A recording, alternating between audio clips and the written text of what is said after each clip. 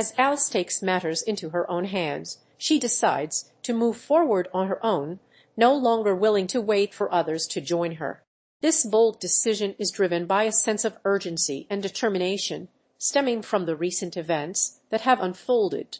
Despite the risks involved, Alice refuses to stand idly by and instead chooses to take action, knowing that her actions will not be easy to restrain.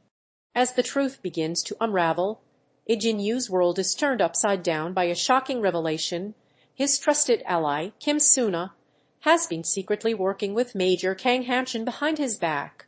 The file in front of him reveals the extent of their treachery, leaving Ijin reeling and questioning everything he thought he knew about his former friend.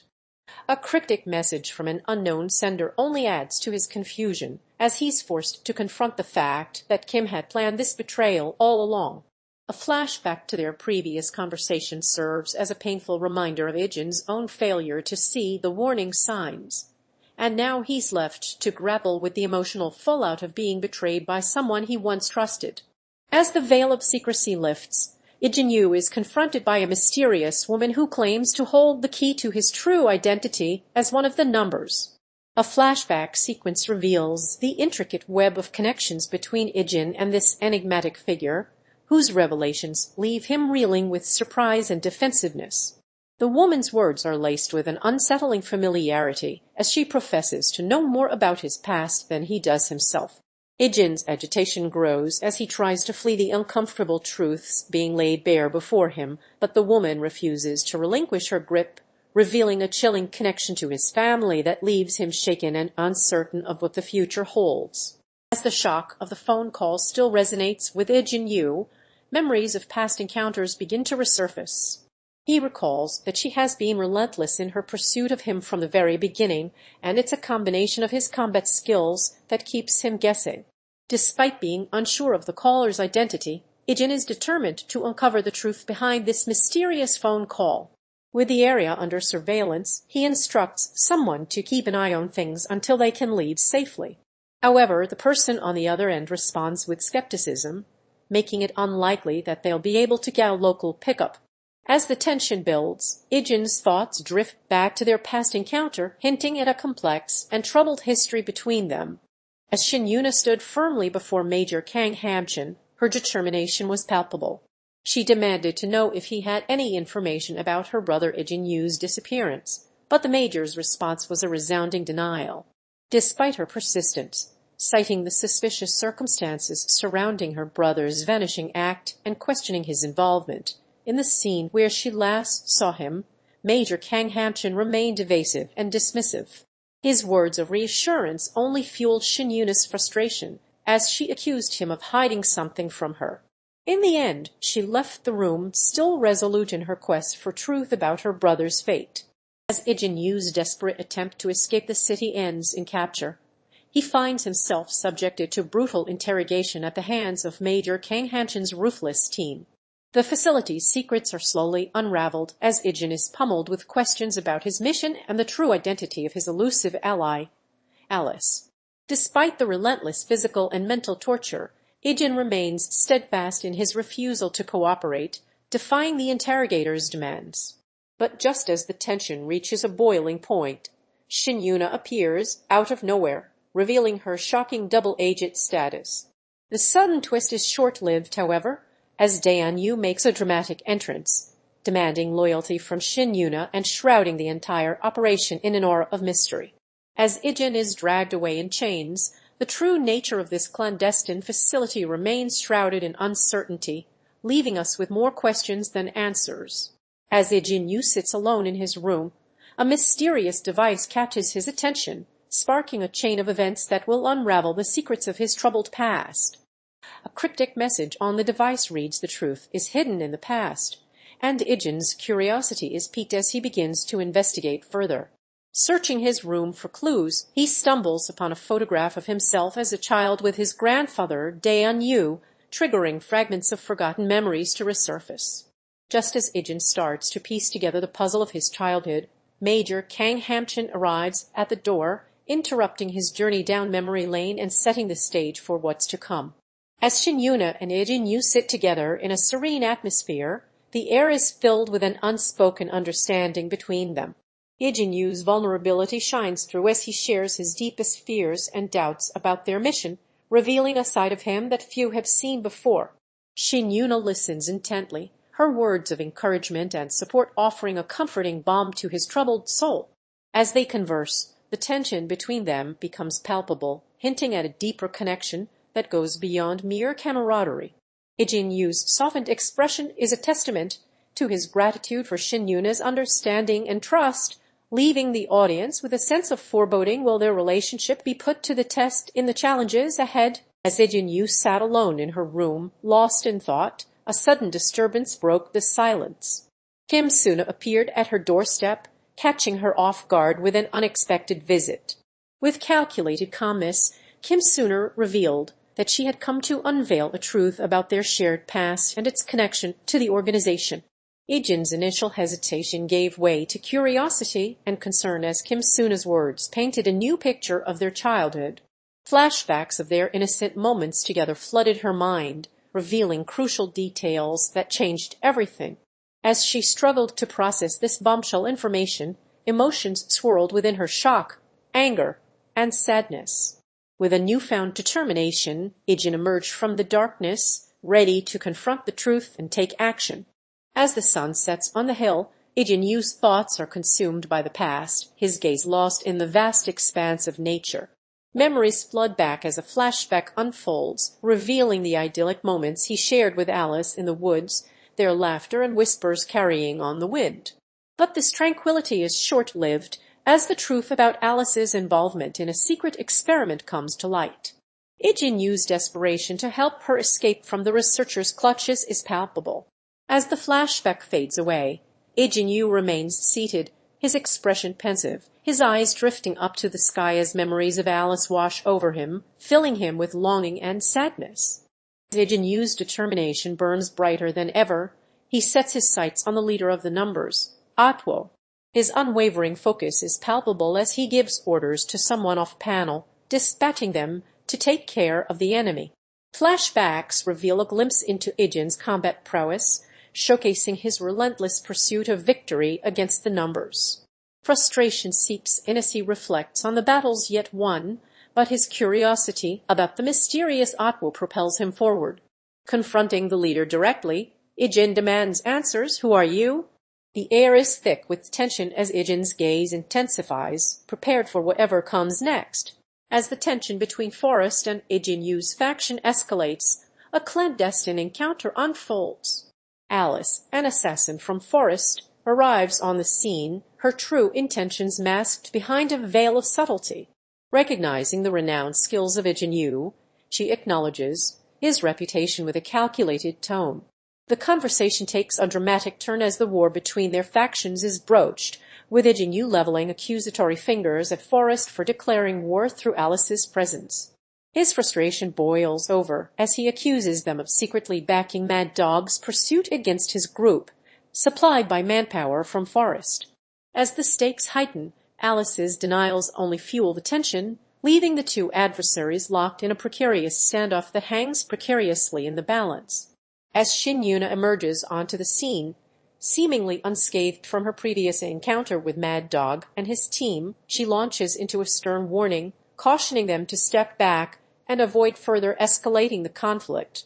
But Mad Dog remains unmoved, dismissing her concerns as inadequate. Undeterred, Shin Yuna fires back, branding his claims as nothing more than load of crap and inviting him to dig deeper to uncover the truth. With tensions already running high, she makes it clear that if Mad Dog still intends to provoke a war, her team will not be backing down without a fight. As Ijin Yu stands at his window, lost in thought, a flashback transports him to a bygone era where he's carefree and playful with his sister Dayun. The memories of their childhood are fleeting as the scene cuts to his rigorous training as a young spy, showcasing his exceptional skills. Back in the present, Ijin's contemplative expression betrays the weight of his past, particularly his complicated relationship with his sister.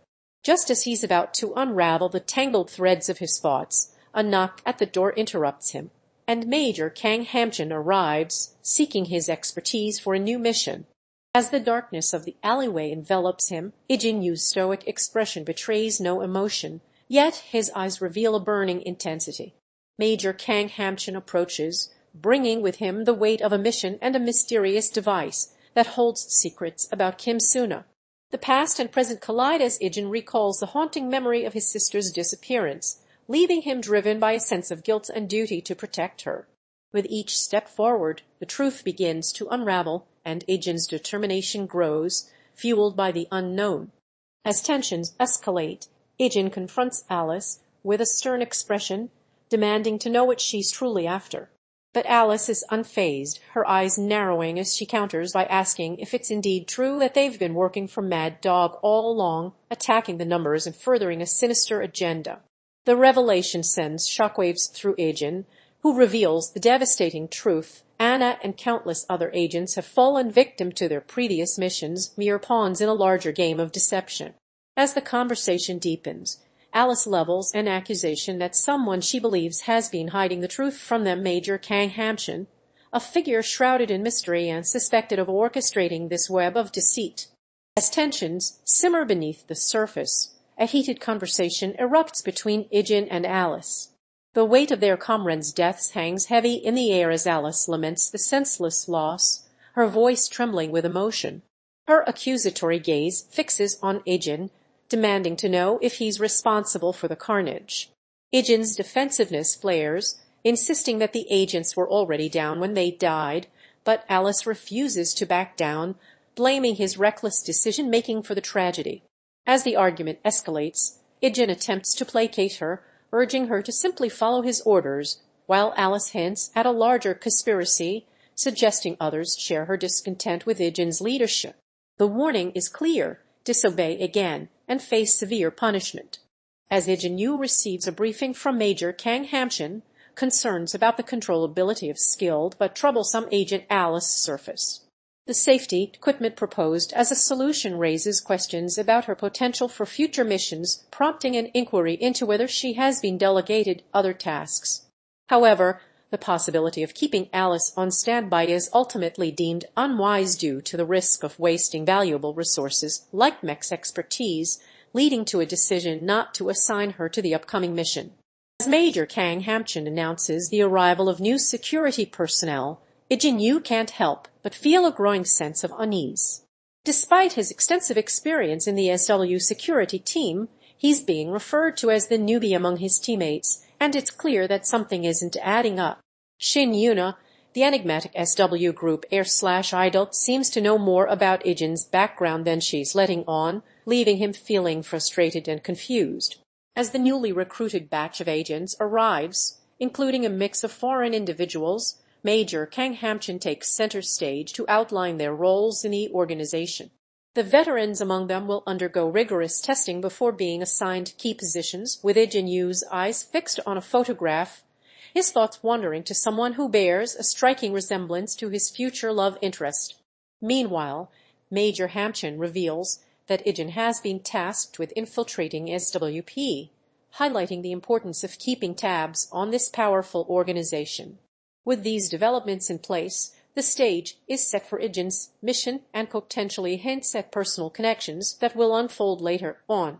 As Major Kang Hamchan briefs Ijin on the mission, he's instructed to go undercover and remain on standby until further orders. The persona profile created by the team is revealed, designed to help him blend in with the security welfare group that's aware of his true identity as an operative. But amidst the preparation, Ijin's growing unease becomes apparent as he tries to reason with his crew members about their plan for a welcome ceremony for the new recruits. Despite his warnings, they refuse to listen, and it's clear that something is amiss. Just as tensions reach a boiling point, Major Kang Hamchan intervenes, ordering everyone to attend the welcome ceremony at the gym. As Ijin Yu, codename 1, awkwardly inserts himself into the group, Major Kang Hamchan and Kim Suna attempt to break the ice with let's call it an initiation ritual. But their approach is more aggressive than welcoming, leaving Ijin visibly uncomfortable. The test of stamina begins, but instead of camaraderie, Ijin is met with a display of unusual group dynamics. As the sun rises over the bustling streets, Ijin Yu, a young and ambitious recruit, finds himself eavesdropping on hushed conversations about his team's unconventional bodyguard methods. Little does he know, Major Kang Hamchan, the commanding captain of the SW security team, has just announced a training exercise for the new recruits. With a flicker of excitement in the air, Ijin Yu, Ijin's spirited younger sister, steps forward to volunteer first. The rules are clear: no aiming for sensitive spots and keep the fighting civil. As the training begins, Ijin can't help but wonder what secrets lie beneath the surface of this mysterious team, and whether his own skills will be enough to make a name for himself among the elite group. Ijin Yu arrived at the designated location, where he was greeted by Major Kang Hamchan. The major briefed him on the current state of affairs, outlining potential threats to the SW group. Ijin's attention was drawn to the safety of his sister Dayun and Grandpa Yu, who were also part of the organization. His concerns about their well-being were validated when Major Kang Hamchan revealed that internal threats from within the organization could not be ruled out. As the meeting drew to a close, Ijin's worries deepened, his mind racing with the dangers that lurked ahead for those he cared about most. As Ijin Yu is led out of his cell, he finds himself face to face with Major Kang Hamchan, who is determined to get to the bottom of the mysterious events at the SW group. The Major's probing questions spark a heated exchange between the two, with Ijin vehemently denying any involvement in the recent disturbances. But as the conversation turns to Ijin's younger sister, Dayun, his agitation grows, and he becomes increasingly concerned for her well-being. As tensions escalate, Ijin accuses Major Kang Hamchan of using underhanded tactics to extract information from him, leaving the Major's intentions unclear. The scene ends with Ijin being led away, still maintaining his innocence in the face of mounting pressure. As Ijin Yu, also known as Codename 1, carefully considers his strategy, he contemplates targeting the weakest member of his new team. However, his gaze falls upon Suna, and a sudden change of heart takes place. He decides to test her skills instead, believing she's vulnerable. Approaching Suna with an air of confidence, Ijin reveals his true intentions, only to be met with a surprising response. Suna proudly declares that SW is renowned for having the best security team. Undeterred, Ijin chooses to engage in a battle of wits and strength against Suna, seeking to gauge everyone's abilities around him. As Ijin Yu approaches the final showdown, her confidence is palpable as she skips her way to the awaiting battle.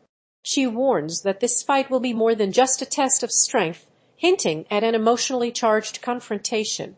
With determination etched on her face, she prepares for the intense encounter ahead, leaving the outcome uncertain and leaving us eagerly anticipating what's to come. As Ijin Yu infiltrates the facility, she takes on a mission to kidnap one of SW's VIPs, but her plan is thwarted by security personnel. Unfazed, she arrives at the scene with an air of confidence, effortlessly blending in with the environment. But it's not just her skills that catch our attention. Her observant nature quickly picks up on the worried atmosphere and a peculiar concern for Suna among the facility staff. This subtle display of empathy humanizes Ijin, hinting at a more complex character beneath the surface.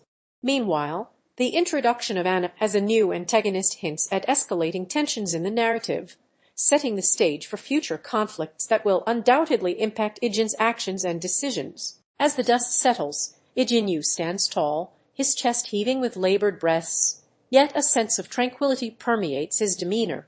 Moments prior, a swarm of unidentified attackers had converged on him, their aggressive intent palpable in the air. But Ijin, seemingly unfazed by the impending threat, remained still, biding his time before unleashing his wrath upon them. With lightning-quick reflexes, he dodged and weaved between the attacks, countering with swift kicks and punches that sent his foes crashing to the ground.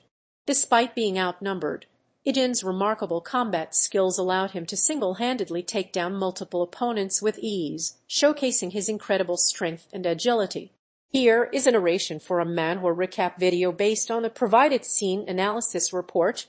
In a flurry of action, a mysterious young warrior unleashes a whirlwind of close combat moves, leaving onlookers bewildered by his remarkable skills. As Ijin Yu, Aka codename 1 takes down opponent after opponent with ease. His prowess becomes impossible to ignore. The air is electric with tension as he navigates the battlefield with precision and power. His movements a blur of speed and agility. What's behind this kid's uncanny ability? As Ijin Yu stands in that dimly lit alleyway, a sense of unease settles over him as he confronts the enigmatic Anna. Her words are like a ticking time bomb, revealing that she's been searching for him and knows more about his past than he does himself. The photograph she shows him is a jolt to his system, stirring up questions about his true identity and the mysterious forces that have shaped his life. With each passing moment, the truth begins to unravel, and Ijin Yu finds himself torn between curiosity and trepidation as he's forced to confront the unknown. The past and present collide, setting the stage for a tumultuous future where allegiances will be tested and secrets will be revealed. Ijin Yu stands at the rooftop's edge. His gaze falls upon the city below, frustration etched on his face. His monotony is suddenly disrupted by the arrival of Major Kang Hamchan, who lauds him for a successful mission and announces his promotion to a new role as a full-time operative. The next day, Ijin Yu takes part in a rigorous training exercise with other recruits, effortlessly dispatching opponents and earning the admiration of his instructors. Following this impressive display, Major Kang Hamchan approaches him once more, this time to praise his skills and express unwavering confidence in his abilities. As the scene concludes, Ijin Yu's satisfaction is palpable, having demonstrated his value as a capable operative and cemented his bond with his mentor, Major Kang Hamchan.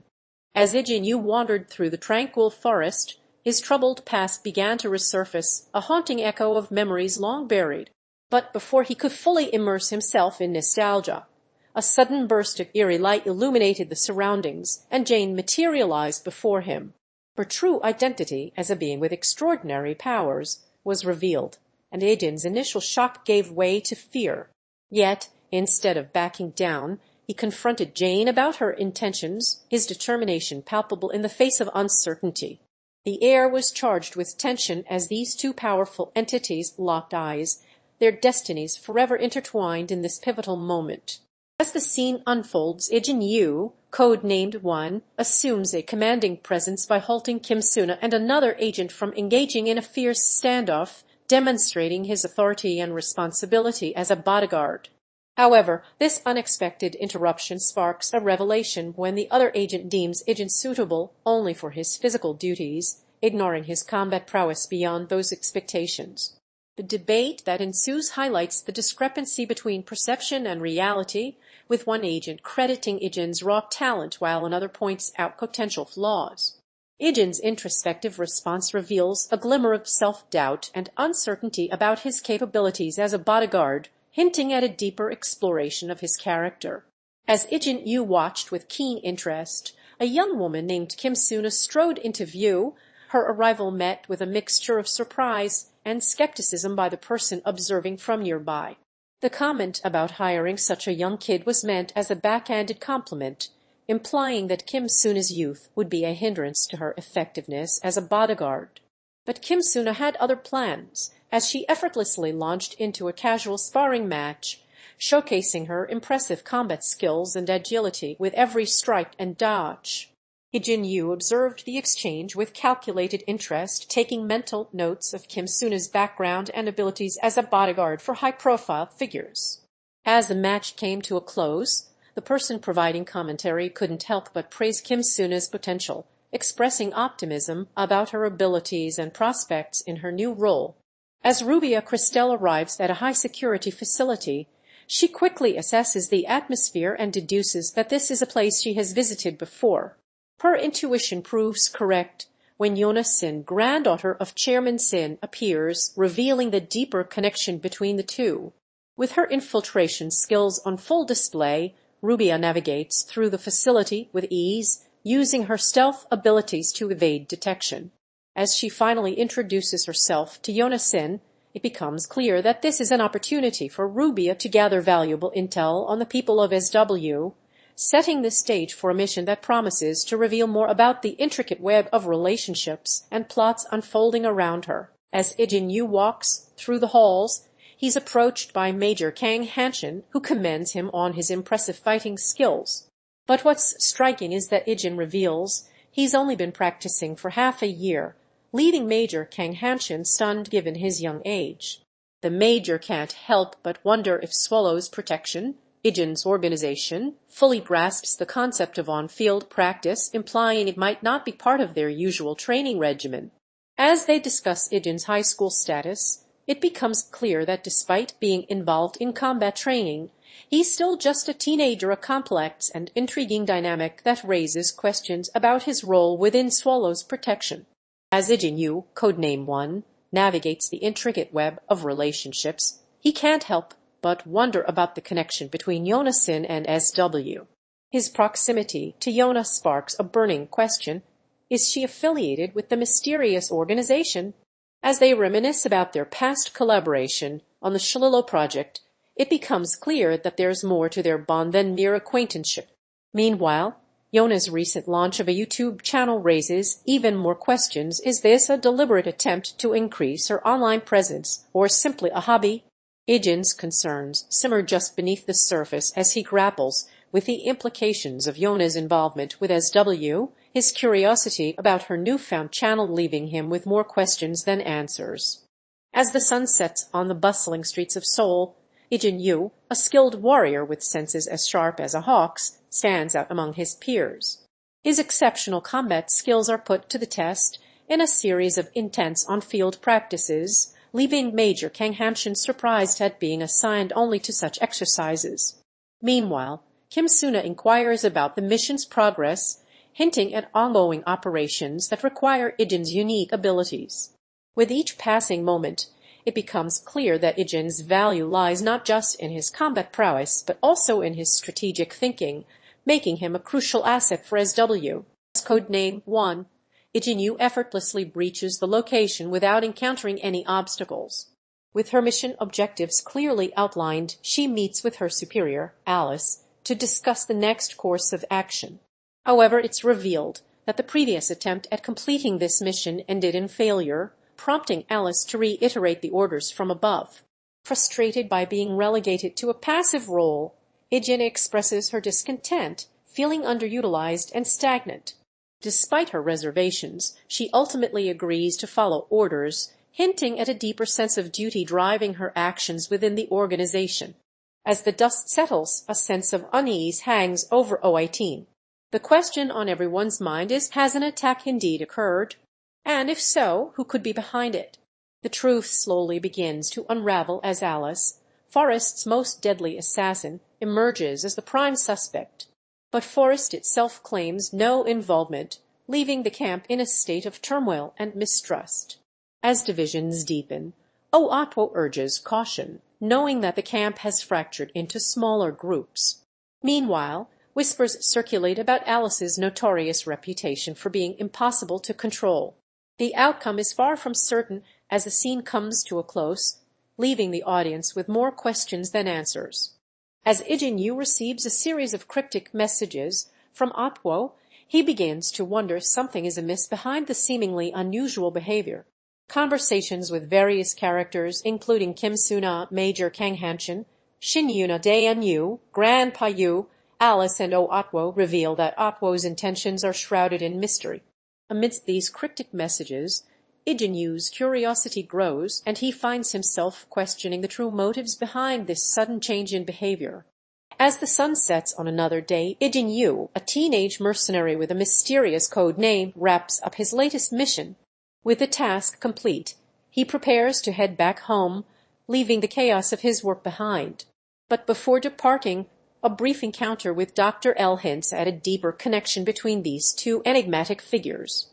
As Ijin's mercenary persona lingers in the air, a codename 2EDRL serves as a reminder of the blurred lines between his personal and professional life. And so, with his mission accomplished, Ijin sets off towards what appears to be his humble abode, leaving the audience wondering what secrets lie within those walls. As the dimly lit room envelops him, Ijin's turmoil becomes palpable as he sits alone, consumed by his emotions. The sudden intrusion of Major Kang Hamchan breaks the silence, but instead of solace, Ijin is met with the harsh reality their mission is far from over. Overwhelmed and desperate, Ijin pours out his frustration, feeling like he's at the breaking point. Major Kang Hamchan's words offer some respite, but can Ijin truly swallow his emotions and press on? The scene ends with Ijin still lost in turmoil, uncertain of what lies ahead.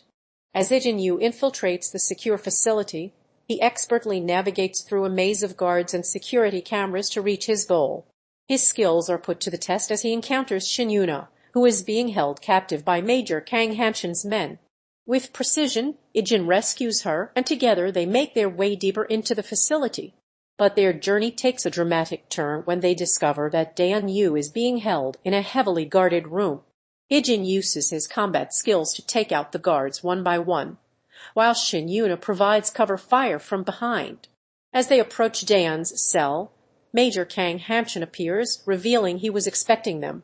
He engages Ijin in combat, but ultimately loses due to Ijin's superior skills.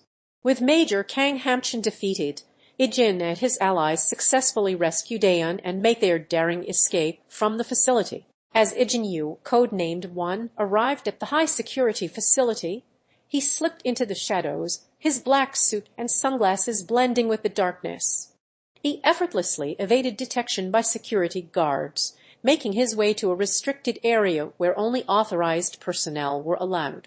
With his hacking skills, he accessed confidential files and data related to the enigmatic Forest organization, uncovering crucial intel in the process. But as he delved deeper into the facility, he stumbled upon a surveillance feed revealing Alice, Forest's deadly assassin, sneaking around undetected. Ijin decided to tail her, tracking her movements through the labyrinthine corridors, always staying one step ahead of detection. His pursuit led him to a secure room where he witnessed Alice meeting with Major Kang Hamchan, captain of the SW security team, in a high-stakes encounter that could potentially tip the balance of his mission. As Ijin Yu's thoughts drift back to his troubled past, he's suddenly interrupted by an unfamiliar presence that leaves him bewildered. The stranger's swift intervention saves him from unknown danger, prompting a heartfelt expression of gratitude from Ijin. His curiosity piqued, he presses the mysterious individual for answers about their true identity and motivations behind the rescue. As they share stories of their past, Ijin finds himself entangled in a web of intrigue, still uncertain about the person's intentions but willing to learn more. As Ijin Yu, codenamed One, engages in conversation with an enigmatic individual, the weight of their connection to his brother becomes starkly apparent. The unknown person's casual remark that they had no idea Ijin worked with his brother sparks a response from Ijin, who reveals it's only been a couple of days since this revelation shook him. The mysterious figure proceeds to remind Ijin of his inexperience compared to his sibling, while Ijin himself inquires about the stranger's motivations for being in the area, sensing they may be someone who resides nearby.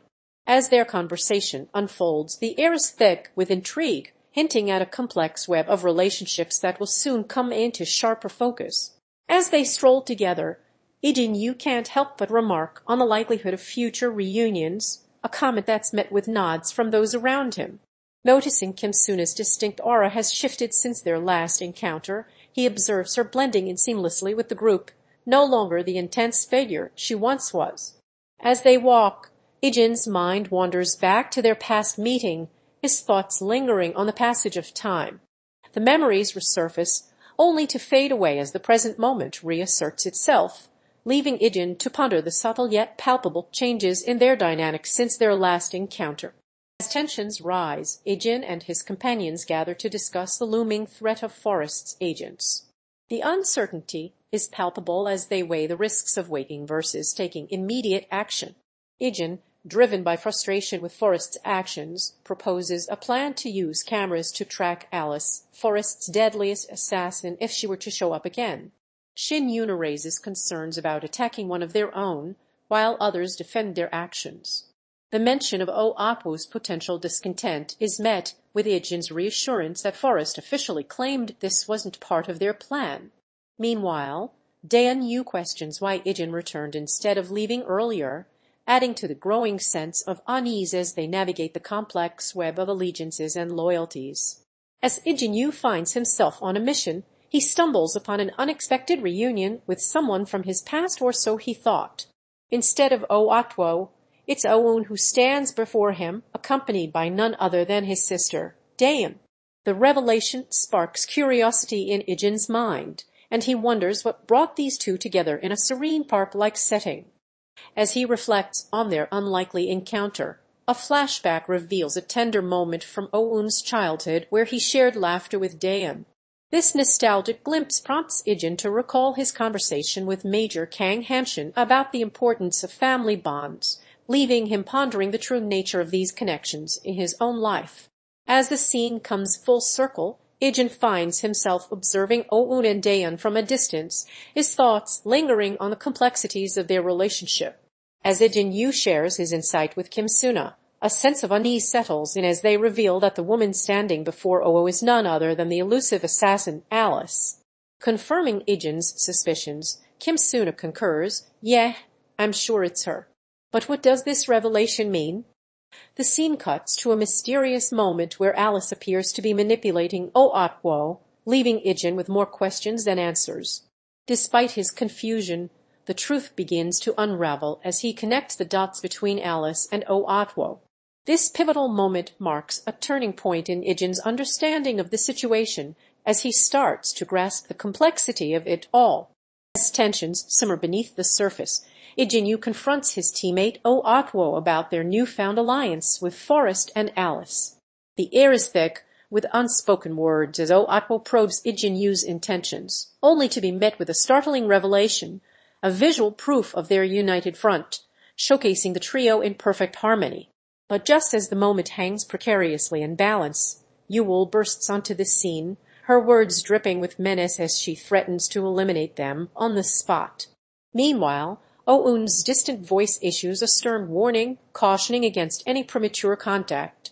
As the camera lingers on the cliffhanger, only one question remains: what fate awaits this fractured group? As Ijin Yu, codenamed One, engages in a conversation with Atwo about his mysterious activities with Alice, it becomes clear that something is amiss. Atwo reveals that the individual One has been searching for is mere moments away, prompting a sudden and cryptic message to appear on the page, a code or warning from One himself. But before any further explanation can be offered, Suna bursts onto the scene, leaving One stunned with an exasperated cry of "Oh, crap!"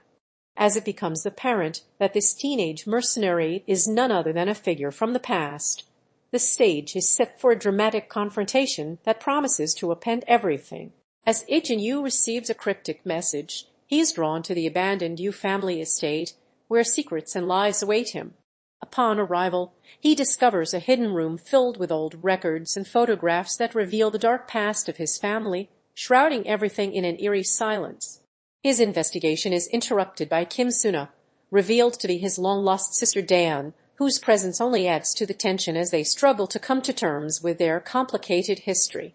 Just as Major Kang Hamchan arrives to apprehend Ijin for security breaches, Grandpa Yu intervenes, exposing his own hidden agenda. The situation is further complicated by Shin Yuna's sudden appearance, but Atwo's unexpected arrival raises more questions about the true intentions of those involved, leaving Ijin reeling from the revelation that everything he thought he knew was a lie. As Ijin Yu's gaze lingers on his phone, concern etches itself across his face, and a whispered "what's going on?" escapes his lips. The question hangs in the air as he's transported back to a pivotal moment from his past. Memories of Suna, a figure whose true intentions remain shrouded in mystery, begin to surface. Ijin's encounter with this enigmatic individual was marked by an eerie sense of normalcy despite the foreboding undertones. But it seems those fleeting moments have taken on a new significance, for Ijin is now driven by a growing determination to uncover the truth. His thoughts racing, he reaches out to Major Kang Hamchan, commander of the SW security team, in a bid to unravel the tangled threads of his troubled past. As Ijin Yu, codenamed One, stood face to face with Suna in a dimly lit alleyway, the air was thick with tension. Major Kang Hamchan watched from a distance as Ijin demanded answers about his past and the events that led him to join the SW group. But it was Suna's revelation that sent shockwaves through Ijin. He had been close to Ijin's younger sister Dayun before her untimely death, further fueling their complicated history. Just as the confrontation escalated, Yuna appeared, her concern for Ijin's well-being evident in her worried expression. Meanwhile, Grandpa Yu was hinted at being privy to more information about Ijin's past than anyone else, and Atwo observed the scene with calculating interest. The truth surrounding Ijin's troubled past began to unravel, threatening to upend his entire reality. As Ijin Yu sits in a dimly lit room, his gaze fixes on an old photograph. Memories of the past begin to resurface. Suddenly, Suna appears before him, her true identity as the new threat from his past revealed. The tension is palpable as Major Kang Hamchan bursts into the scene, announcing a potential security breach that demands their attention. Yuna's concerned expression stands out amidst the chaos, while Dayun Yu's sudden appearance adds to the mystery. Meanwhile, Grandpa Yu watches from afar, his unreadable expression hinting at secrets yet to be uncovered. As the stakes escalate, Atwo emerges from the shadows, observing the unfolding drama with calculated interest. As Ijin Yu stands firm, Suna unleashes a torrent of venomous accusations, branding him a traitor to the group he once called home. The air is thick with tension as Suna's anger and regret mingle, her words dripping with malice. "Everyone trusted you," she spits, "even Atwo, but still you chose to betray us again."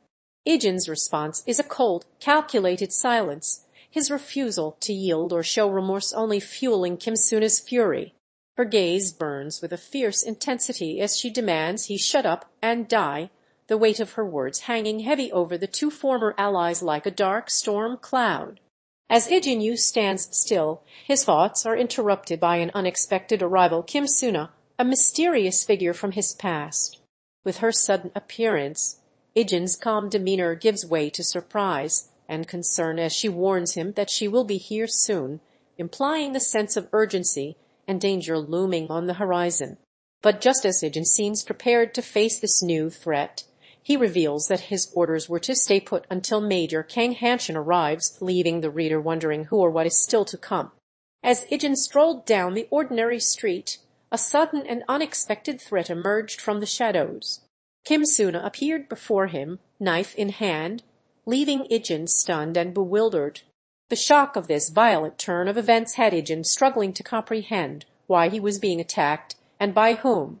Just as all hope seemed lost, Atwo burst onto the scene, offering some form of support or assistance that allowed Ijin to mount a defense against Suna's relentless assault.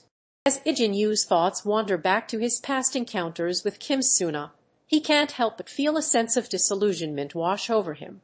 Why didn't Suna seem to care about his feelings? The memories swirl in his mind like a maelstrom as he stands face to face with the same person who has now revealed a devastating truth. Someone close to Ijin has been secretly working against him. Suna's words cut deep, painting Ijin as a traitor not only to himself but also to those around him. As the weight of this betrayal crashes down on him, Ijin's thoughts become a jumbled mess of confusion and uncertainty. Was this really what Suna meant to say? As Ijin Yu delves into uncovering the truth about his situation, he finds himself facing resistance from those around him. Despite his efforts to gather information, he's met with a lack of cooperation, leaving him frustrated and angry. His outburst is a clear indication of the turmoil brewing within him. But what lies beneath this surface-level frustration? A flashback reveals Ijin Yu's past struggles, hinting at emotional baggage and trauma that still haunts him. This glimpse into his psyche is interrupted by his determination to move forward as he refocuses on finding answers in the present. As Ijin Yu lay awake in bed, his body racked with pain from every movement, a voice pierced through the darkness. Atwo, a manifestation of his own subconscious, chastising him for letting weakness consume him. With each biting remark, Ijin's resolve began to falter until the voice's words struck a chord deep within him. Suddenly, the fog of self-pity lifted, replaced by an unyielding determination to overcome his physical limitations and face the dangers that lay ahead. As the tension builds, Ijin Yu finds himself face to face with Suna, a formidable opponent with a hidden agenda. With his determination burning brighter than ever, Ijin refuses to back down, using every trick in the book to gain the upper hand. Cornered and seemingly at a disadvantage, Ijin's experience and cunning allow him to land a decisive blow on his adversary, leaving the outcome of the battle hanging precariously in the balance.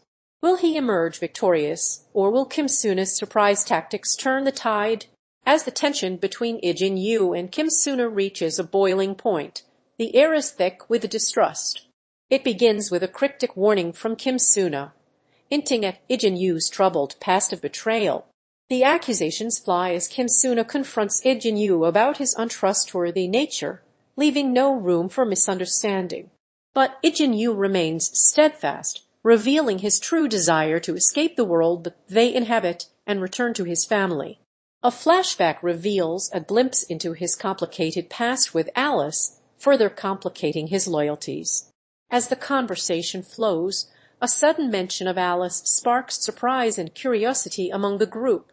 Kim Suna reveals her connection to the past, sparking questions about why Alice was even present in the first place. Major Kang Hamchan demands answers, wondering how he could let his sister meet with an unknown figure like Gaskin. Meanwhile, Ijin Yu's mind is racing with questions, suspecting that Alice may have been hiding her true identity when approaching Yu. As the group continues to discuss the implications of this revelation, a shocking truth begins to unravel, threatening to upend everything they thought they knew about Alice and her motives. As Ijin's piercing gaze locks onto Kim Suna, a mixture of wariness and unease begins to seep into his demeanor. The air is thick with tension as Kim Suna approaches, seemingly oblivious to the palpable sense of foreboding. Flashbacks of their tumultuous past begin to surface, revealing a complex and potentially traumatic history between them. Ijin's composure starts to fray as memories resurface, threatening to upend his life once more. Just as it seems like he's on the verge of losing control, Major Kang Hamchan arrives on the scene, his intentions unclear but his presence a calming influence on the situation. As the dust settles after a fierce gunfight, Ijin Yu stands tall alongside his allies, Kim Suna and Major Kang Hamchan, assessing the aftermath of the intense battle. With an eagle eye, he surveys the room, noting with precision the remaining evidence of the fight. Bullet holes scar the walls, blood stains staining the floor, but Ijin Yu is undeterred, his attention to detail unwavering as he methodically searches for any remaining clues or hints of the conflict. As the enemy charges up the stairs, our men spring into action, but something about their bold approach strikes Ijin Yu as off-kilter. He can't shake the feeling that they are not ordinary soldiers, and his curiosity gets the better of him. As he observes the battle unfold, he notices a peculiar absence. There's no sound of gunfire, only the cries of the wounded and the dying. This anomaly sparks a revelation. The enemy must have been eerily accurate in their shots, consistently hitting their targets without missing once. As Kim Suna surveys the aftermath of the battle, her mind reels in disbelief at the unexpected outcome. With no signs of a full-scale war, she can't help but wonder if it's possible that only one exceptionally skilled operative was responsible for taking down Anna and their entire team. But as she weighs this possibility, she quickly dismisses it, declaring it impossible for one person to accomplish such a feat. Her frustration grows as she struggles to make sense of the inexplicable situation, and she lets out a bewildered cry, "What on earth happened here?" As the agents of the base go about their daily routine, a subtle yet crucial miscalculation sets off a chain reaction that will change the course of events forever. Ijin Yu, or One, is the first to spot the anomaly and unassuming entrance that seems to be the enemy's point of entry. The assumption was made that the enemy would use the stairs, but it becomes clear that this thinking was flawed. The agents' faces contort in shock and surprise as they realize their mistake, a visual representation of the chaos that is about to ensue. As Ijin Yu, code-named One, frantically scanned their surroundings in the dimly lit space, a sense of desperation washed over them.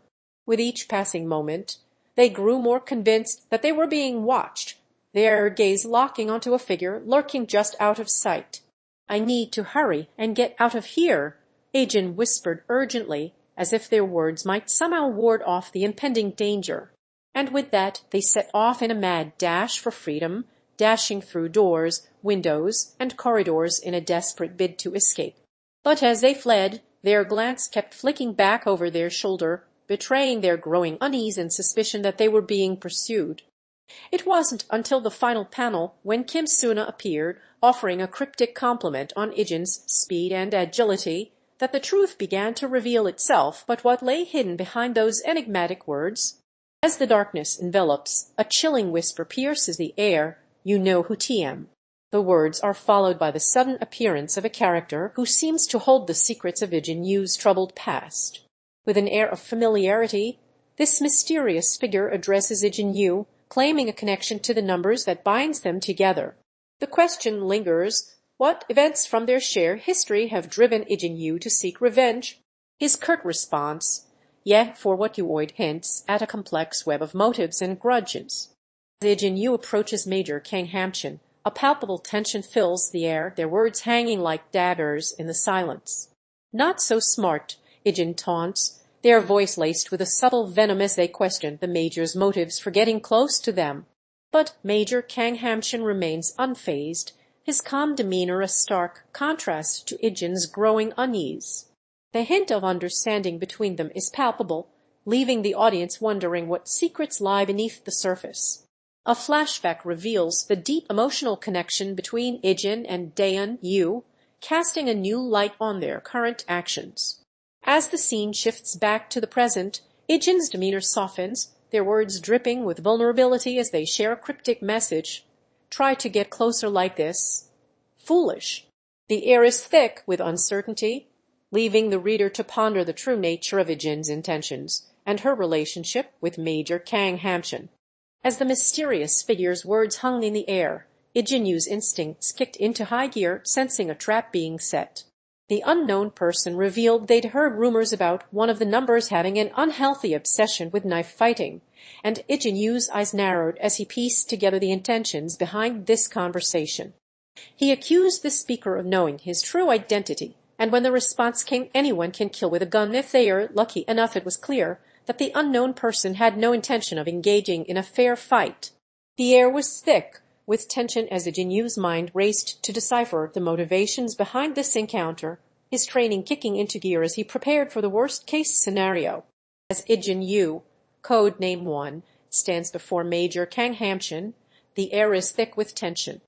The Major's stern expression and biting words cut deep, criticizing Ijin for his lack of participation in the training exercise. "Why didn't you join?" The Major growls, his voice laced with disdain. Ijin's response sparks a heated debate as he questions the need to participate when others seem to be performing better. The conversation escalates, with Major Kang Hamchan demanding that Ijin stop making excuses and focus on improving. As Ijin Yu gazes upon a series of failed knife fights, his frustration reaches a boiling point. In a rare display of emotional vulnerability, he unleashes his thoughts through a comic book-style thought bubble, revealing the depth of his disappointment and inadequacy. The tension escalates as Major Kang Hamchan appears, critical of Ijin's performance. The two engage in a heated argument, with Ijin expressing his feelings of inadequacy and Major Kang Hamchan urging him to focus on his training. As Ijin Yu pores over the documents on the table, his eyes scan the information with intense focus. Suddenly, the door slides open and Major Kang Hamchan enters, his authoritative presence commanding attention. The two exchange formal greetings before delving into a discussion about Ijin's mission, their conversation laced with a sense of gravity and purpose. Major Kang shares crucial updates about the target, revealing its location and security measures, while Ijin probes for clarification, seeking to fully comprehend his objectives. As their conversation draws to a close, Ijin appears satisfied with the new information, his determination palpable as he prepares for the challenges ahead. As Ijin Yu navigates the unknown location, they are suddenly confronted by someone, possibly Kim Suna, who stands firm, blocking their path with a stern warning. "Where do you think you're going?" With time ticking away, Ijin swiftly assesses the situation, eyes scanning the area for any possible exit. Amidst this chaos, they catch sight of a crucial clue that might hold the key to uncovering more numbers or secrets in this mysterious place. Seizing the opportunity, Ijin decides it's time to make their move and begins making a hasty retreat from the location. As Ijin Yu stands before Major Kang Hamchan, a stern reprimand hangs in the air like a challenge. The weight of his failure to secure Alice settles heavily on his shoulders, sparking an intense emotional reaction within him. His clenched fist trembles with anger as he grapples with the loss, his face twisted in a mixture of anguish and frustration. But then the truth emerges. It was Alice that went missing, and Ijin Yu's emotions swell to a boiling point, threatening to overflow at any moment. As Ijin Yu arrives at the designated meeting spot, he's met with a lukewarm greeting from Major Kang Hamchan, sparking an undercurrent of tension between them. The air is thick with unspoken history as Ijin reveals that normally Major Kang Hamchan would lecture him until his ears bled, hinting at past disagreements. Suna proposes they try talking to Alice Uon, but the group's discussion remains stunted, leaving Ijin lost in thought, reflecting on his mercenary days as a teenager. As Ijin Yu's eyes scan the message from Forrest, his voice dripped with malice as he read it aloud. The words stung like a razor, cutting deep into Alice's Fa'adev innocence. He seethed with resentment, taunting her about her betrayal, exploiting the trust she had once extended to him. But little did Ijin know, Alice held a secret that would shatter his world forever. With a sudden revelation, she revealed her true identity, leaving Ijin reeling in shock and outrage. His hurt and anger boiled over as he lashed out at Alice, accusing her of foolishness for underestimating the Yu family's influence. The air was thick with tension as Ijin's betrayal-fueled rage clashed with Alice's mysterious motivations, setting the stage for a power struggle that would have far-reaching consequences. As Ijin Yu ponders the unexpected encounter with a new recruit for SW's security service, he can't help but wonder how Alice came to be in contact with him. Her recent enrollment in the organization suggests that her background was thoroughly vetted, which sparks Ijin's curiosity about Forrest's role in the mission. The unnamed character too shares no insight into Alice's motives, leaving Ijin to speculate on her intentions. He concludes that if her goal was to eliminate him, she would have taken a more direct approach, instead opting for a subtle and complicated strategy that aligns with his own thinking. As Suna delivers a stern warning to Ijin Yu, the gravity of their situation becomes palpable. The seasoned operative reveals that his sister, Dayun, has been compromised, leaving her vulnerable and putting Ijin's life at risk if Alice were to discover their plans. With calculated precision, Suna emphasizes the importance of uncovering how much information Alice possesses about Ijin before taking any further action. In a tone laced with urgency, he cautions Ijin against making rash decisions, advising him to leave matters in his hands for now and avoid jeopardizing Dayun's safety. As Ijin Yu ponders the true intentions behind Forrest's intricate plan, his gaze falls upon the seemingly innocuous surroundings, yet his mind is racing with the weight of his suspicions. He inquires about the presence of numbers in this country, hinting at an awareness of a hidden agenda, and is taken aback by the lengths to which Forrest went to eliminate him. Ijin's curiosity gets the better of him as he wonders if they were indeed waiting for him all along. As he struggles to make sense of the situation, he accuses Forrest of spacing out, only to apologize, revealing his desperation to unravel the truth. His reasoning leads him to suspect a more complex motive behind Forrest's actions, one that would justify the unnecessary and inefficient use of his family as hostages. As the training exercise comes to a close, Ijin Yu's concerns about the potential threat of numbers in the country boil over. If someone wanted to harm Grandpa and Dayun, he warns, they would have already done so by now. Major Kang Hamchan commends the team on their efforts, but Ijin is resolute in his decision to leave the training grounds. He cites the presence of numbers as a reason for his concern, sparking curiosity from Suna, who asks if he's sure about that. The Major intervenes, instructing Ijin to continue his mission. As the scene unfolds, the tension between Ijin's desire to act and the authorities' insistence on protocol becomes palpable.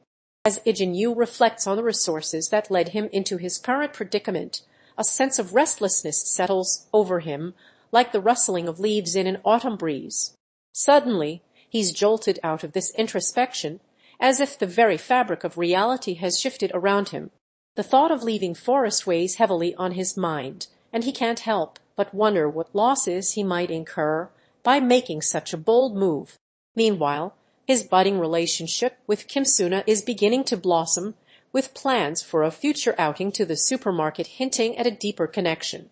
As night falls, Ijin seizes the opportunity to ask Kim Suna what she desires, their conversation hanging in the balance like a delicate leaf on the edge of a branch.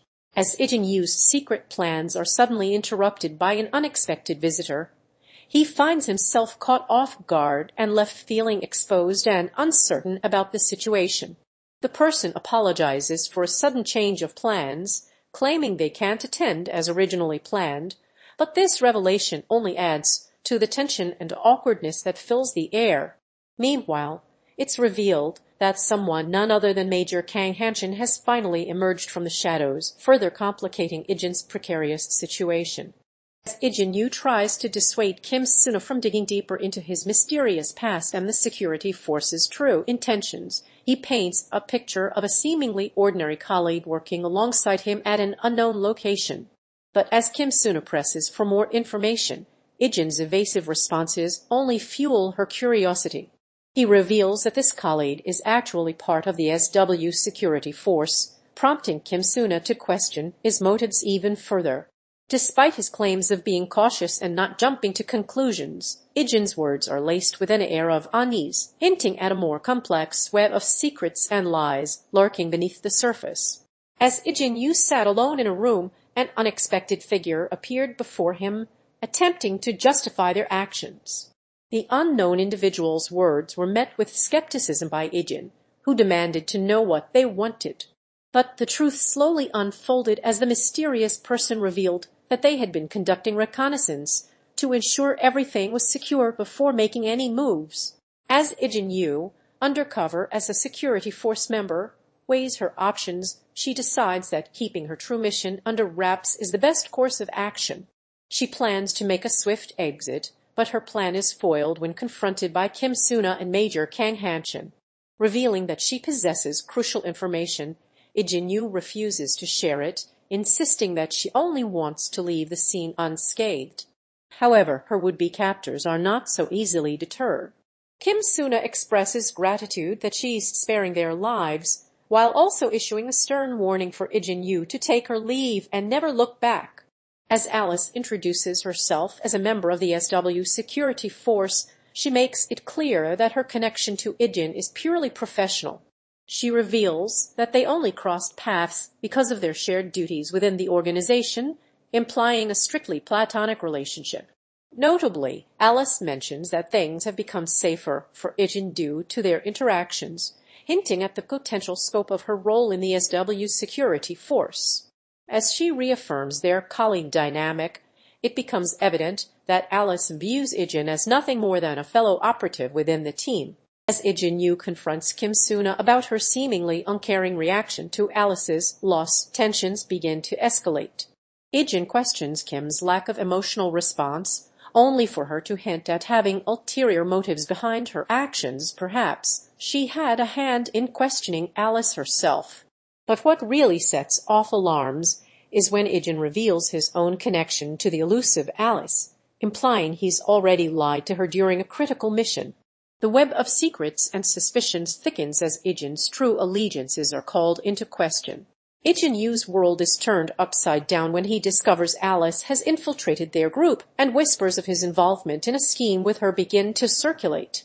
The shocking revelation leaves him stunned, struggling to process the information as others share their suspicions. His curiosity gets the better of him, and he demands answers about Alice's activities since her disappearance from training, only to learn that she was forced to remove herself due to being exposed. As Ijin delves deeper into the truth, he uncovers the disturbing reality, leaving him with more questions than answers in this tangled web of deception. As Major Kang Hamchan scrutinized Agent Alice's abilities, his skepticism grew. Why would she be useful to an organization if she was difficult to control? He couldn't help but wonder what Forrest saw in her that made her worth keeping around. It wasn't until he uncovered a dark secret that the truth began to unravel. Forrest, it seemed, had something up its sleeve, using it against Alice to keep her under their control. The more Major Kang Hamchan dug, the more he suspected that Forrest was exploiting Alice's deepest fears, using her family as leverage to manipulate her every move. As Ijin Yu, codename 1, readies his departure from the city, an unexpected visitor bursts in, shattering the tranquility of the moment.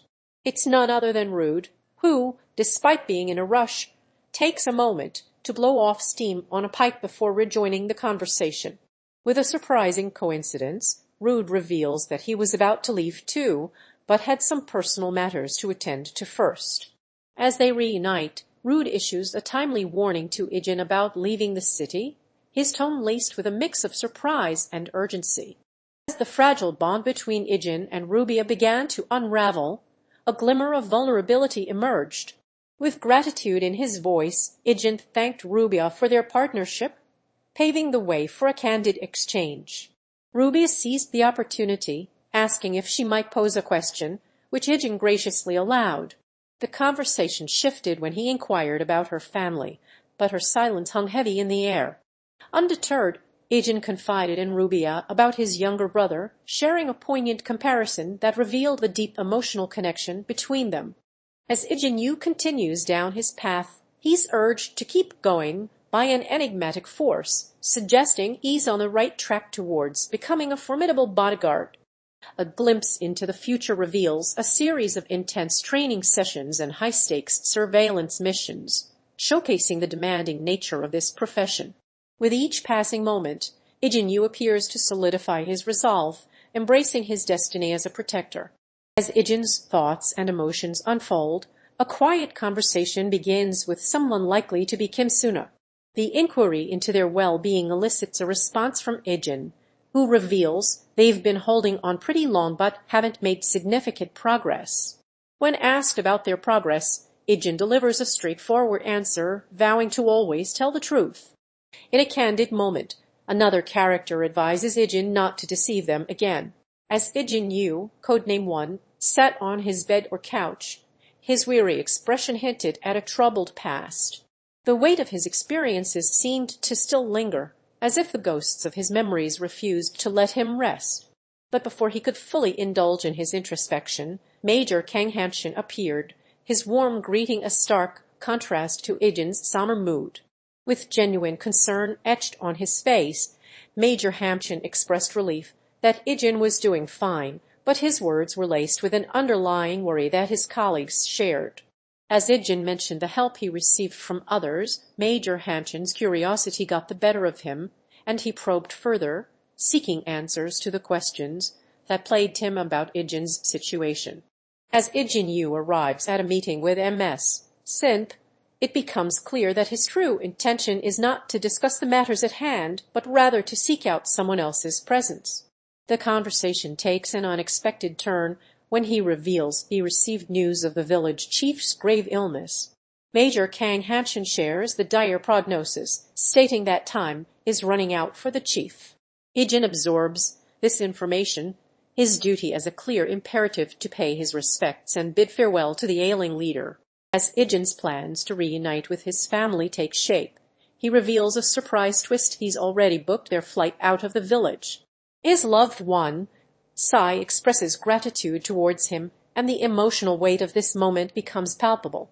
But Ijin's thoughts quickly shift towards more pressing matters as he turns his attention to forming an alliance with the village chief. Will this strategic move pave the way for a brighter future, or will it spark a new set of challenges for our focal character? As Suna's thoughts wander, she can't shake off the feeling that Ijin Yu's willingness to help her is too good to be true. She wonders if he's hiding something, if his motives are pure or just a clever disguise for personal gain. The uncertainty eats away at her, making her question even their relationship. As the dimly lit room surrounds him, Ijin Yu's thoughts are consumed by the weight of his past traumas. The flashbacks begin to unravel, revealing a cherished moment with his younger sister Dayun, highlighting the unbreakable bond between them. However, this respite from reality is short-lived as the narrative cuts back to the present, where Ijin sits amidst eerie shadows, his emotional turmoil palpable. His inner monologue reveals the struggles he faces in coping with the sudden movements that threaten to reopen old wounds. The fragmented images and broken speech bubbles in his mind symbolize the fragmentation of his mental state. Just as he becomes lost in thought, a sudden noise or movement shatters the silence, serving as a stark reminder of the trauma he has endured. As Ijin Yu approaches the wounded Kim Suna, the air is thick with tension and emotional turmoil. "Your wound is already open again," Ijin says, his voice laced with disappointment and anger as he reveals the depth of his investment in their relationship. Kim's response, a simple "far 8, hangs heavy with resignation or despair, as if he's given up all hope. But Ijin presses on, recounting the arduous journey he took to reach Kim, carrying him on his back for miles. Yet, despite the weight of their bond, Kim remains skeptical, accusing Ijin of playing both sides against each other and questioning his true motives. Ijin refutes these claims, emphasizing that if he had planned to kill Kim, it would have already happened. As Ijin Yu lay helpless, bound by his captor's restraints, Kim Suna's words cut through the air like a knife. "You're lucky I found you," she sneered, her frustration palpable as she recounted the tale of discovering him at the river, near death and covered in wounds. But amidst her anger, a glimmer of compassion flickered as she urged Ijin to cease his worries and focus on healing instead. With an air of superiority, she ordered him to depart the place immediately, leaving no room for disobedience. As the sun rises, Ijin Yu awakens from her slumber, ready to take on another day as a skilled spy. With remarkable agility and athleticism, she begins her morning routine, showcasing her impressive physical abilities through push-ups and sit-ups. Suddenly, a message from Major Kang Hamchan arrives, announcing new orders and an upcoming mission. Ijin receives crucial intel from Kim Suna about the target of the mission, Yuna. A brief conversation with her brother Dayun reveals their close bond and Ijin's concern for her family. Grandpa Yu presents her with a small gift, symbolizing his pride in her espionage work. With additional information provided by Evelyn, an expert in espionage, Ijin is fully prepared to embark on her mission, demonstrating her unwavering determination and focus as she sets out to complete the task at hand. As Ijin Yu slowly regains consciousness in the hospital, she's met with the stern warning of Major Kang Hamchan, cautioning her against overexertion despite her hasty recovery from what he describes as a dire condition. But Ijin's determination to move about is evident as she tries to sit up, only for Major Kang Hamchan to express his astonishment at her resilience, recalling that the chief had deemed her basically half dead upon arrival. Her attempts to speak are met with difficulty, hinting at some obstruction in her throat. Just as it seems like Ijin's secrets might remain buried, Evelyn appears, her words laced with an air of caution as she warns Major Kang Hamchan not to get too close to the injured operative. As Ijin Yu sits in his cell, a look of concern etches on his face, hinting at the turmoil brewing beneath the surface.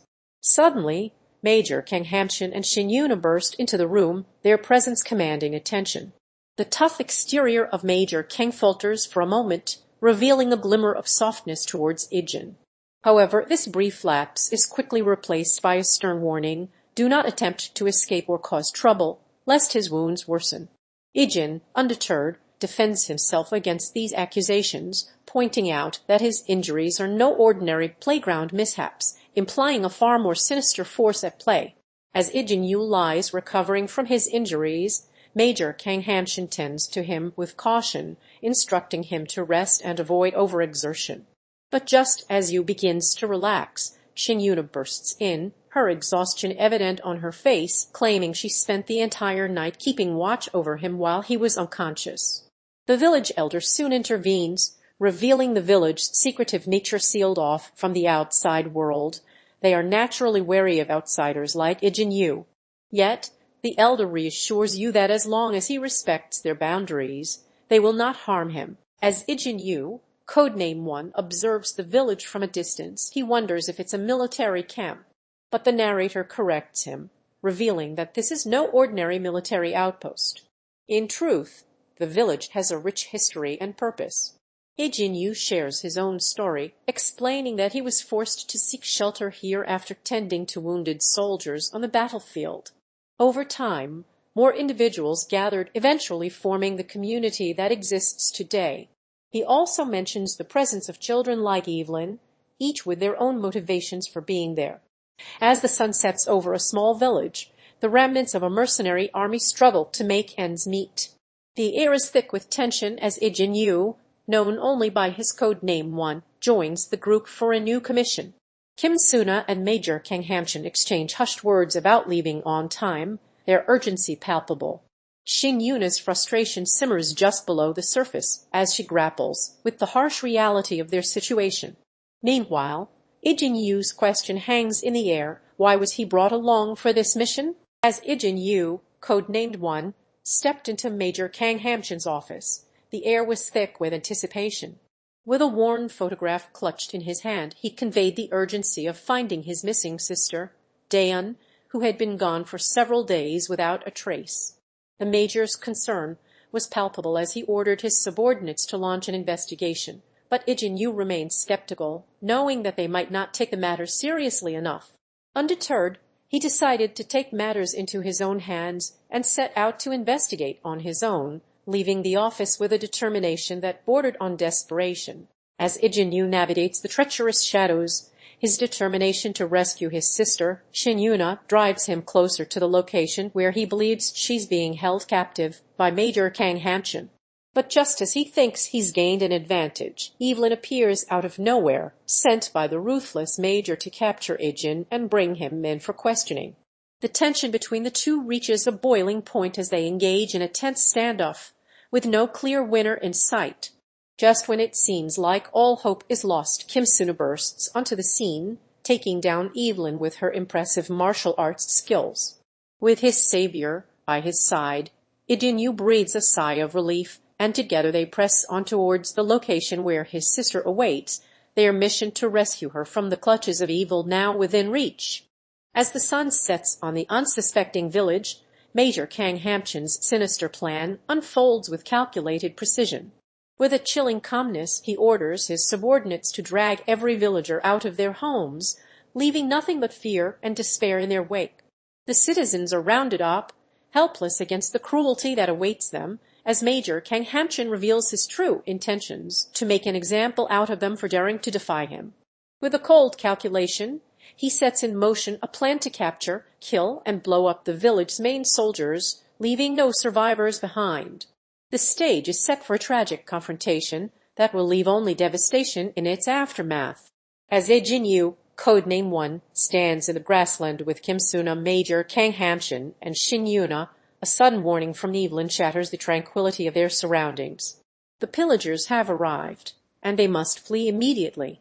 Ijin's dilemma begins as he grapples with leaving his mother behind or risking everything to save her alongside his friends. Evelyn's urgent reminder echoes through the chaos, driving home the gravity of the situation. Just as Ijin is torn apart by indecision, Dayun Yu appears, revealing that he cannot abandon his mother, taken by the pillagers. As Ijin Yu approaches the building, his eyes scan the surroundings with precision, preparing for the mission ahead. Suddenly, Major Kang Hamchan appears, briefing him on the objective, to gather intel on the organization's activities within the building. With a swift nod, Ijin Yu slips inside, employing his skills and gadgets to evade detection as he navigates the complex corridors.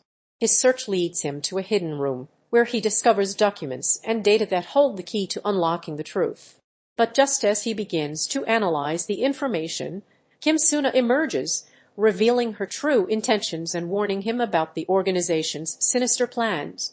With his instincts on high alert, Ijin Yu must decide whether to trust this enigmatic figure or not, engaging in a tense conversation that will determine his next move. As Ijin Yu zeroes in on his target, the tension builds as he prepares to take aim. But just as he's about to pull the trigger, Suna bursts onto the scene, her sudden appearance sending Ijin's focus flying off course.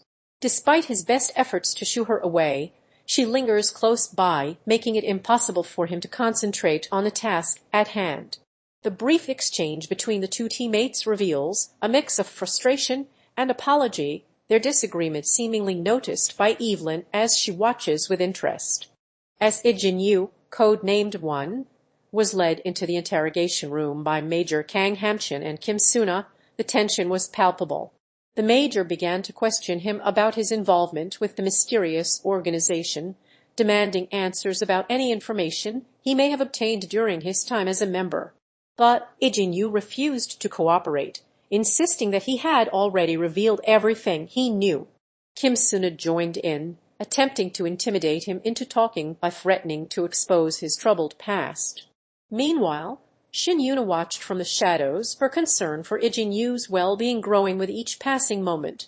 As the interrogation continued, hints of Dayun Yu, Grandpa Yu, and Evelyn's involvement with the organization were dropped, leaving many questions unanswered. As tensions rise within the group, Shin Yuna passionately argues for the rescue of Ijin Yu, her conviction unwavering despite the treacherous circumstances. Major Kang Hamchan cautions against the danger, his words a stark reminder of the risks they'd be taking. Kim Suna's skepticism adds fuel to the fire, questioning their timing in the midst of battle.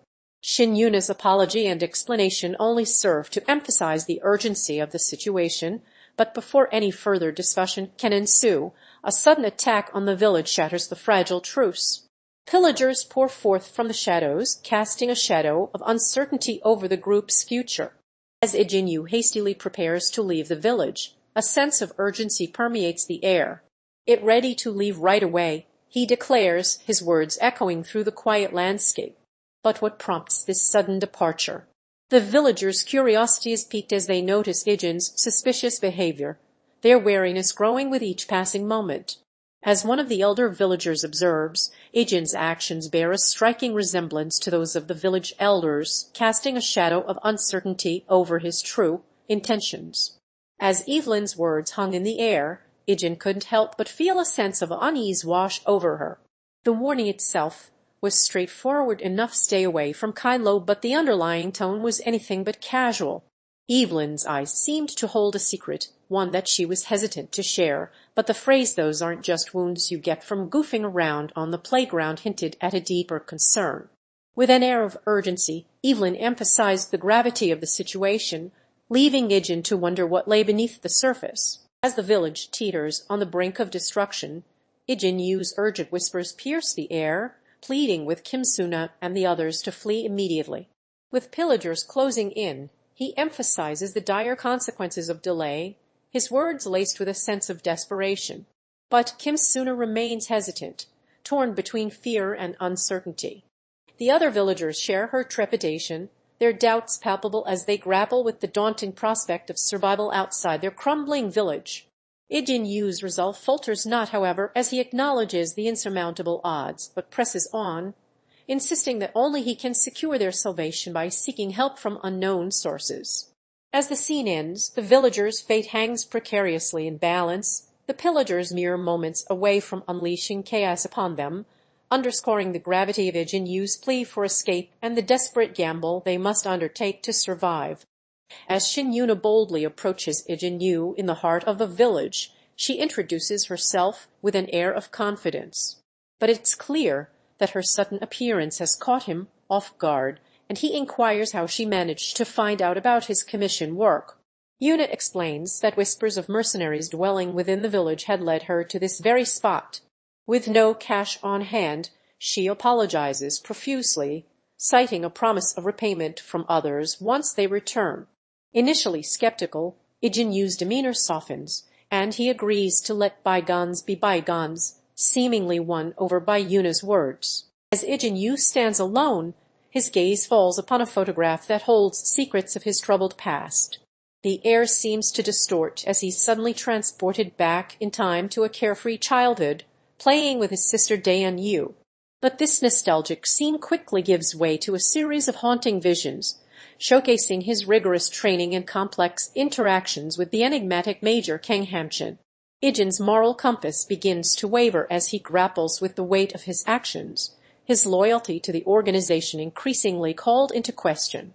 The flashbacks and visions blur together, reflecting his growing unease and confusion. As the sequence reaches its climax, Ijin returns to the present, still gazing at the photograph, but now with a sense of resignation and acceptance etched on his face. As the dimly lit room envelops her, Yuna's gaze drifts back to a bygone era, where laughter and tears mingled with memories of Ijin Yu. Childhood snapshots of happy times and tender moments flood her mind, their warmth tempered by the pain of parting. The weight of Ijin's cryptic message settles heavy on her conscience, its meaning shrouded in mystery like an unsolved puzzle. As she ponders the enigmatic words, Yuna's thoughts become a tangled web of longing and confusion, threatening to consume her very being.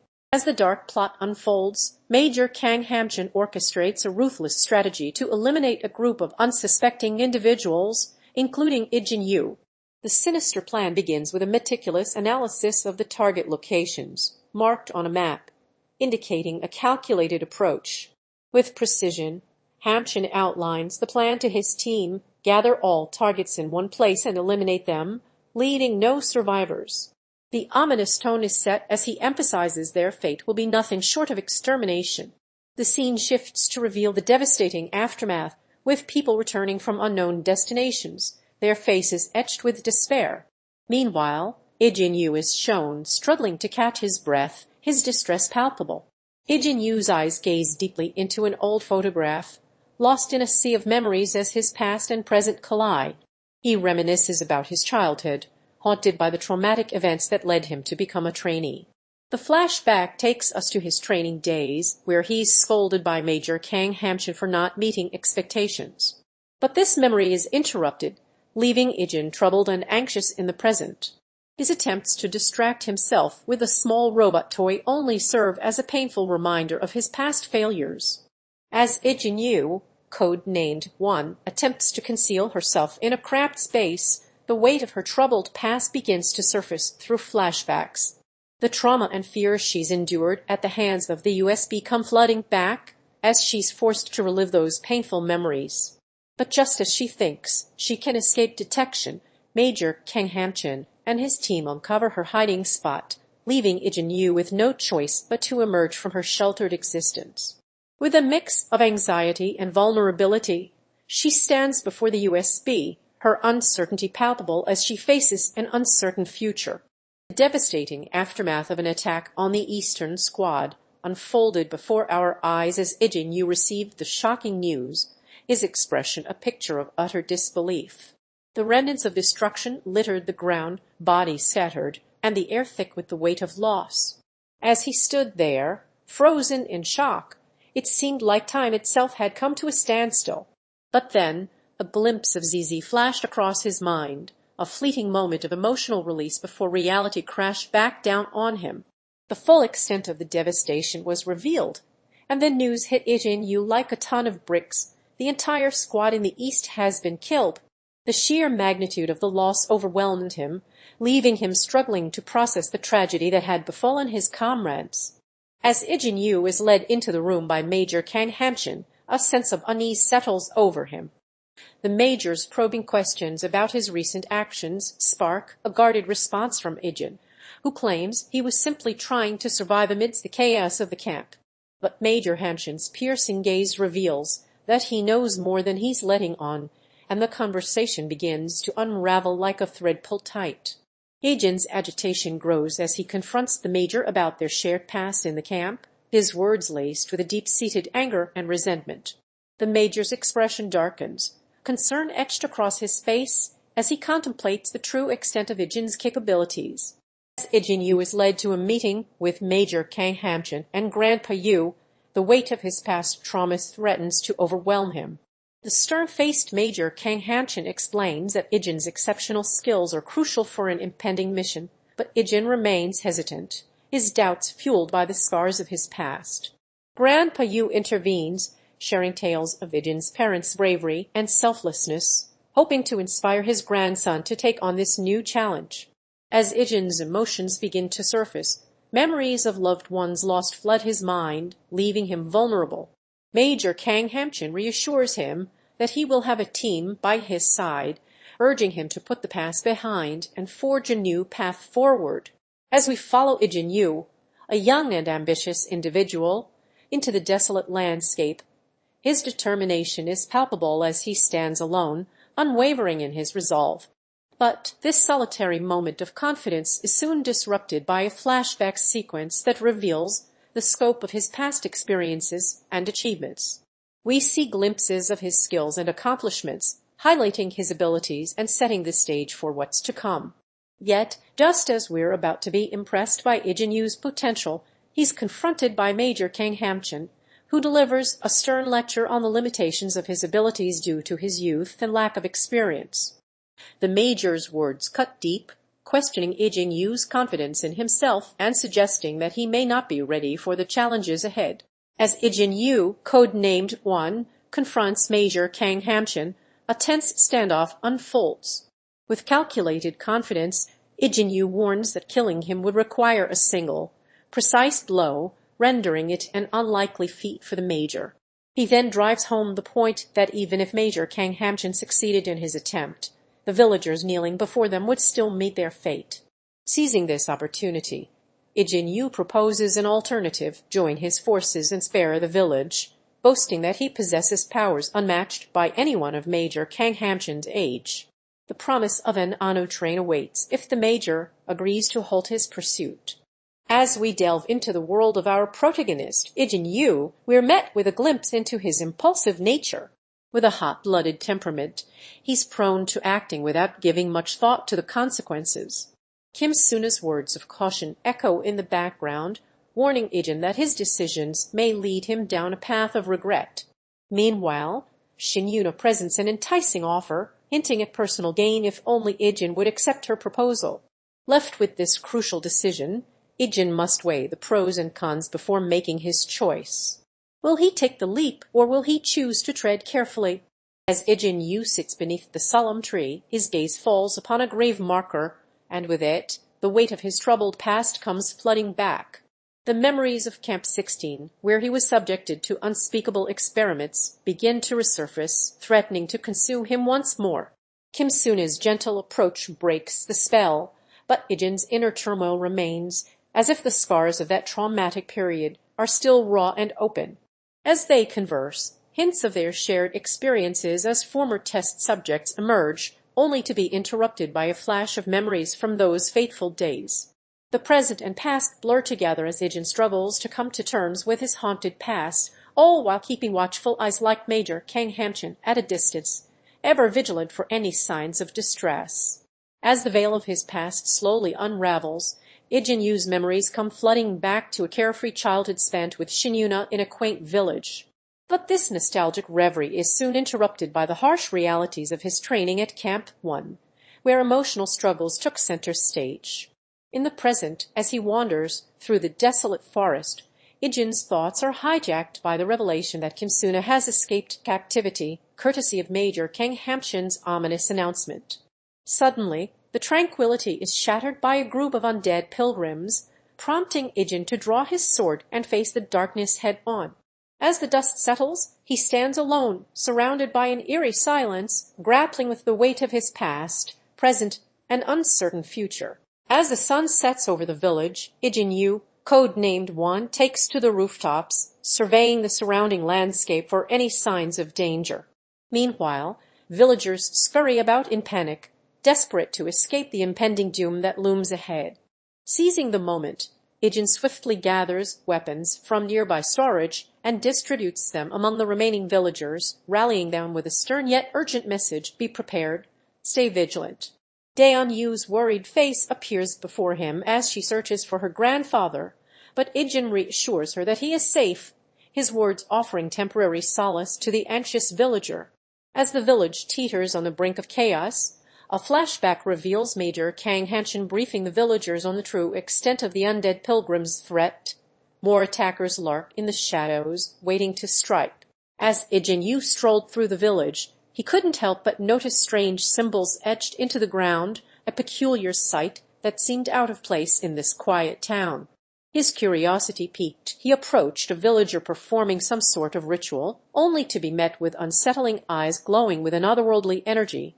The villager's cryptic words, laced with phrases like PF and SS, left Ijin feeling uneasy and disoriented.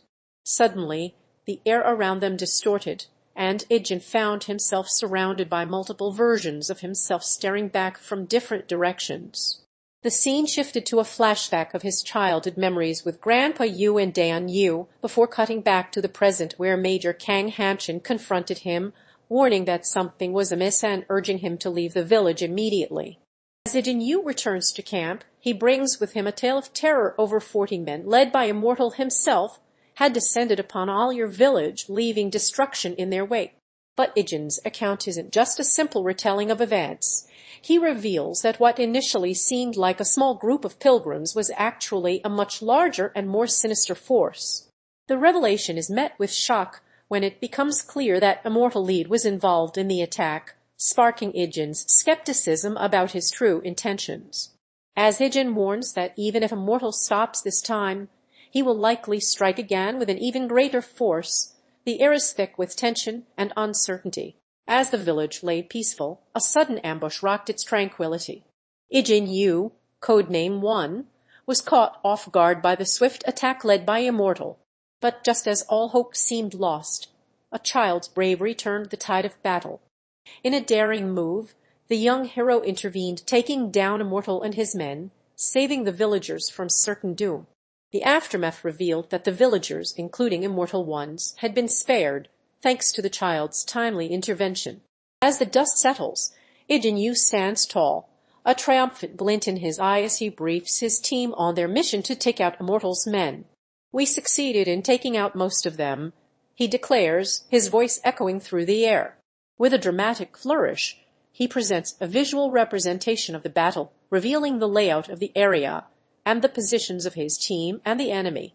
Ijin Yu highlights the importance of communication and strategy, noting that they managed to take out only 10 of Immortal's men at most. As he speaks, flashbacks flood our minds, depicting the intensity and chaos of the fight. The scene cuts back to the present, where Ijin Yu drives home his point with a stern emphasis. "That's the very first thing we should be saying to you," making it clear that he wants his team to learn from their experience. As Ijin Yu's thoughts wander back in time, memories of his first rescue flood his mind, marking a turning point in his journey. This fateful event sparked his desire to help others, ultimately leading him to create the village where he would come to be known as chief. Yet, doubts linger about whether he truly deserves this title, a testament to his humility and self-awareness. In this poignant moment of introspection, Kim Suna's arrival shatters the silence, her inquiry about Ijin Yu's name marking the beginning of their interactions and hinting at the complexities that lie beneath her enigmatic surface. As Ijin Yu sat alone in the desolate landscape, the weight of his memories bore down upon him like a crushing burden. His thoughts were consumed by the ghosts of his past, as he relived moments of joy and loss with unyielding precision. Suddenly, the quiet was shattered by the arrival of a group of villagers fleeing from the undead hordes that ravaged their world.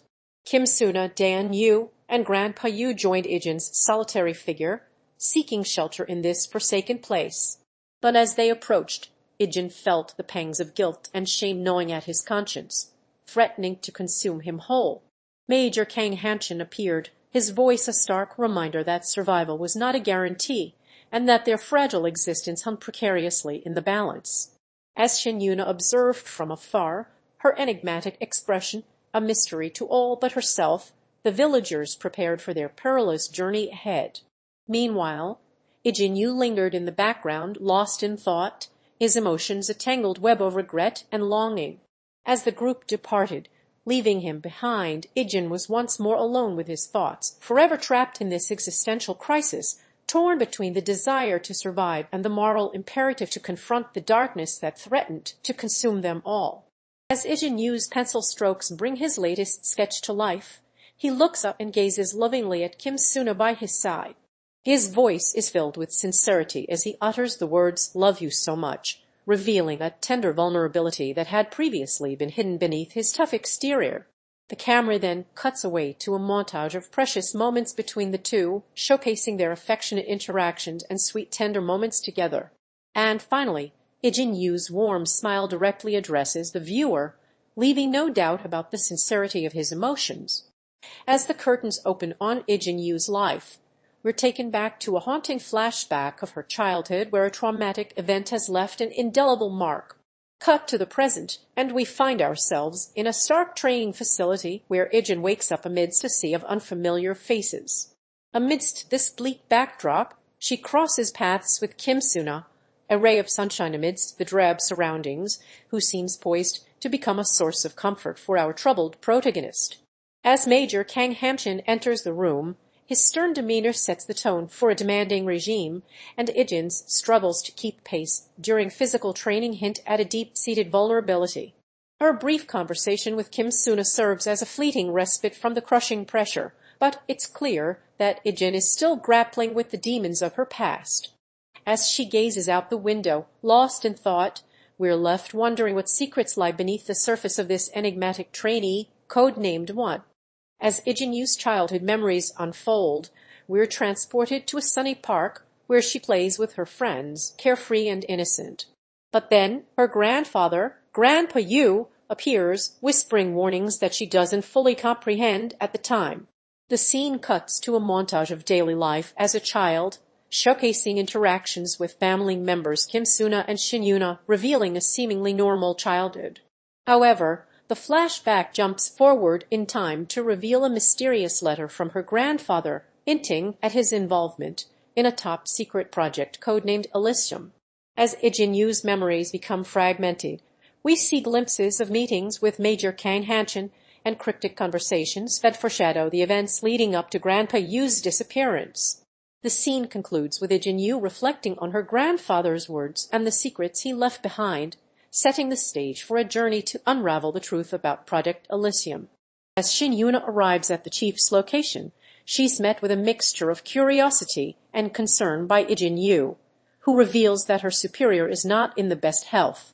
Her expression turns solemn as she asks to see the chief, only to be greeted by a bleak reality. His condition has taken a dire turn, leaving him unable to walk or even see clearly. As Yuna wandered through the woods, her thoughts consumed by the mysteries of her past, she suddenly found herself face to face with Ijin Yu, his piercing gaze seeming to bore into her very soul. His cryptic words sent shivers down her spine as he revealed his true intentions, searching for her. Grandpa Yu's unexpected appearance added fuel to the fire, his presence heightening the tension that threatened to engulf them all. As the confrontation escalated, Yuna's emotions reached a boiling point, and Ijin Yu's motives remained shrouded in an air of uncertainty, leaving only one question: what lay hidden behind their words? As the conversation unfolded, Yuna's trusted friend Ijin Yu arrived at her doorstep, his concern for her health palpable in the air. Acknowledging that she was indeed aware of his knowledge about her condition, Yuna confided in him about her deteriorating body, struggling to keep up with the demands placed upon it. The conversation took a poignant turn as Ijin asked about her reunion with her family, and with tears welling up in her eyes, Yuna revealed that she had finally found solace by returning to her loved ones. As the memories of his childhood flood back, Ijin's eyes well up with tears as he recalls the warmth and love of his family. In the present, he turns to Major Kang Hamchan, expressing gratitude for being a trusted confidant. With a heavy heart, Ijin reveals the weight of feeling inferior compared to his grandfather and younger sister. He confesses that his codename One is just a cover, revealing his true name, Ijin Yu. With this vulnerability laid bare, he asks Major Kang Hamchan for one last favor before departing. As the flashback fades away, we're transported to a poignant moment of farewell between Ando and someone unknown. The air is heavy with emotion as Ando's words echo through the silence, a heartfelt warning not to return to this place. With a solemn expression, he hands over a document or final message, reiterating his plea with an unyielding intensity. As the scene concludes, Ando's parting words send shivers down the spine: "My last commission for you." The ominous atmosphere that follows leaves us wondering what lies ahead, as the very fabric of reality seems to be shifting ominously in the shadows. As Yuna stood before the door, her anxiety and emotion were palpable. Taking a deep breath, she pushed open the door to find Ijin Yu waiting for her, his expression a mix of sadness and warmth. Their reunion was bittersweet, as they both knew it may be their last meeting. They exchanged brief words about their time together, reliving cherished memories, but Shinyuna's eyes began to well up with tears as she realized the gravity of their situation. Ijin Yu tried to comfort her, offering a poignant farewell, before walking away from her, leaving Shinyuna devastated and alone. As the tension builds, Ijin Yu announces they must leave immediately, but Kim Suna's unexpected reaction reveals underlying tensions and secrets. The question on everyone's mind is what brings Jin to this location, and his answer only sparks more questions. He claims to have heard the chief was ill, but his true intentions are met with skepticism by Kim Suna. The latter reveals that Jin abandoned the chief in the past, making it clear why he's not welcome here. Ijin Yu retorts that Kim Suna himself pretended to be one of them, only to leave without hesitation when Jin's memories returned, fueling the fire of distrust and resentment between them. As the tension in the air thickens, Major Kang Hamchan's words cut deep, branding Kim Suna with a label of betrayal, traitor. The group begins to prepare for departure, a move that suggests they are poised on the brink of escape or retreat. But Kim Suna refuses to back down, her defenses raised as she demands to know what's wrong with them all, implying that it's actually they who have broken her trust. As the memories of his past swirl in his mind, Ijin Yu's thoughts are filled with nostalgia as he reminisces about his childhood and his grandfather, Dayun Yu. The scenes fade away, leaving him standing in the city, lost in thought. His journey takes a turn as he encounters Major Kang Hamchan, who senses that something is driving Ijin's exploration. Shinyuna appears, offering to buy him a drink, and their conversation reveals a glimpse into his extraordinary ability to hack computer systems. As the night wears on, Ijin writes a heartfelt goodbye letter to Evelyn, leaving it in her room before finally walking away from the city, symbolizing his departure from his past life. As the villagers rejoice at Jin Diop's restored memories, a mix of emotions brews in the heart of Evelyn. Her discontent is palpable as she confronts Jin, her words laced with hurt and longing. She confesses that her harsh words were a way to cope with the certainty that they would never see each other again.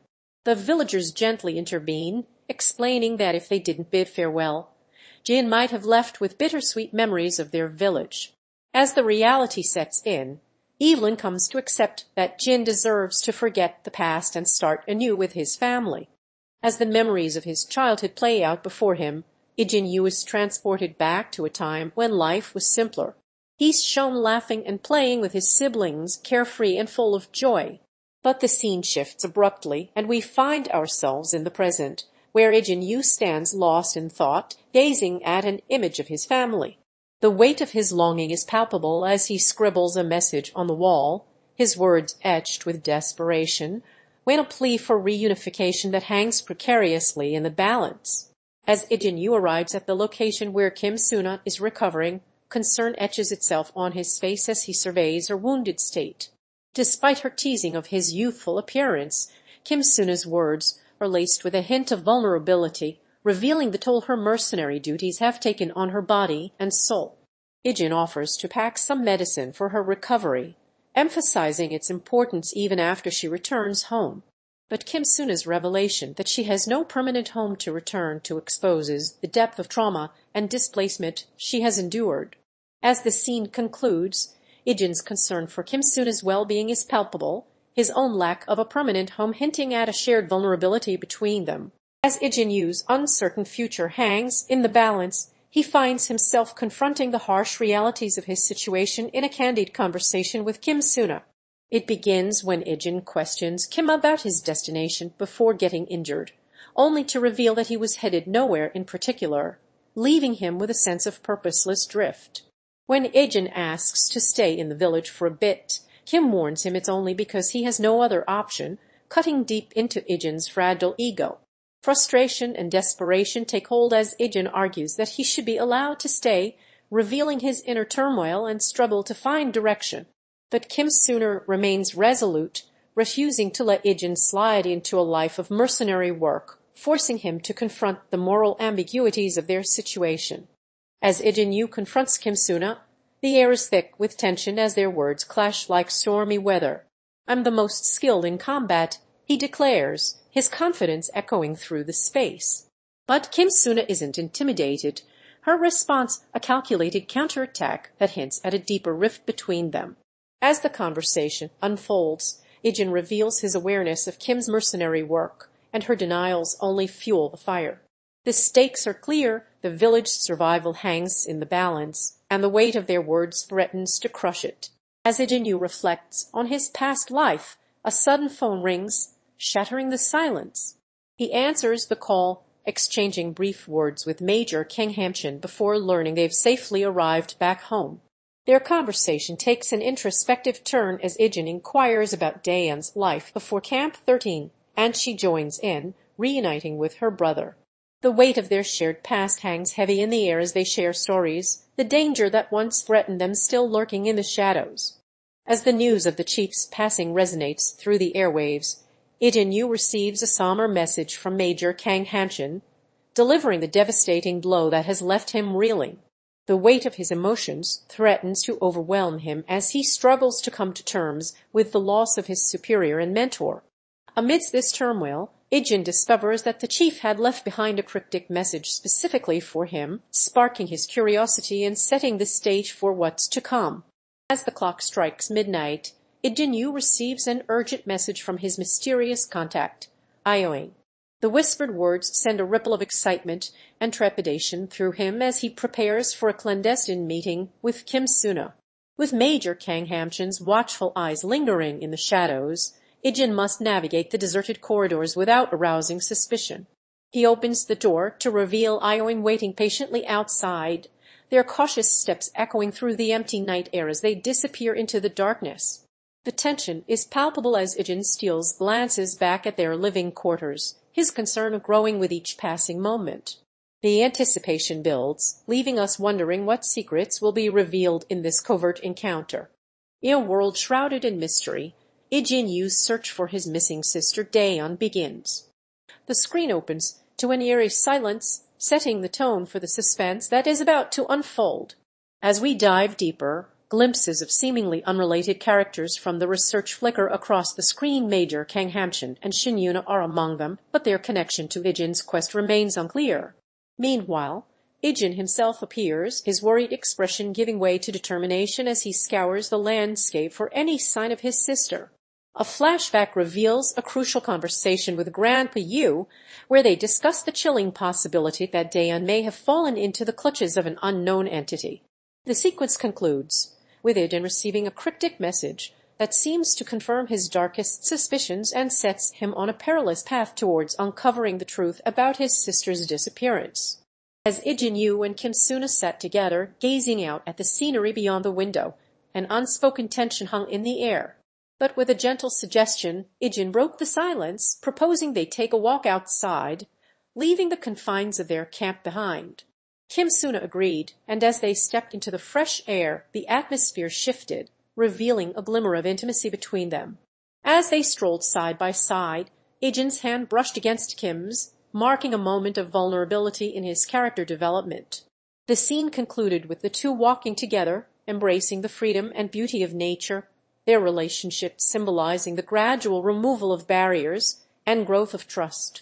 As Kim Suna approaches, her expression turns from neutral to concern, her eyes scanning Ijin's exhausted face with a mixture of worry and curiosity. "You look like you've been through hell," she says gently, prompting Ijin to acknowledge his fatigue with a tired nod. Undeterred by his initial reluctance, Kim Suna presses for more information, revealing that Dan has also been worried about her brother's well-being. It's then that Ijin opens up, sharing a cryptic tale of an old friend he met on his trip, hinting at something unusual occurring during their reunion. As Ijin Yu reflects on the person who saved his life, memories of their kindness flood his mind. He asks himself if they were indeed Rai-ape, a term of endearment that holds special significance. His companion teases him about being rough on his body, a light-hearted jab that belies the depth of Ijin's gratitude.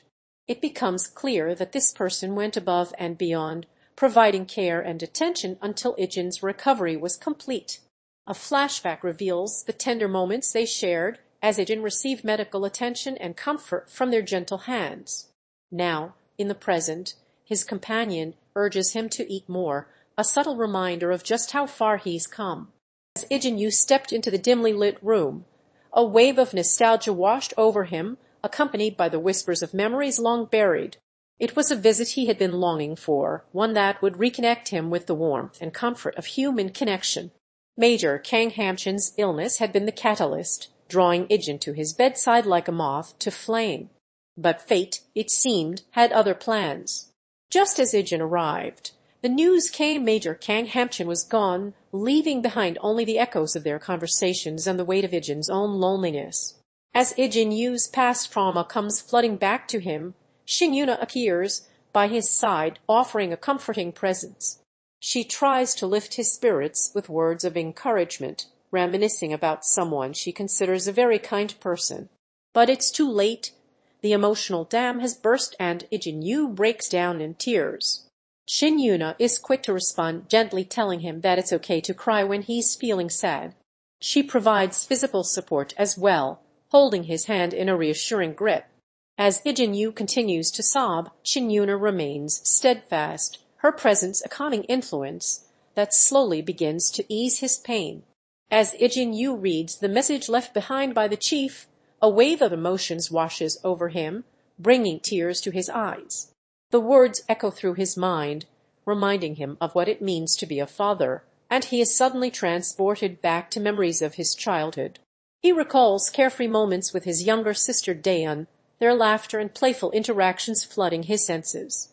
The chief's message has unlocked a deep well of nostalgia within Ijin, revealing the emotional scars that lie beneath his tough exterior.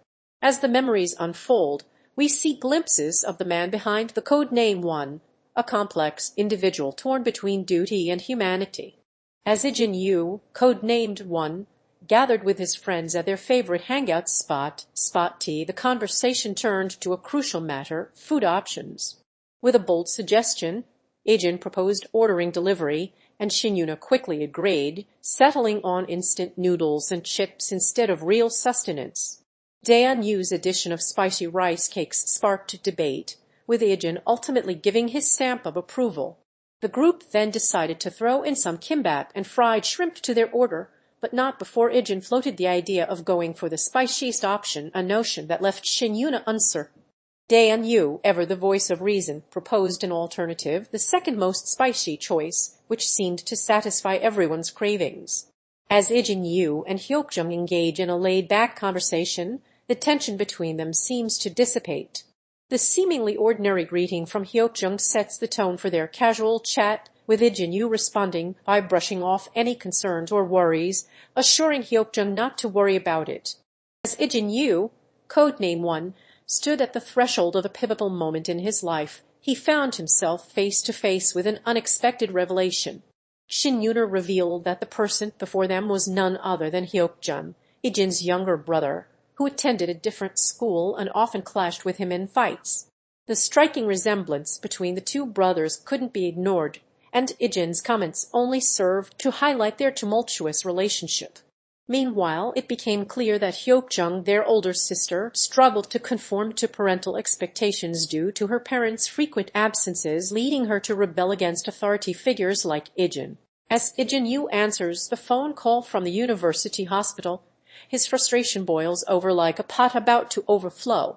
"Seriously, Ijin, get IT together," he exclaims, clearly directing his anger at someone or something related to his sister Yona's condition.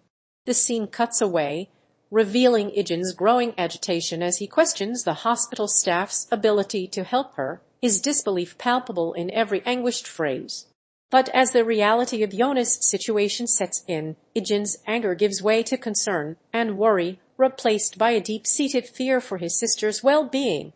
As Ijin Yu's eyes scanned the message on his phone, his expression shifted from casual to intense.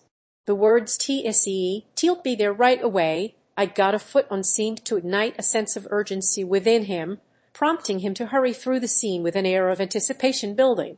His nervous glances around only added to the growing tension as he moved swiftly towards his destination, leaving the viewer wondering what lay ahead for the mysterious figure codenamed One. As Ijin Yu lay still on the examination table, his battered body revealed a grim testament to the severity of his injuries. A broken left ankle and damaged ribs told one tale, but it was the head injury that had the doctor's most urgent concern. A threat of internal bleeding hung precariously in the balance. The medical team worked swiftly to stabilize him, issuing strict orders for Ijin Yu to remain motionless under observation. Meanwhile, an investigation into the circumstances surrounding his injuries unfolded, with emergency services detailing a call for assistance shortly after receiving the report. As the truth began to emerge, it became clear that Ijin Yu's ordeal was no accident. He had been brutally assaulted, leaving him fighting for his life. As Ijin Yu's fingers dance across the screen, Hyokjung's phone springs to life with an enter password prompt.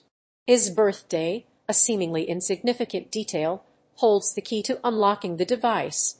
With the correct sequence of numbers entered, the phone awakens from its digital slumber, revealing a torrent of taunting messages from Sin-il, Sr. The mocking words cut deep, reliving Hyokjung's humiliating defeat at the hands of his opponents. The ridicule is not limited to Sin-il alone, as other bettors join in, issuing ominous warnings that cast a shadow over Hyokjung's future. As the messages continue to roll in, Sin-il's condescending inquiries regarding Hyokjung's well-being echo through the digital void, a haunting reminder of his vulnerability. As the truth begins to unravel, Ijin Yu's patience wears thin as he confronts the person responsible for Hyokjung's injuries. His phone call earlier goes unanswered, and his scathing rebuke sets the tone for a tense encounter. Accusing the unknown individual of involvement in Hyokjung's plight, Ijin Yu demands answers, refusing to back down until he gets the truth. Denials and justifications ensue, but Ijin Yu presses on, sensing deceit behind the words. The revelation that Hyokjung had lost the fight before help arrived sparks a new line of inquiry, leading to the shocking disclosure that the manager and brother, Dayun, were present at the scene. As the truth begins to surface, the stakes are raised, and Ijin Yu's determination to uncover the truth only grows stronger. As the mysterious case continued to unfold, Ijin Yu found himself at a loss for answers, his investigation seemingly going nowhere fast. His frustration was palpable as he questioned the very purpose of his pursuit, feeling like he was grasping at thin air. But just as he was about to give up, an unknown individual emerged from the shadows, claiming they could reveal everything Ijin had been searching for. With a mix of curiosity and skepticism, Ijin demanded answers, asking who this person was and what they knew about the situation that had him so entangled. The individual's cryptic response only added fuel to the fire as they turned the tables on Ijin, inquiring why he was so invested in the first place, hinting that there was more to the story than met the eye. As Ijin Yu arrives at the designated location, he's met with a surprise encounter that will change the course of his investigation. Hyokjung, who claims to be Hyokjung's brother, emerges from the shadows and reveals his presence. The tension is palpable as Ijin Yu demands answers about what has transpired, but Hyokjung remains tight-lipped, refusing to share any information unless Ijin Yu agrees to join the next fight. With an air of mystery and intrigue, Hyokjung offers a tantalizing proposition: tell everything if Ijin Yu fights, with a clear warning that rejecting this offer would be highly ill-advised. As tensions reach a boiling point, Ijin Yu confronts Hyokjung about a critical matter that threatens to upend his life. Frustration and anger simmer beneath Ijin's surface as he lashes out at Hyokjung, insisting that the consequences of their actions cannot be ignored or swept under the rug. The gravity of the situation is made starkly clear through a series of ominous visions, which only heighten the sense of urgency and foreboding. Ijin's demands for answers grow increasingly urgent, cutting through any attempts to deflect or distract from the truth. As the confrontation reaches its climax, Ijin's tone turns grave with concern, warning Hyokjung that he may not fully comprehend the devastating repercussions that loom ahead.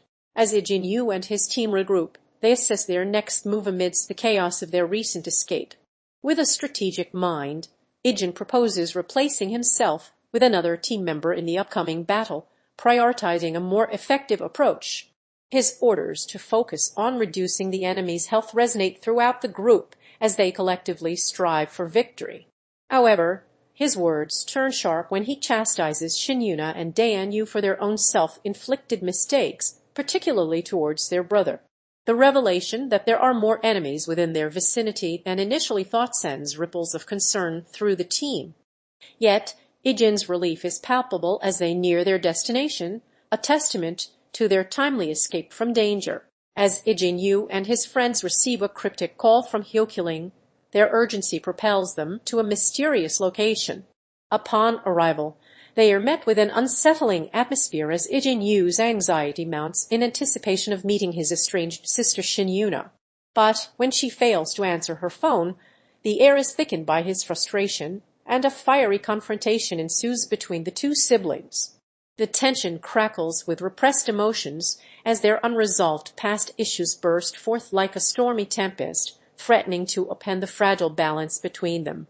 As the truth behind Hyokjung's brutal beating begins to unravel, Ijin and his circle of friends find themselves entangled in a web of intrigue. A flashback reveals the shocking assault, leaving them stunned and wondering if they should intervene. Suna voices her trepidation about the group of thugs allegedly connected to the perpetrator, while Ijin proposes a daring plan to take on the situation. With unwavering determination, he outlines his strategy, his enthusiasm palpable as the scene fades to black. As Major Kang Hamchan initiates a surprise livestream, the air is charged with anticipation, hinting at something extraordinary about to unfold.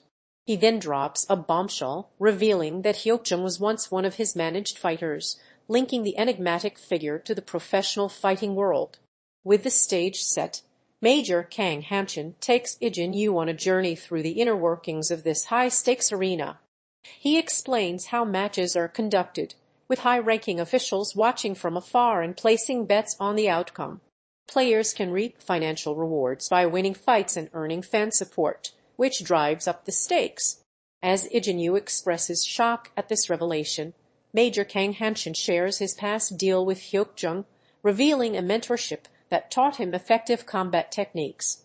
As the group of operatives gathered around the table, a sense of anticipation hung in the air.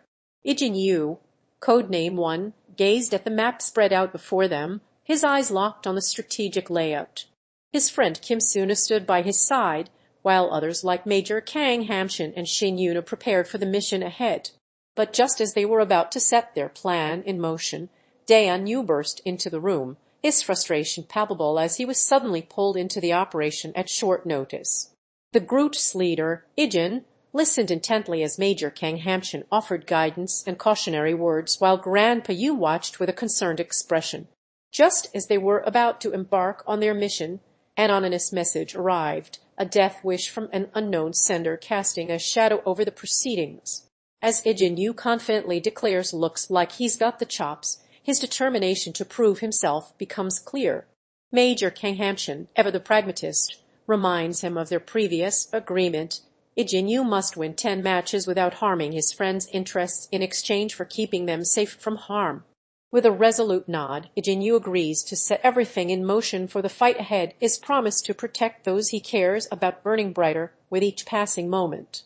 As the live stream preparations unfold, Ijin Yu exudes confidence and excitement, giving instructions to get the camera ready for what promises to be some real good content. With a hint of competition in the air, he urges someone to beat them to the Rom at alt love vote. But as he continues to monitor the screen, his agitation grows, reflecting an unexpected turn of events that seems to shake him to his core. As the dimly lit room enveloped her, Ijin Yu was led into a precarious situation by 2 imposing guards, face to face with Major Kang Hamchan. The interrogation began, and with each probing question, Ijin's facade started to crumble. At first, she seemed hesitant and nervous, but as the Major continued to push for answers, she grew more confident and evasive in her responses.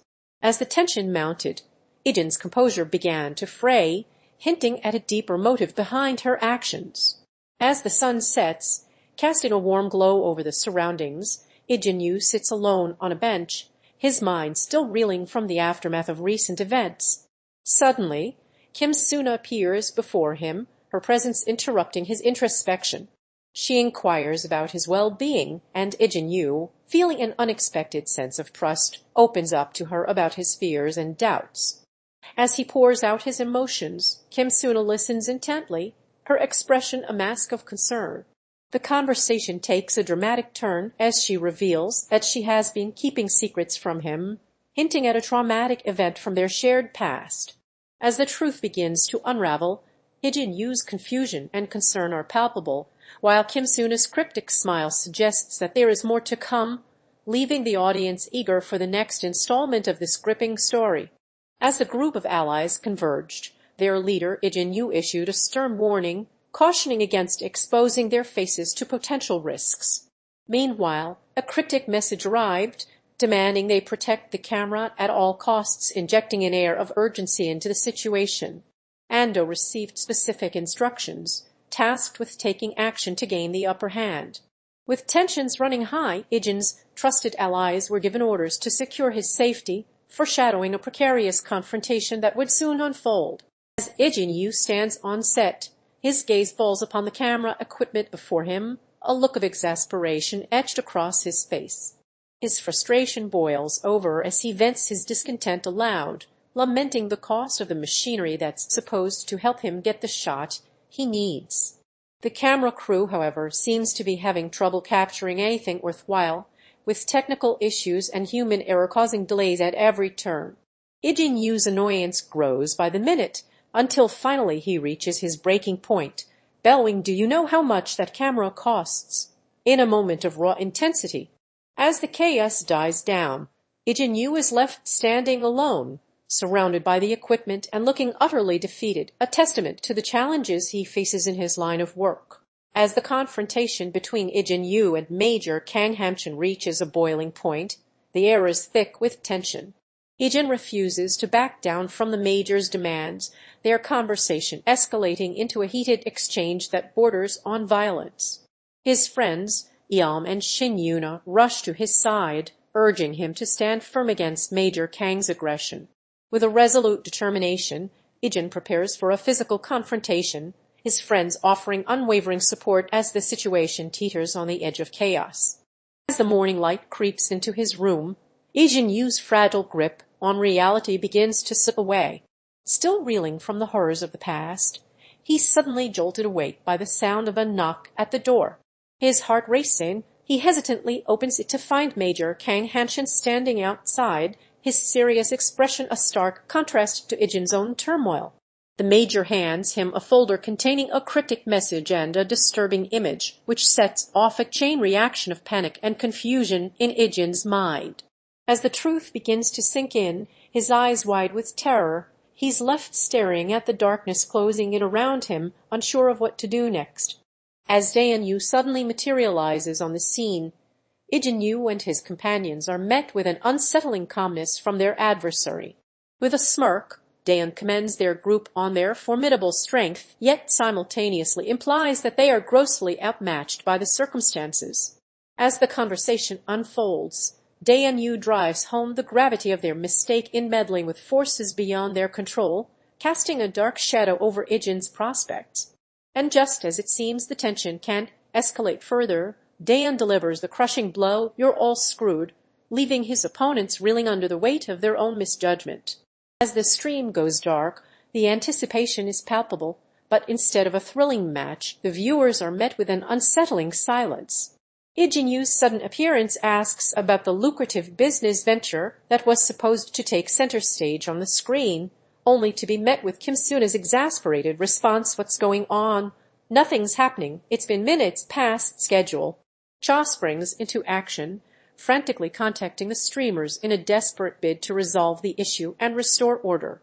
As Ijin's past comes flooding back in a fragmented haze, he emerges into the present, reuniting with former allies Kim Suna and Major Kang Hamchan to discuss the future of their fight club. The group converges around a shared vision, expanding their operations abroad to reap greater profits. Kim Suna reveals that their venture has proven more lucrative than anticipated, prompting Major Kang Hamchan's suggestion to take it global. Ijin, however, raises an eyebrow, questioning his necessity in the endeavor if it's already profitable. His companions' gratitude and promise of a share of the profits serve as testament to their appreciation for his involvement, putting the past firmly behind them. As the evening unfolded, Ijin Yu found himself struggling to connect with those around him at the gathering. He expressed his distaste for certain activities, attempting to maintain a sense of comfort and familiarity. However, his efforts to join in on the conversation with MP Cha were met with awkward silence, highlighting the difficulties he faced in finding common ground. The weight of unshared memories hung heavy in the air as Ijin reminisced about his inability to share his live streams with Major Kang Hamchan, a lingering source of disappointment. Seeking to shift the focus, he proposed a toast for MP Cha's future business ventures, an attempt to break the ice and forge connections. As the scene shifted, Ijin's thoughts seemed to wander, lost in a haze of daydreaming or introspection, leaving him observing a moment as a rare sight, a fleeting glimpse of insight amidst the chaos. As Ijin Yu answers an unexpected phone call, his anxiety is palpable as he reveals his concerns about being called first.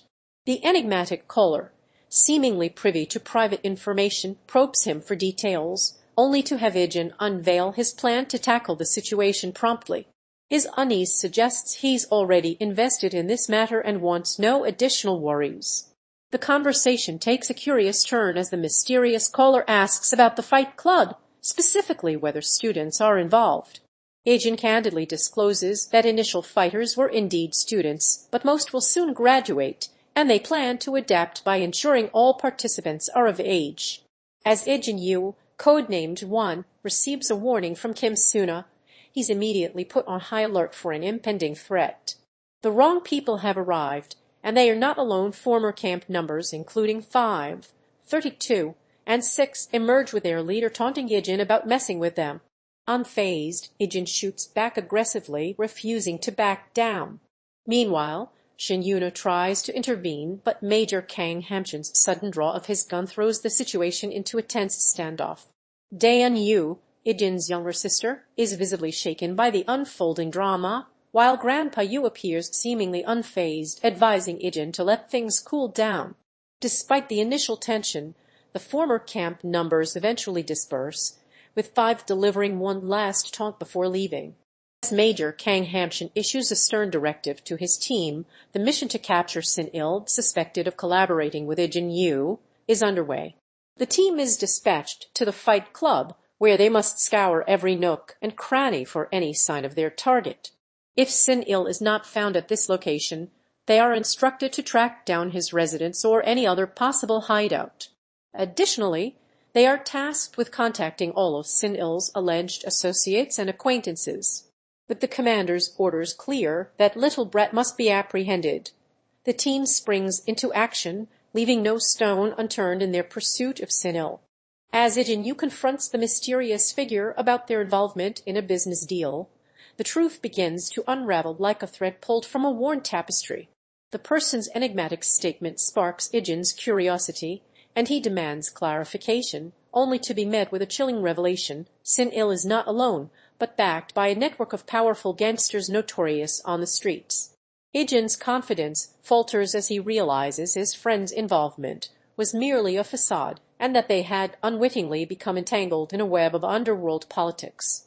With a growing sense of unease, Ijin warns those around him of their precarious situation before deciding to take matters into his own hands, leaving the fate of his business dealings uncertain.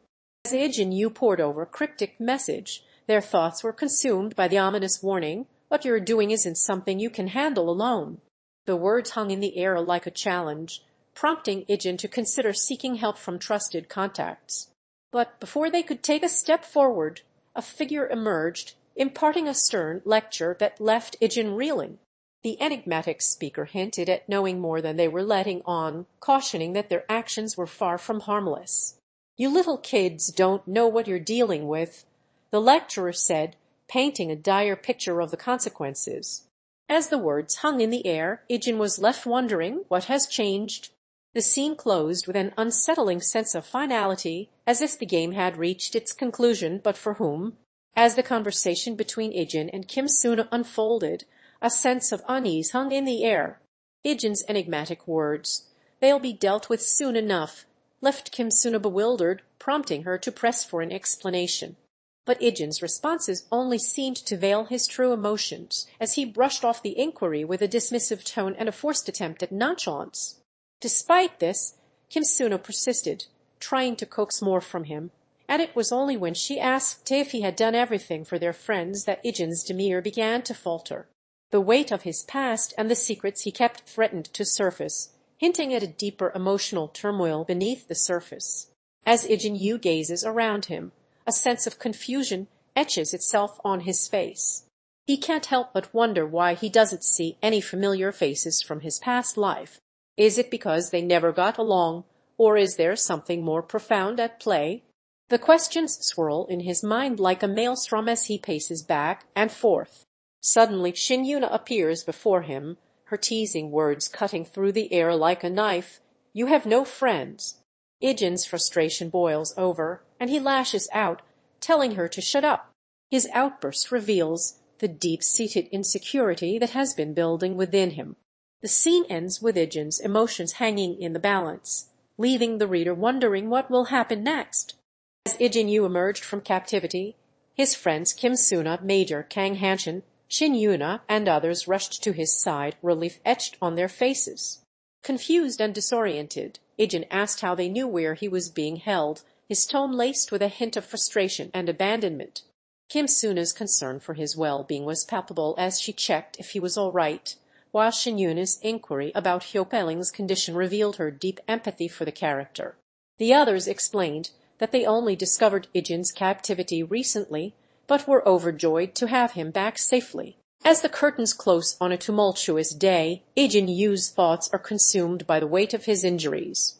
Lying in bed, surrounded by the stark reality of medical equipment and bandages, he can't help but wonder if things will ever return to normal. The concern etched on his face is palpable as he asks aloud, "Are his wounds really bad?" But before answers can be found, Yuna bursts into the room, her presence a beacon of comfort in the midst of chaos. As she attempts to reassure him that everything will be okay, Ijin's gaze drifts away, lost in thought, reliving the events of the day. His words, "everything you did today," hint at a deeper introspection, one that threatens to overwhelm him. Despite Yuna's best efforts to calm him down, Ijin's expression remains a mask of concern and contemplation, a testament to the scars left by the day's events. As Ijin Yu, codenamed One, receives a briefing from Major Kang Hamchan, the stakes are set for a high-stakes mission. With a strict time constraint of just 10 minutes to infiltrate Area C after taking out Area A, every second counts. As the timer begins its countdown, Ijin's skepticism grows, questioning the feasibility of this reckless plan. Can they pull it off before time runs out? The tension builds as the clock ticks away, leaving us wondering if their mission will succeed or end in failure. As Ijin Yu gazes at a worn photograph, the veil of his past slowly lifts, revealing fragments of a traumatic childhood. Flashbacks unfold like a cinematic puzzle piece, showing a young Ijin amidst the horrors of a concentration camp, where he shared moments with other children who would later become known as former camp numbers 5, 32, and 6 among them. The present rushes back into focus as Major Kang Hamchan delivers a devastating revelation. Offrey was none other than Ijin's younger sister, Dayun. Shock and denial writ large on his face, Ijin stammers a single word, "What?" as the weight of this truth crushes him. Left reeling, Ijin's gaze returns to the photograph, his mind grappling with the consequences of this stunning discovery. As Ijin sits alone in the dimly lit room, surrounded by memories of his past, the weight of Camp 13's trauma slowly begins to surface. His gaze drifts back to a cherished photograph of himself with Yuna, and for a moment his thoughts are interrupted by the cruel reality of Major Kang Hamchan's abuse. The door bursts open, and Kim Suna brings news of a looming threat from another former camp number, prompting Ijin's expression to darken as he wonders if his past is finally catching up with him.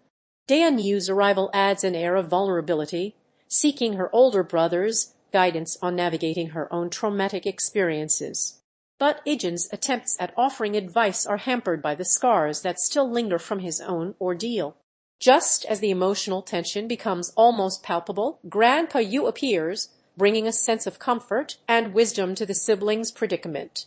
As Ijin Yu, codenamed One, stood before the group of mercenaries, her expression betrayed a mix of curiosity and caution. With an innocent tone, She asked how everyone had been, her words hanging in the air like a delicate thread waiting to be grasped or ignored. The response from the others was shrouded in uncertainty, fragmented text and images leaving the viewer wondering at their true emotions. But then Major Kang Hamchan's voice pierced through the silence, his question laced with skepticism. What was that for? And as the tension mounted, Atwo chimed in, her words a subtle rebuke, hinting at Ijin Yu's genuine happiness at being reunited with her former captors. Ijin Yu's eyes wandered to an old photograph, lost in thought as Major Kang Hamchan approached him. The Major's questions pierced the silence, probing Ijin Yu about his past and the reason behind his escape from the camp. As Ijin Yu's emotions began to surface, he recounted the tragic story of his younger sister Dayun's death, the motivation that drove him to flee the oppressive confines of the camp. Major Kang Hamchan listened intently, concern etched on his face as he grasped the depth of Ijin Yu's sorrow. As the conversation drew to a close, Ijin Yu seemed to find solace in sharing his secret with someone who understood, his expression softening as he exhaled a burdened sigh. As Ijin Yu reunites with his loved ones, a mix of emotions fills the air. Memories of his supposed death resurface, and the truth begins to unravel. We flash back to the fateful day when Ijin was attacked by Atwo, leaving him in a state of unconsciousness. Now, as he awakens from his ordeal, he's met with hostility and accusations from those closest to him, Suna, Shinyuna, Major Kang Hamchan, and Grandpa Yu.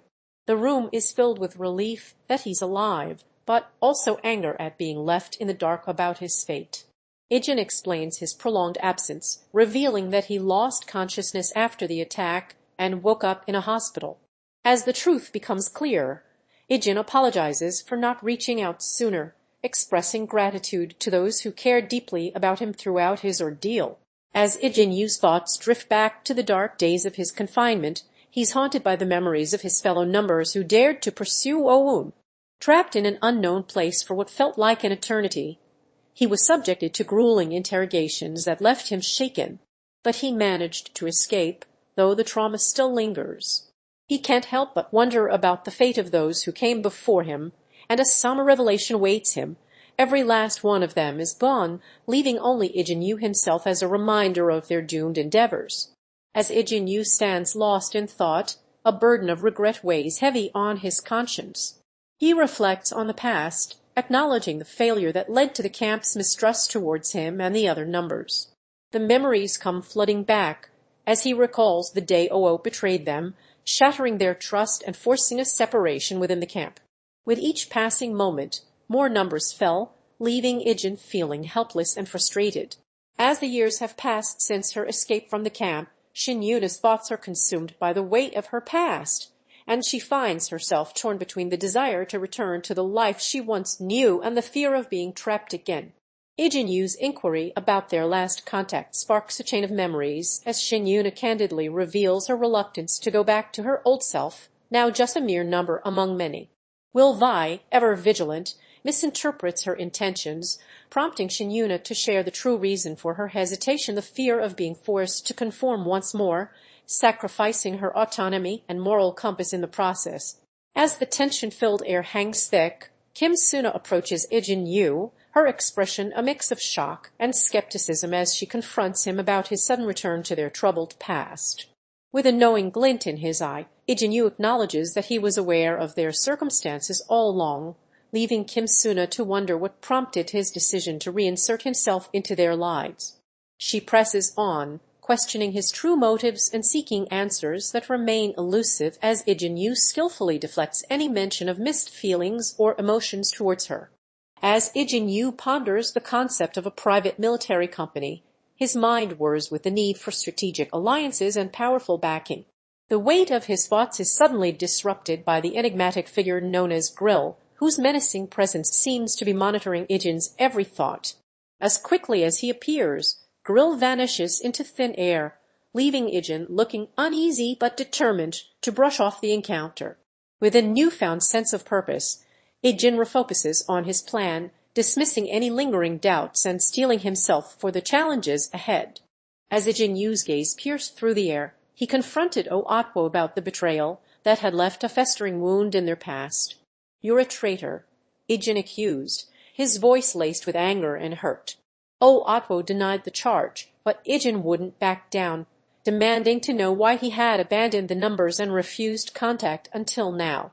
Major Kang Hamchan intervened, offering a stark reminder that regardless of Atwo's reasons, his actions had left irreparable damage in their wake. Ijin's anger boiled over as he accused Atwo of seeking to re-establish ties with the camp solely because they had cut off all connections, leaving him feeling isolated and desperate. As tensions rise, Atwo attempts to defuse the situation by urging the group to relax and calm down. Ijin Yu, seemingly amenable to this proposal, agrees to take a breather. However, Atwo is far from satisfied with this response, instead choosing to reveal a shocking truth. It abandoned the group in the past, never looking back. Despite this revelation, Atwo's tone remains unwavering as it presents an alternative to their nomadic lifestyle, accept the offer of a safe home base and settle down. As Ijin Yu's troubled gaze fills the room, he addresses Suna with an air of unease, inviting her to pose a question that will unravel the tangled threads of his conscience. Her inquiry about the fate of his former camp numbers, now revealed as victims of Oun's brutal hand, sparks a defensive response from Ijin, whose guilt and emotional turmoil are palpable as he confesses to the atrocities committed by his predecessor. The weight of his secrets and responsibilities hangs heavy on his shoulders, etching a summer expression on his face as the scene fades to black. The sound of a single click echoes through Ijin Yu's mind, marking the end of a brutal confrontation that has left him emotionally drained. The weight of his actions settles upon him as he's forced to confront the somber reality of his own mortality. His once cold exterior now cracks, revealing a chasm of inner turmoil and introspection. With every passing moment, Ijin Yu's expression grows increasingly troubled, as if the very fabric of his being is unraveling before our eyes. As the conversation between characters suddenly comes to an abrupt halt with the phrase "conversation's over," a sense of urgency washes over the scene, followed by the urgent instruction "everyone, fire." The atmosphere is electric with chaos and crisis as Ijin Yu, codename 1, springs into action. As Ijin Yu's eyes scan the message, his expression transformed from shock to rage, like a storm brewing on the horizon. The memories of his mercenary days with OA3 flooded back, once a trusted ally now revealed as a traitor. With each step, Ijin Yu's pace quickened, his mind racing to comprehend the sudden betrayal. His anger boiled over as he confronted the harsh reality. He had trusted OA3 too much, blind to the treachery lurking beneath the surface. As Ijin Yu, codename 1, faces off against Atwo, his accusations of betrayal are met with a stunning counterattack. "Who betray us?" Atwo demands, his words piercing the air like a dagger. The truth he reveals sends shockwaves through Ijin's mind. It wasn't him who killed Ali, but someone else. The weight of this revelation crashes down on Ijin like a tsunami, leaving him reeling and questioning everything. As the dust settles, Atwo offers his assistance once more, his words hanging in the balance like a promise or a threat. As the truth begins to unravel, Ijin Yu's gaze falls upon Major Kang Hamchan, the alleged traitor who orchestrated a devastating attack on their team. Memories of a fateful day flash back, with Ijin Yu recounting how their comrades reacted in the heat of battle, convinced that they were merely defending themselves against an external threat. But as reality sets in, Ijin Yu confronts Major Kang Hamchan directly, accusing him of betrayal and offering a chance for redemption surrender. The Major's response, however, only fuels the mystery, hinting at a larger truth that remains shrouded in secrecy. As Ijin Yu confronts Suna, the tension in the air is palpable. This scene begins with a heated exchange between the two, as Ijin Yu demands answers about her involvement in the death of their comrades. Suna denies any wrongdoing, instead accusing Ijin Yu of being reckless and impulsive. But when Ijin Yu's anger boils over and he becomes physically intimidating, Suna refuses to back down, revealing a personal stake in the conflict that leaves Ijin Yu feeling frustrated and confused. As Ijin Yu reflects on his past, the weight of his words becomes apparent. He has used his charm to take lives, a dark history that lingers in the shadows. The surprise on LSE's face reveals their complex dynamic, a bond forged through trust and deception.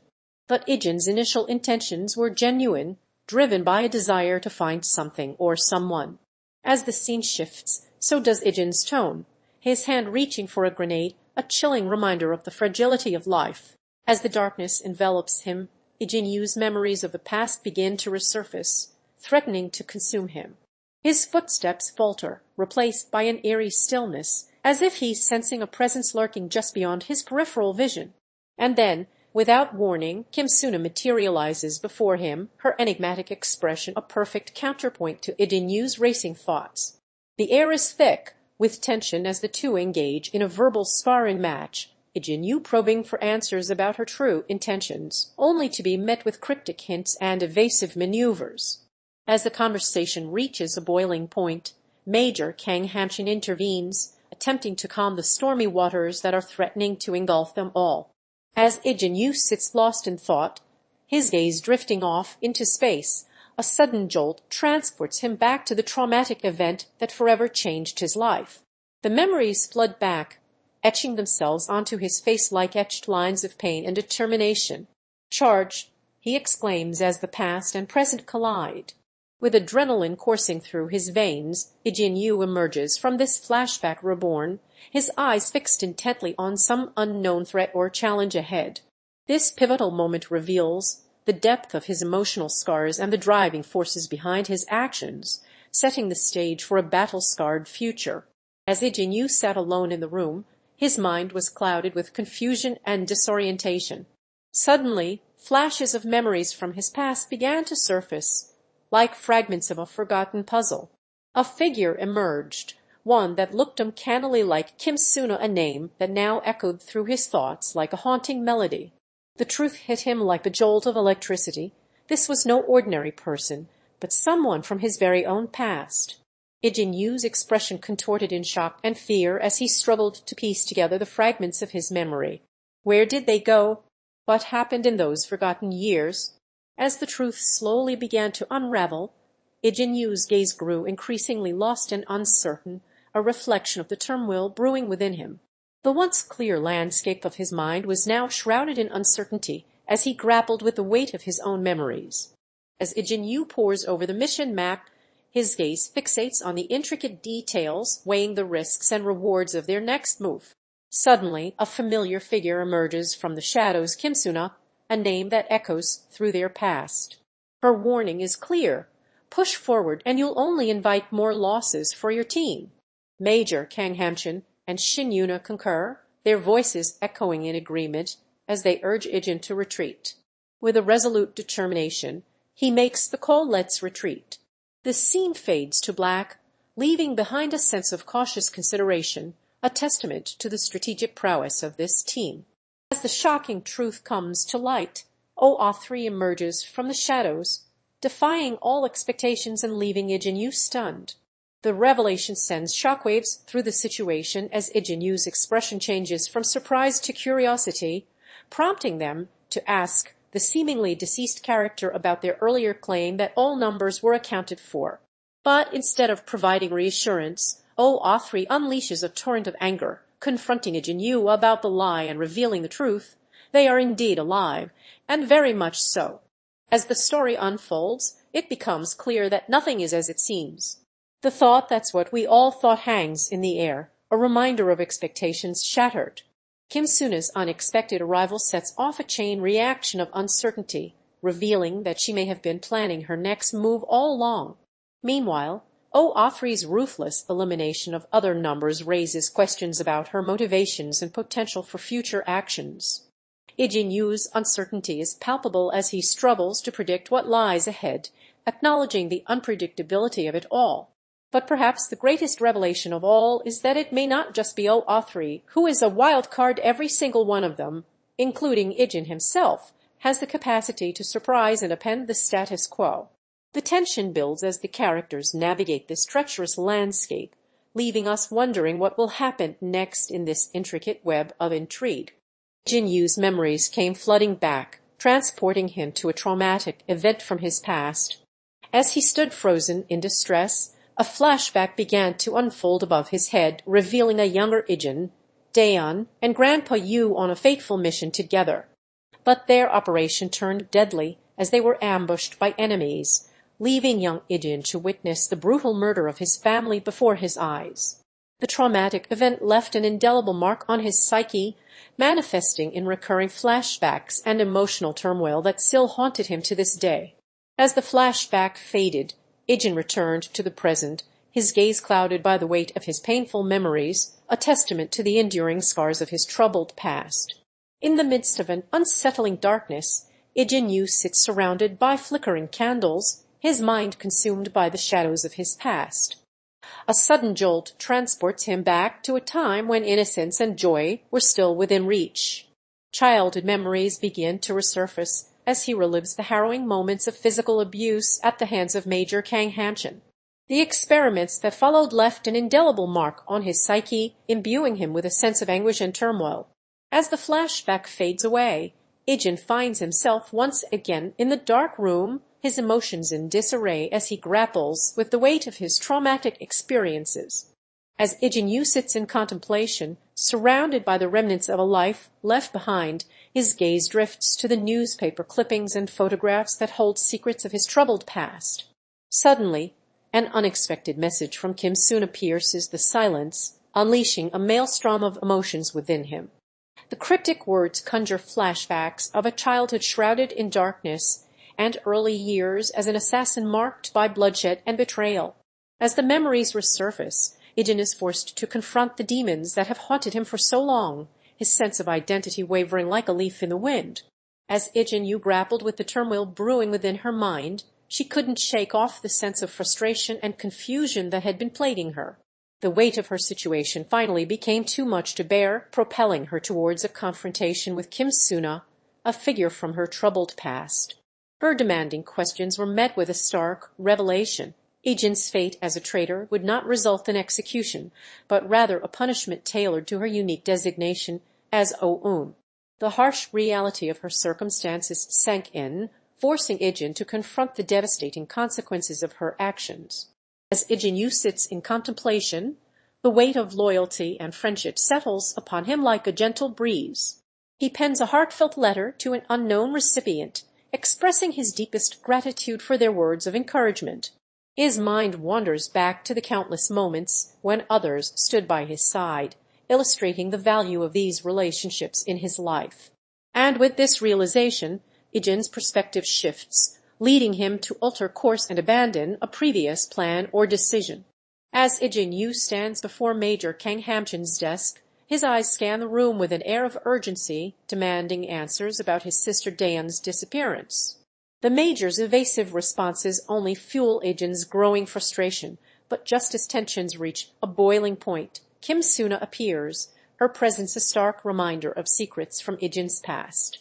With a calculating gaze, she reveals knowledge of Dayun's whereabouts, sending Ijin into a tailspin of emotions. Major Kang attempts to intervene, but Ijin refuses to back down, his determination driving him forward. In exchange for answers, Suna demands a meeting with Yuna, and Ijin agrees, his resolve hardened as the scene fades to black, leaving the audience wondering what lies ahead in the pursuit of truth about Dayun's disappearance. As Ijin Yu's gaze bore into Suna, the air was thick with tension as he accused her of thinking she's better off dead.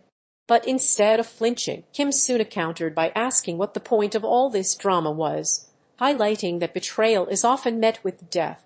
Ijin Yu's response was calculated and precise, revealing his comrades who were once blindly loyal to him, only to wonder if Suna was willing to live at the cost of having to kill them. As Major Kang Hamchan reflects on Ijin's humble beginnings at the training camp, it becomes clear that his youthful appearance belied a hidden potential. Fast forward to the present, and Suna, a figure from his troubled past, stands before him, revealing the full extent of Ijin's transformation into a formidable fighter. Yet, amidst this progress, Ijin is torn apart by self-doubt and the crushing weight of responsibility, his emotions in turmoil as he struggles to find his footing. The Major's ultimatum serves as a stark reminder: abandon the training and leave, or risk being consumed by his own doubts. As Ijin Yu stood firm before the door, his determination palpable as he prepared to confront Kim Suna about her true identity and intentions. The door swung open, revealing a calm and collected Kim, yet with an intensity burning in her eyes that hinted at a deeper complexity. Ijin's accusations flew thick and fast, demanding to know her involvement with the former camp numbers 5, 32, and 6, but Kim remained tight-lipped, instead probing Ijin about his own troubled past and connection to Major Kang Hamchan. The captain of the SW security team tried to intervene, but Ijin was resolute in his pursuit of answers, while Shin Yuna's arrival injected a sense of tension and concern into the already charged atmosphere. As the scene drew to a close, Ijin remained steadfast in his demands for truth, leaving Major Kang Hamchan uncertain about how to proceed, and Kim Suna an enigmatic figure shrouded in mystery. As Ijin Yu pored over an image or document, his gaze revealed a mix of curiosity and unease. Suddenly, Kim Suna's interruption shattered the silence, delivering a bombshell revelation. It was 3 who had orchestrated the demise of his former camp numbers, once on his trail. This stunning truth sparked a tumultuous emotional roller coaster within Ijin, as shock gave way to anger and perhaps even a tinge of guilt or regret. The scene concluded with Ijin's countenance beset by unease and introspection, as if grappling with the weight of his troubled past and its connection to his present predicament. As Ijin Yu stands in a dimly lit room, his usually calm demeanor is replaced by a look of unease and concern. Suddenly, Kim Suna appears before him, sparking an immediate sense of tension. "You're someone I've never seen before," Ijin accuses, his words laced with a hint of familiarity. Kim Suna's cryptic response, "RT Onol Bego," only adds to the mystery. The scene shifts to reveal flashbacks of Ijin's childhood, where a traumatic event involving Kim Suna is hinted at. As the flashback sequence ends, Ijin's younger sister, Dayun, whispers something in his ear, further agitating him. "What do you want? Why are you back?" Ijin demands, his urgency palpable as the situation reaches a boiling point. As Major Kang Hamchan stepped forward, the atmosphere in the room grew tense with anticipation. He announced a crucial decision. Additional security personnel would be deployed on top of Team 1 for the chairman's overseas trip, due to recent events that had raised concerns about potential threats. The reason behind this sudden measure was left unspoken, but its implications were clear. Something significant had transpired, warranting increased vigilance. With a stern expression, Major Kang Hamchan concluded his address, outlining that team leaders would provide further details on the new assignments. The meeting came to a close, leaving the assembled personnel with more questions than answers as they grappled with the mystery surrounding their mission and the heightened security measures now in place. As the red text flashes across the screen, Ijin Yu's concern for SW's reckless actions comes into sharp focus. He attributes this impulsiveness to a lack of caution, warning that their strategies are ripe for disaster. But despite his best efforts to plan and execute a successful operation, Ijin's plans crumble around him. Yet, amidst the chaos, he sees an opportunity to make amends for past mistakes and capitalize on the current situation. With Grandpa Yu making moves without consulting others, Ijin seizes the chance to alert everyone to potential threats, determined to right his past wrongs and secure a safer future. As Ijin Yu's concerns escalate, he voices his reservations about cooperating with outside forces, specifically the arrival of Kim Suna, a new threat from the past.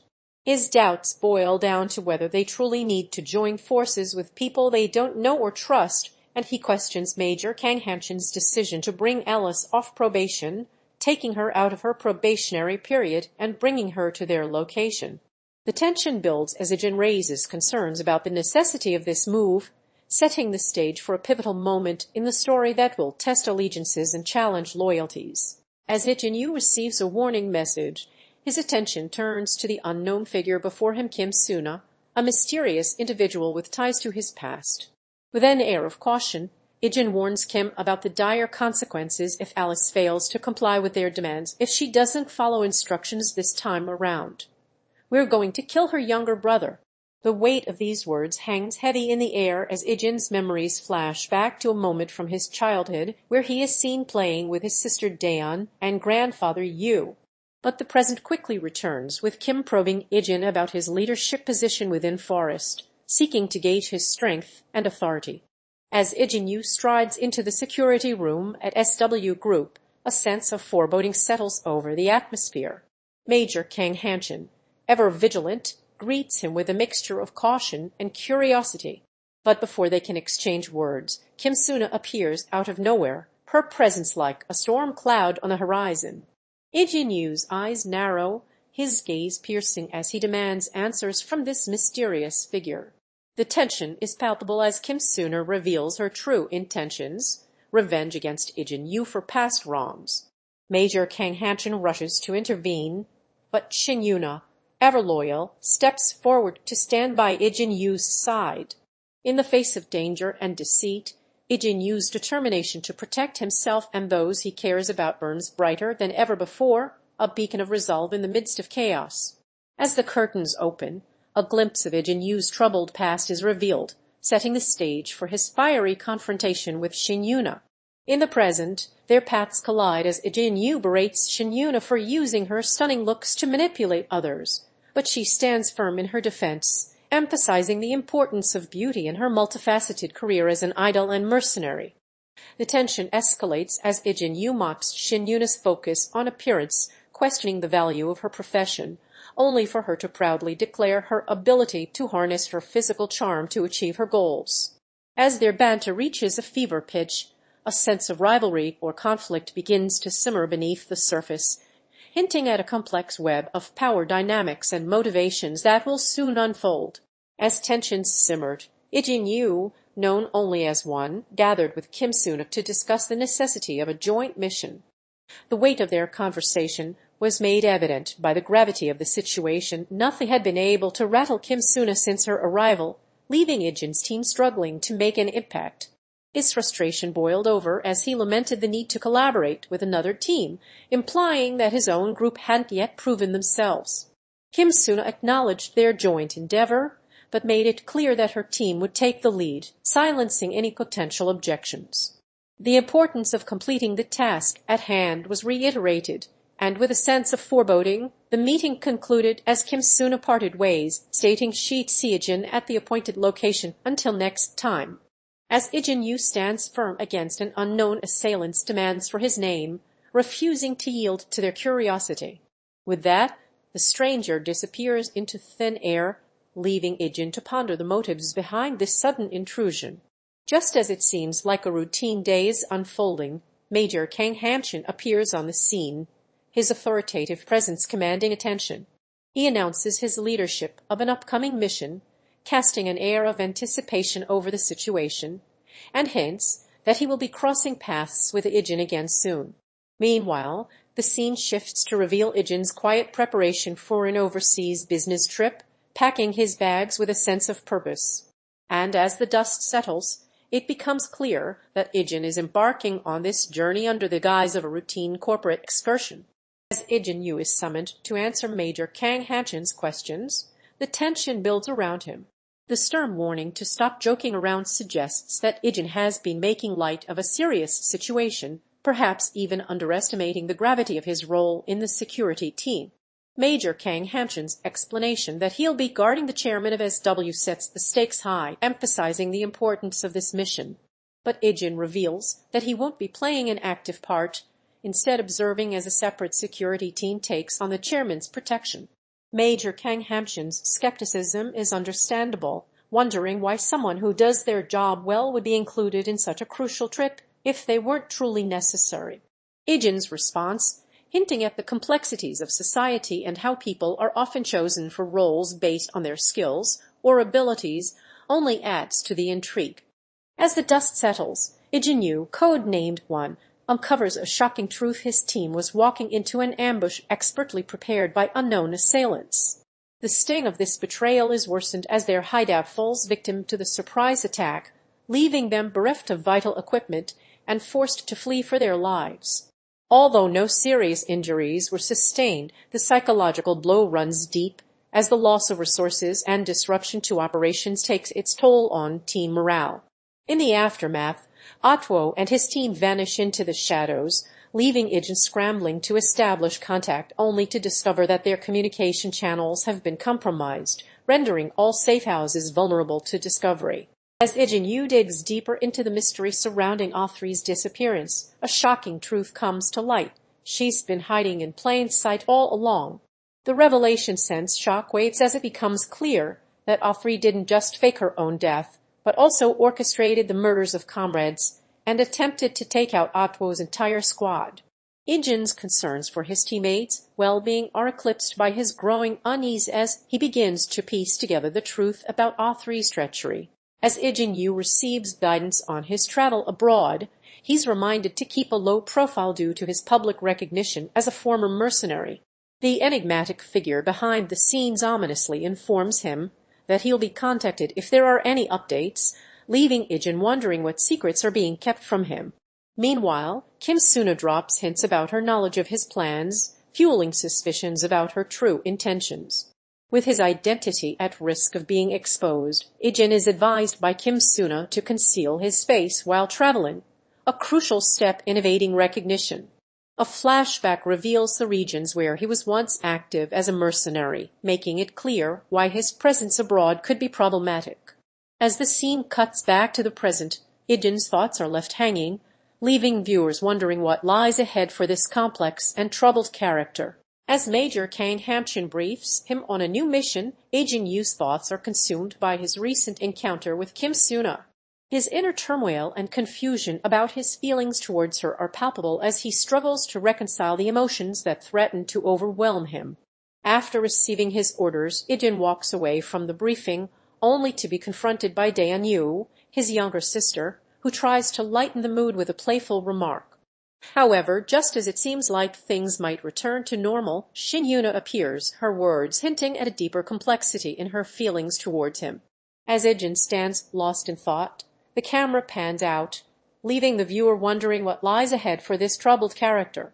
As Ijin Yu stands before the ominous figure of Suna, a sense of foreboding settles over the atmosphere. With a cold and calculated tone, Suna warns Ijin that failure to comply with her demands will result in devastating consequences, including the loss of his brother's life. The threat escalates as Suna reveals she'll deliver a more severe warning if Ijin doesn't shape up, leaving him looking apprehensive and uncertain. Despite this, Ijin dismisses her warnings with a nonchalant yeah, only to be met with an eerie promise from Suna that he'll be told when the time is right for something to happen, but only if he follows her orders. The scene concludes with an unsettling sense of anticipation, as Ijin is left wondering what dark forces are lurking in the shadows, waiting to strike. Ijin Yu receives crucial intel from an external support team agent. The stakes of the mission are made clear. The agent emphasizes the importance of memorizing every detail, from the terrain to the target's surroundings, emphasizing the gravity of the situation. With a nod, Ijin agrees to follow the lead, demonstrating trust in the agent's expertise. But as they discuss a woman who is part of the external support team, the agent reveals a hint of tension or concern about the mission, implying that their leader would not have easily given them this assignment. As Ijin meets Forrest's ace agent, Yuna, she brushes off her success as mere luck and good missions, leaving Ijin seemingly unimpressed by her downplayed response. As Major Kang Hamchan sat down with Ijin Yu, the tension was palpable. Ijin apologized for the late meeting, citing his hectic schedule as the reason. The captain of the SW security team understood the necessity of secrecy, and the two began their discussion in earnest. Ijin's inquiry about Major Kang Hamchan's mental state hinted at a deeper concern, one that went beyond mere exhaustion from travel. As the day draws to a close, Chairman Sin finally arrives at his room, weary from a long day of work. He takes a moment to reflect on his age and health, acknowledging that he must continue to push himself for the sake of his company's survival in the ever-changing market. Ijin Yu joins him, their conversation taking a personal turn as they discuss Yuna's life outside of her duties at SW Group. Chairman Sin inquires about her relationships, his eyes hinting at a romantic partner, but Yuna sets the record straight. Her friendships with boys don't quite translate to romantic entanglements. As Ijin Yu sat in his room, a sense of unease crept over him like a shroud. He rose from his seat, his pace growing more agitated as he struggled to shake off the feeling that something was amiss. Flashbacks of conversations with Kim Suna and A3 swirled through his mind, their words echoing in his thoughts like a haunting melody. Suddenly, an eerie whispering sound pierced the air, sigh sending shivers down Ijin's spine. The scene cut to a montage of faces from the past, including Forrest and Chairman Sin, their images blurring together like puzzle pieces fitting into place. As the whispers faded away, Ijin's expression turned even more troubled, his eyes haunted by the weight of his memories. As the words Teenage Mercenary splash across the page, Ijin Yu and Shin Yuna convene to discuss their plan of action, with Ijin pushing for a swift resolution and quick exit. However, Major Kang Hamchan's arrival disrupts their strategy, instructing them to take matters into their own hands rather than relying on others. Ijin's frustration boils over as he reveals his desire not to be indebted to others for recognition, citing Quinn's example of self-reliance.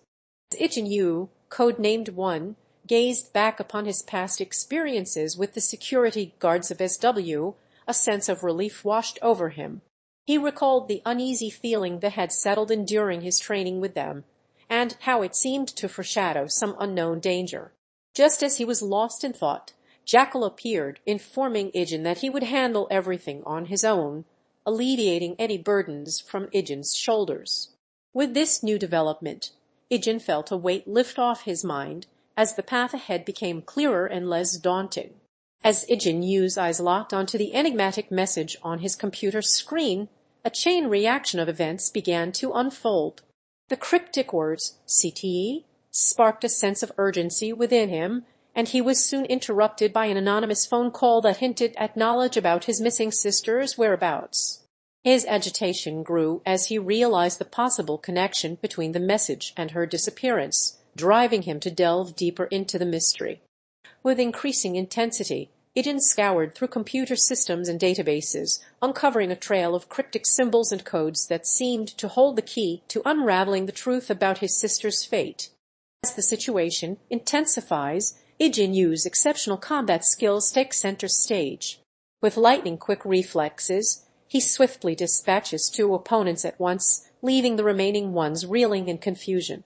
Seizing the opportunity, he targets the third and final opponent, who's unable to shoot due to the chaos.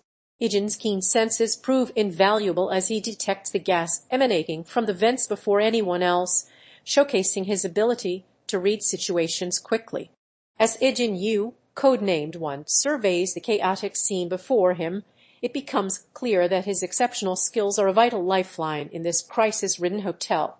The moment he witnesses something inexplicable, the gravity of the situation becomes apparent.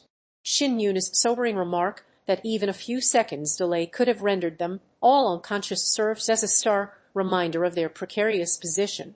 Major Kang Hamchan's fallen state and Ijin's deduction that the other security guards are also likely incapacitated due to gas exposure only add to the sense of urgency. As Shin Yuna struggles to contact her comrades, the silence is met with the ominous realization that the enemy may have gained control of the entire hotel, with gas vents and cut phone lines serving as chilling evidence of their hold on the situation. As Ijin Yu, codename One, navigated through the abandoned building, her trained instincts guided her every move, keeping her undetected by potential threats. Suddenly, she encountered Shin Yuna, who was hiding in plain sight, and Ijin Yu employed hand signals to communicate with her without alerting anyone. However, their clandestine meeting was disrupted by Major Kang Hamchan's unexpected appearance, revealing that he had been tracking Ijin Yu's every move. As the truth dawned on her, Ijin Yu was forced to confront the reality of being watched. Shin Yuna attempted to make a break for it, but Ijin Yu quickly apprehended her, showcasing her exceptional skills as an agent. The scene took a dramatic turn when Major Kang Hamchan revealed that he had been tracking a potential threat, piquing curiosity about what this menace might be. As the scene concluded, Ijin Yu's gaze fell upon the intel on her tablet, hinting at a significant discovery. As Major Kang Hamchan's voice booms through the air, Alpha, Bravo, Ijin Yu appears before him, concern etched on his face as he hesitates to respond. The Major's anger and disappointment are palpable, is face a picture of fury in panel 45. The gravity of Ijin's failure is emphasized by the Major's stern tone. "Why haven't you reported back?" As Ijin tries to explain himself, the power dynamic shifts as Major Kang Hamchan interrupts him, his frustration building with each passing moment.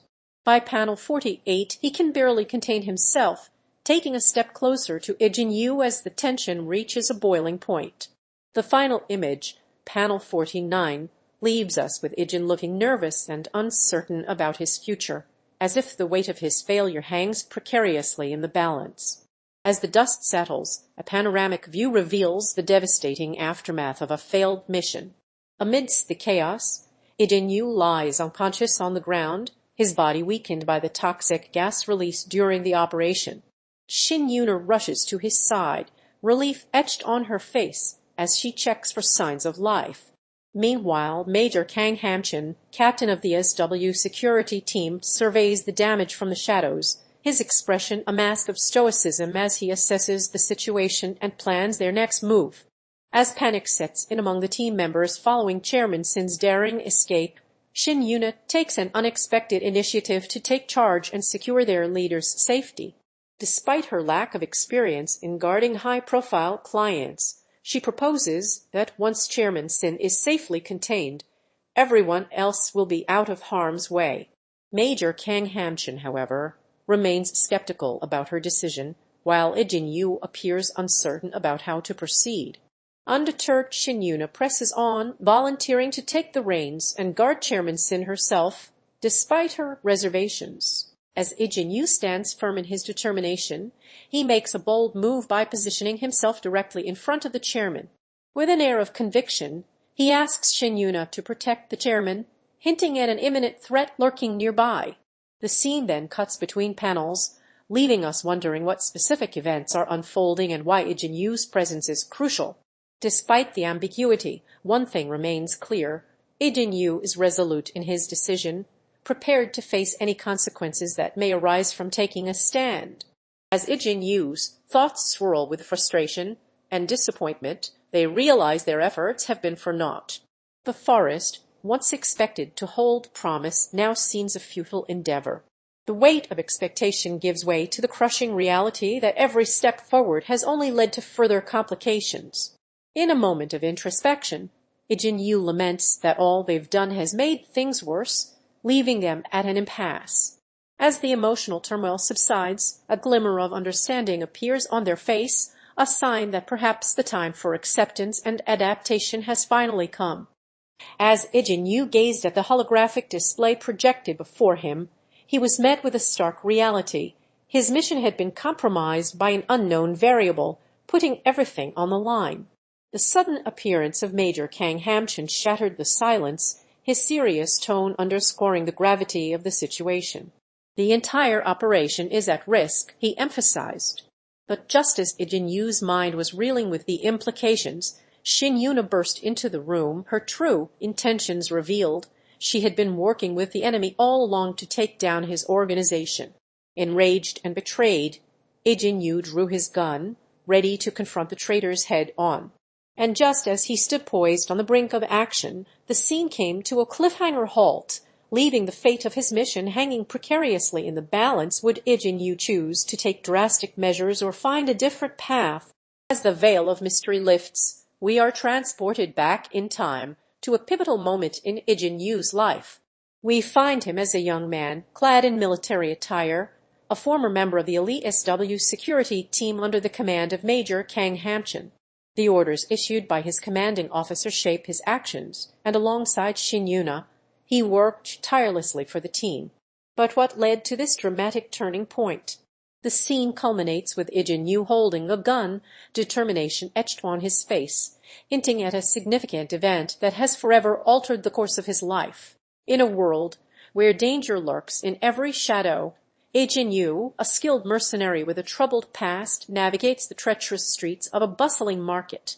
A flashback to his childhood reveals a young orphan trained in combat by his wise and cautious grandfather, who warned him about the dangers that lurk in the darkness.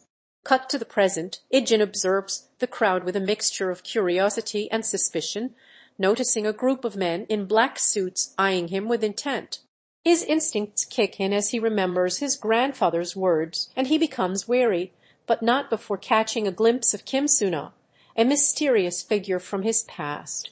As he exits the market, Major Kang Hamchan, captain of the SW security team, cautions Ijin about getting involved with Kim Suna, warning him to stay away. But Ijin's thirst for adventure and desire to prove himself as a mercenary drive him to investigate further, leading him down a path fraught with danger and uncertainty. As Ijin Yu stands alone in the empty room, lost in thought, a sudden knock on the door shatters the silence. He opens it to find his younger sister Dayun Yu, her nervous expression a stark contrast to the joy that bursts forth from her brother's face as he welcomes her back with open arms. The siblings share an emotional reunion, hugging each other tightly and exchanging words of affection in a heartwarming display of sibling love. Just as the moment seems to be at its most tender, Major Kang Hamchan appears, his concerned expression a stark reminder of the tumultuous times that lie ahead. Meanwhile, Shin Yuna's arrival injects a sense of calm into the atmosphere, offering a supportive presence to the Yu siblings as they navigate this complex reunion. As the scene unfolds, Ijin, Dayun, and Major Kang Hamchan engage in a tense conversation about the implications of Dayun's return, casting a shadow over the joy that once filled the room. As Ijin Yu, codenamed One, stands face to face with Kim Suna, a figure from his troubled past, the air is charged with tension. Kim taunts Ijin about his failure to stop her before, and his emotions begin to simmer just below the surface. Major Kang Hamchan intervenes, attempting to mediate the situation, but Ijin's agitation only grows as he resists the Major's efforts. Shin Yuna appears on the scene, visibly concerned for Ijin's well-being, while Dayun Yu bursts in, frantic about her brother's safety. Meanwhile, Grandpa Yu watches from a distance, his concern etched on his face as chaos erupts around him. The situation spirals out of control as these characters clash, their actions and reactions sending shockwaves throughout the scene. As Ijin Yu's thoughts wander back to the chairman's youthful days, a sense of urgency grips him. His concerns for the chairman's health are palpable, and it becomes clear that his own feelings for Kim Suna have reached a critical juncture. The danger posed by their relationship weighs heavily on his mind as he begins to realize that being together is no longer an option. Meanwhile, Kim Suna herself is grappling with her own reluctance, her words echoing through the silence like a warning sign. As Ijin's doubts grow, so does the sense of foreboding until it becomes clear that the risks involved are too great and the decision to part ways seems inevitable. As Ijin and his companion move quietly upwards, their plan unfolds like a delicate dance. They've calculated the enemy's approach with precision, estimating 3 to 4 foes closing in from the opposite direction. Their strategy hinges on creating chaos and confusion by making it seem they're escaping in one direction, allowing them to strike from both sides without hesitation. But as they set up the trap, Ijin's companion interrupts his focus, remarking that their plan is incomplete and that they've likely caught on to the situation. With time ticking away, Ijin notes that delaying further increases the danger they are putting themselves in. As Ijin Yu steps into the frame, his turbulent emotions are palpable. The Korean phrase "and eat" escapes his lips, a cry of desperation and frustration that echoes through the air. But it's what lies beneath this outburst that truly reveals the depths of his turmoil. Through a series of word bubbles, his innermost thoughts unfold like a stormy sea, as anger and resentment towards Kim Suna swirl together in a maelstrom of vengeance. The scene cuts to Ijin's unyielding determination, vowing to exact a brutal revenge with his own hands. And in the final moment, his gaze fixes on some unknown target, burning with an intensity that promises swift retribution. As Ijin Yu, codenamed One, and his sister Dayun attempted to slip away from the SW security team's grasp, their plan was suddenly derailed by a power outage that plunged them into darkness. With electricity gone, Ijin frantically searched for an alternate escape route while Dayun's panic grew, threatening to expose their hiding spot. Just as all hope seemed lost, Kim Suna, a mysterious figure from the past, appeared out of nowhere, disrupting Major Kang Hamchan's team and allowing Ijin and Dayun to slip away unnoticed. As they made their escape, Ijin thanked Suna for her timely intervention, but his expression hinted at lingering distrust towards this new ally. As Ijin Yu stands face to face with Kim Suna, a revelation shatters his world. She is revealed to be none other than his long-lost sister Dayun, presumed dead for years. The shock is palpable as Ijin struggles to process this bombshell, demanding answers about how she managed to cheat death. Kim Suna's response is laced with tension and secrets, revealing a dark past of human trafficking and experiments that have left her transformed. But just as the truth begins to unravel, Major Kang Hamchan intervenes, seeking answers about their father's true identity. As the web of deceit grows thicker, Kim Suna refuses to cooperate, revealing an ulterior motive that threatens to upend everything Ijin thought he knew. Just when it seems like things can't get more intense, Yuna attempts to mediate, only to be cut short by Grandpa Yu's dramatic announcement. A new discovery about their family's past is on the horizon. As Ijin Yu confronts Kim Suna in a dimly lit room, he demands to know the truth about her past and connection to his family, his voice laced with a mix of determination and trepidation. The revelation that she is actually Dayun Yu, his long-lost younger sister who was thought to have died years ago, sends Ijin into a tailspin of emotions as he struggles to comprehend this shocking twist. Kim tries to explain her circumstances, but Ijin's anger and betrayal take center stage as the tension between them reaches a boiling point in their intense and emotional confrontation. As Ijin Yu sat in the dimly lit room, his anxiety and worry were palpable. Suddenly, the door swung open and a mysterious figure from his past appeared before him. Kim Suna revealed that she had been searching for Yuna, sending shockwaves through Ijin's world as he realized the truth about the person he thought was his friend. The revelation was devastating. Yuna wasn't who she claimed to be, but a decoy created by the SW group to manipulate him and others. As Ijin's search for Kim Suna reaches a fever pitch, he finds himself alone and disoriented in the dark of night. His initial sweep of the area yields nothing but silence and shadows, leaving him with more questions than answers. But just as hope begins to dwindle, an anonymous message arrives, cryptically declaring the target's gone. Ijin's confusion turns to concern as he sets out to investigate further, his eyes scanning the ground for any clue that might lead him to Kim Suna's whereabouts. And then, like a stroke of fate, he stumbles upon a series of strange symbols etched into the earth, their meaning hidden in plain sight until Ijin cracks the code and uncovers a trail that will lead him to the truth behind her disappearance. As Ijin and Dayun sit together, surrounded by the remnants of their family's past, a somber atmosphere settles over them. The air is thick with unspoken secrets as they begin to flip through old photographs, nostalgia washing over them like a wave. It's here that the weight of their shared history finally begins to bear down on them, and Dayun's curiosity gets the better of her. Why did Ijin keep Grandpa Yu's disappearance from her? The question sparks a torrent of revelations as Ijin slowly unravels the tangled threads of their family's dark past. As Ijin Yu stands over Kim Suna, his words cut through the air like a razor's edge. He's had his fun with her, and now it's time for her demise. But Kim Suna refuses to back down, her determination evident as she vows to kill him instead. The air is thick with tension as these two adversaries face off, their mutual hatred palpable in every word. With Ijin Yu poised to strike the final blow, the outcome hangs precariously in the balance, leaving only one question: what will happen next? As Ijin Yu approaches the entrance, they are met with a surprise. Someone is guarding it. The unexpected presence of DT Tan leaning against something, looking relaxed, sets off alarm bells in Ijin's mind.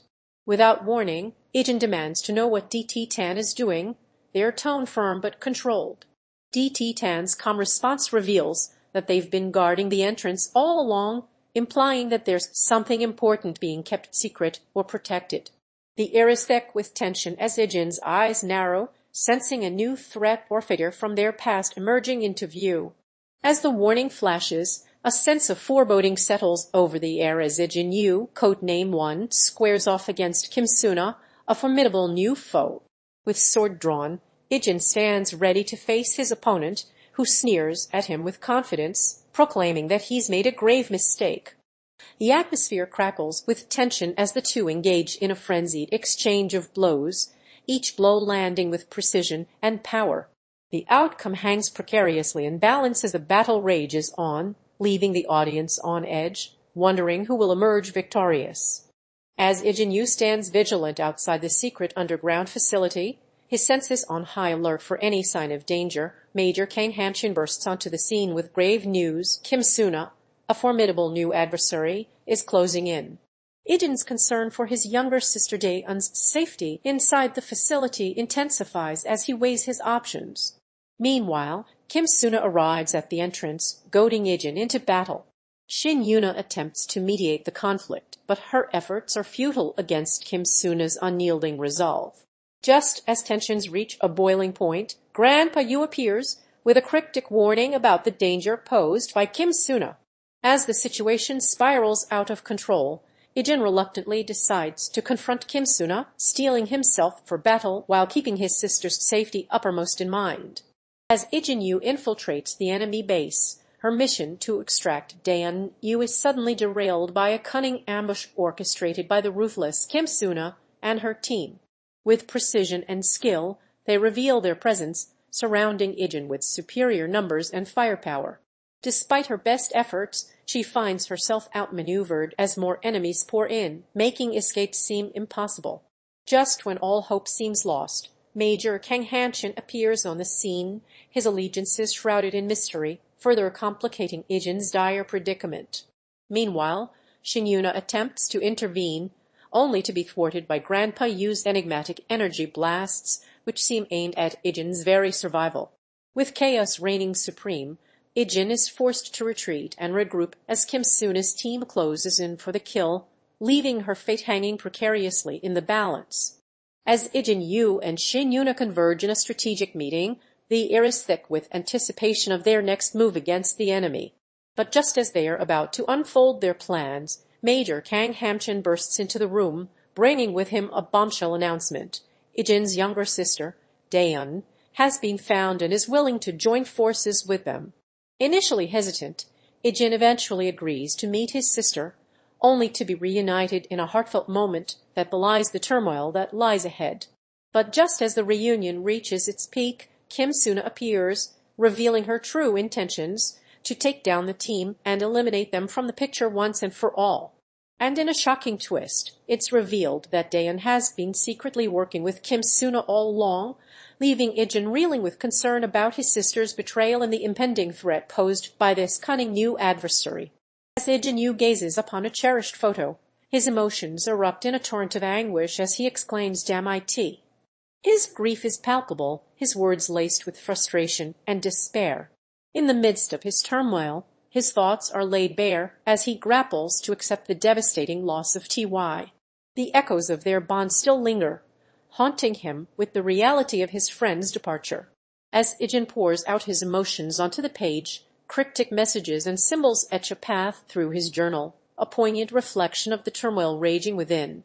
Ultimately, Ijin's contemplative gaze reveals the depth of his sorrow as he struggles to come to terms with the irreparable loss that has shattered his world. As the curtains of memory lift, Ijin Yu's turbulent past comes into focus.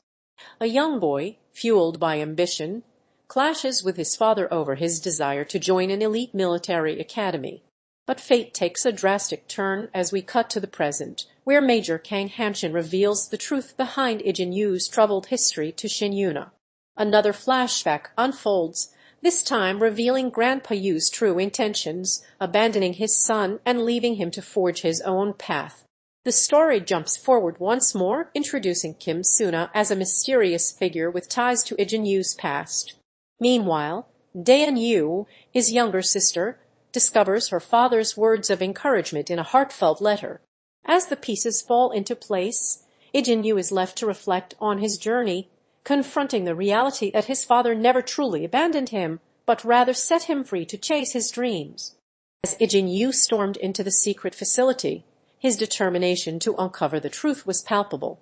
He confronted Suna, sipping tea with Major Kang Hamchan, accusing them of being involved in a mysterious project that threatened national security. Suna remained calm, denying any involvement, but Ijin's skepticism only grew stronger. Major Kang Hamchan intervened, attempting to diffuse the tension, but Ijin's resolve remained unwavering. The encounter ended with Ijin leaving the facility, more determined than ever to continue his investigation into the sinister project. As Ijin Yu, codenamed Wan, pored over the surveillance footage on his computer, unease crept in like a thief in the night.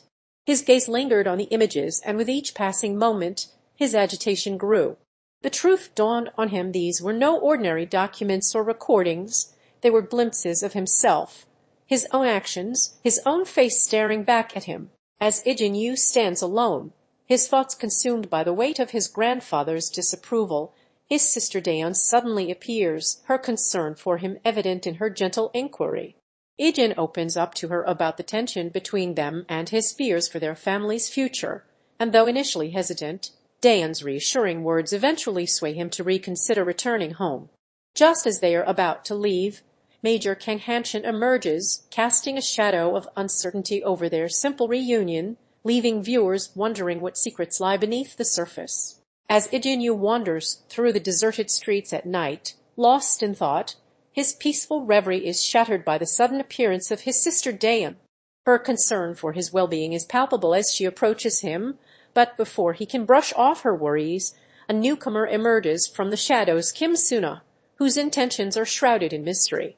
Major Kang Hamchan attempts to intervene, but his efforts only serve to escalate the tension between the siblings.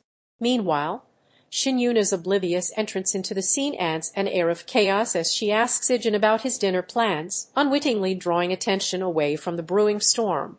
As Suna reveals her true intentions, Ijin is forced to confront his family's dark past and his own feelings of guilt and responsibility, setting the stage for a dramatic confrontation that will leave no stone unturned.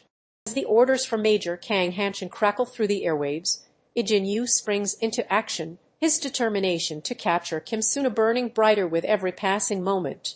With a fierce focus, he pores over maps and consults with allies, piecing together the puzzle of his target's whereabouts. Then, like a ghostly apparition, he disappears into the shadows, his stealthy approach belying the intensity building within him. The air is electric as Ijin Yu confronts Suna, his voice low and commanding: "Get out of here." The stage is set for a showdown between two formidable forces, with only one outcome certain, but which side will emerge victorious? As Ijin Yu stands alone in the darkness, his cautious gaze scans the shadows for any sign of danger. But it's too late. Suna appears out of nowhere, her face finally revealed to Ijin's curious eyes. Her intentions are sinister, as she reveals her search for him has been a ruse all along, meant to exploit his skills for her own purposes. Major Kang Hamchan bursts onto the scene, trying to intervene on Ijin's behalf, but Suna remains unfazed by his authority. Just as things seem to be escalating, Yuna arrives, attempting to help Ijin escape the chaos. Meanwhile, Dayun, Ijin's younger sister, appears, trying to reason with Suna, but she refuses to back down. Grandpa Yu makes a brief, cryptic appearance before vanishing into thin air, leaving Ijin to grapple with the sudden complexity of his situation. As the curtain lifts on Ijin Yu's troubled past, a poignant tapestry of memories unfolds. A carefree youth, playing with his little sister Dayun in the streets, is suddenly jolted into darkness as their parents are brutally murdered by unknown assailants, leaving him and his sibling orphaned. The trauma of this event shapes his destiny as he joins an organization where intense training molds him into a formidable operative. Flashbacks reveal glimpses of his adult years, marked by encounters with figures like Major Kang Hamchan and the subtle hints at a deeper emotional scar that lingers to this day. As Ijin Yu, a teenage mercenary with unparalleled skills and agility, faces off against an unknown enemy, the air is electric with tension. The battle unfolds with lightning-fast reflexes as Ijin dodges attacks from every angle, their training and expertise on full display. With each parried blow, it's clear that this opponent will not go down without a fight, but Ijin remains one step ahead, countering with precision and finesse. In the end, it's Ijin who emerges victorious, delivering a decisive blow to vanquish their foe. As Ijin Yu's eyes gaze upon the old photos and mementos scattered around him, memories of his time at the camp come flooding back. He shares tales of friendship and struggle with Kim Suna and Shin Yuna by his side, their laughter and tears mingling as they reminisce about the past. Kim and Shin add their own stories to the mix, revealing a deeper connection between them that transcends mere comrades in arms. But as the nostalgia wears off, the reality of the danger that lies ahead for this trio becomes increasingly clear, casting a summer shadow over their reminiscences. Ijin Yu finds himself in a precarious position as he faces off against an unknown individual whose proximity threatens to render his gun useless. As frustration mounts, Ijin tries to reason with the person, exclaiming he's not giving me any room to use my gun, but it's unclear if this will be enough to resolve the tense standoff that has unfolded. As Ijin Yu, disguised as a refugee, infiltrates the North Korean military base, his skills are put to the ultimate test. With a backpack full of secrets and a determined look on his face, he slips past the unsuspecting guards, making his way to the Central Command Center with ease. There, he uses his hacking expertise to access sensitive information about an imminent attack on South Korea, his mission to gather intel nearing its climax. But just as he's about to download the files, Major Kang Hamchan appears, revealing Ijin's true identity as a spy. With his gun drawn and ready for battle, Ijin is faced with a tense standoff between himself and Shin Yuna, who reveals her own loyalty to North Korea and demands that Ijin hand over the intel. As Ijin Yu surveys his surroundings, his gaze falls upon his own eyes, assessing the extent of his injuries. He finds that despite being wounded, he can still see well enough to take aim once more, a determination etched on his face.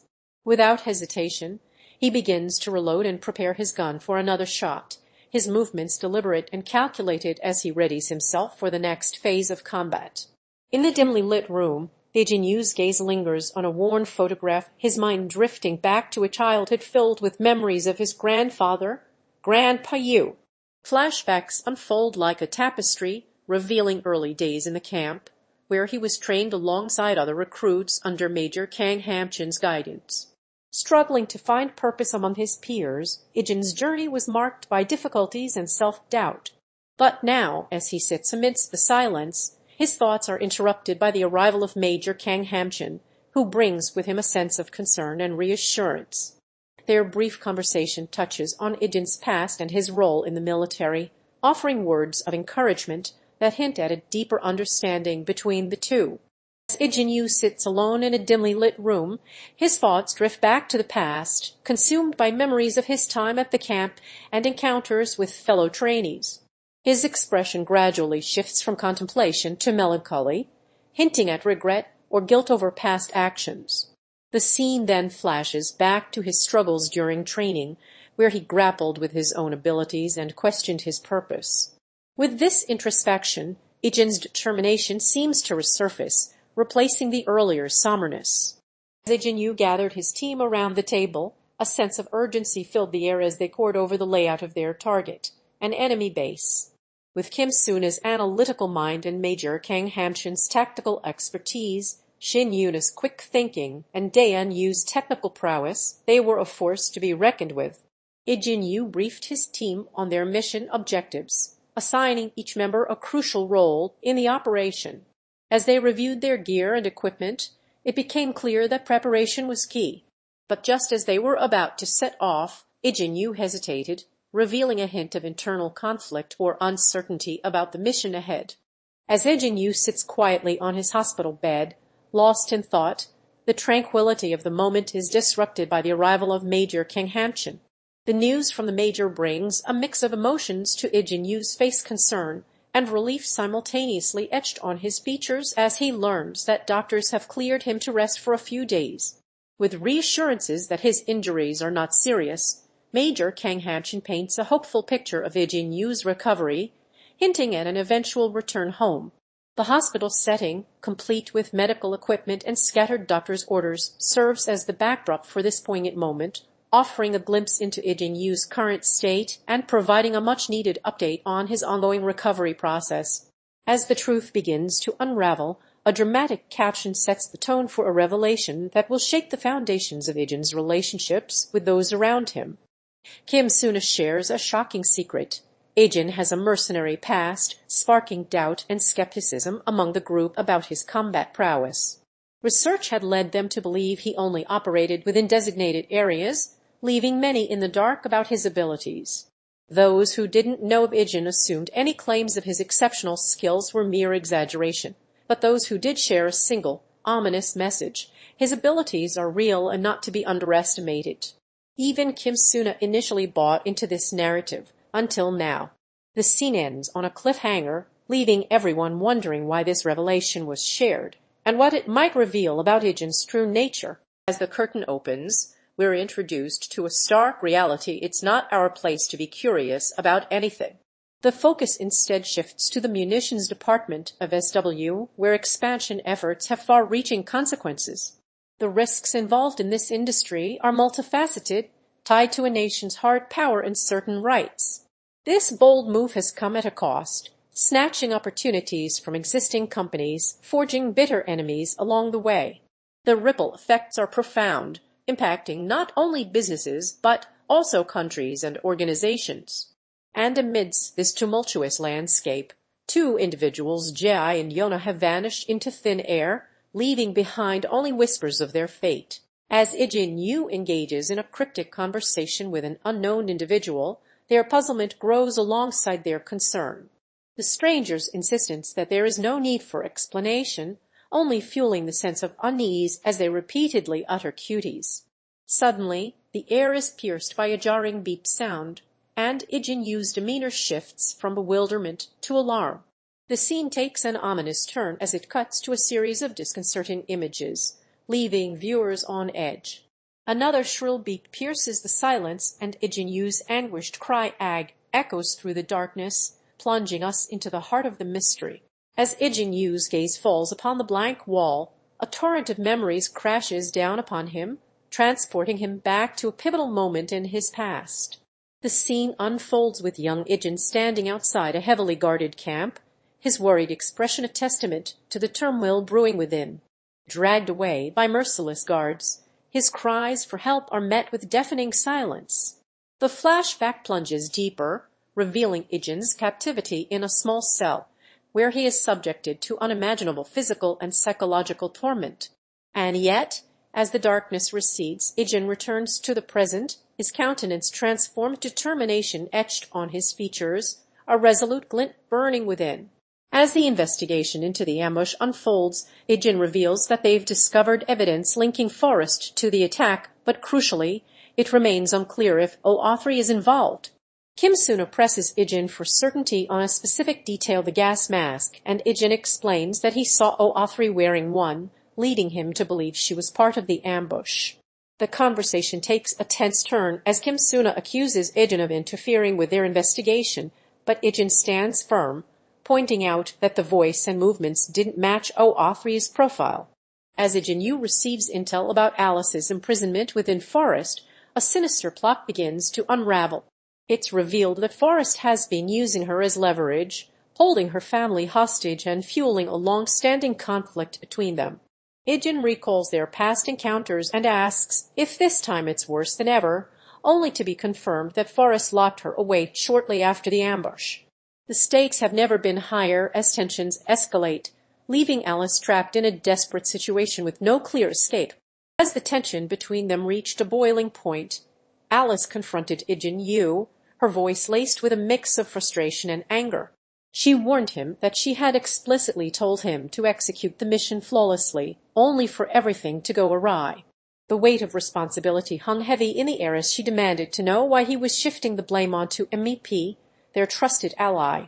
Ijin's response was met with growing unease as the conversation revealed a deep-seated conflict between the two about accountability and the true causes of the mission's failure.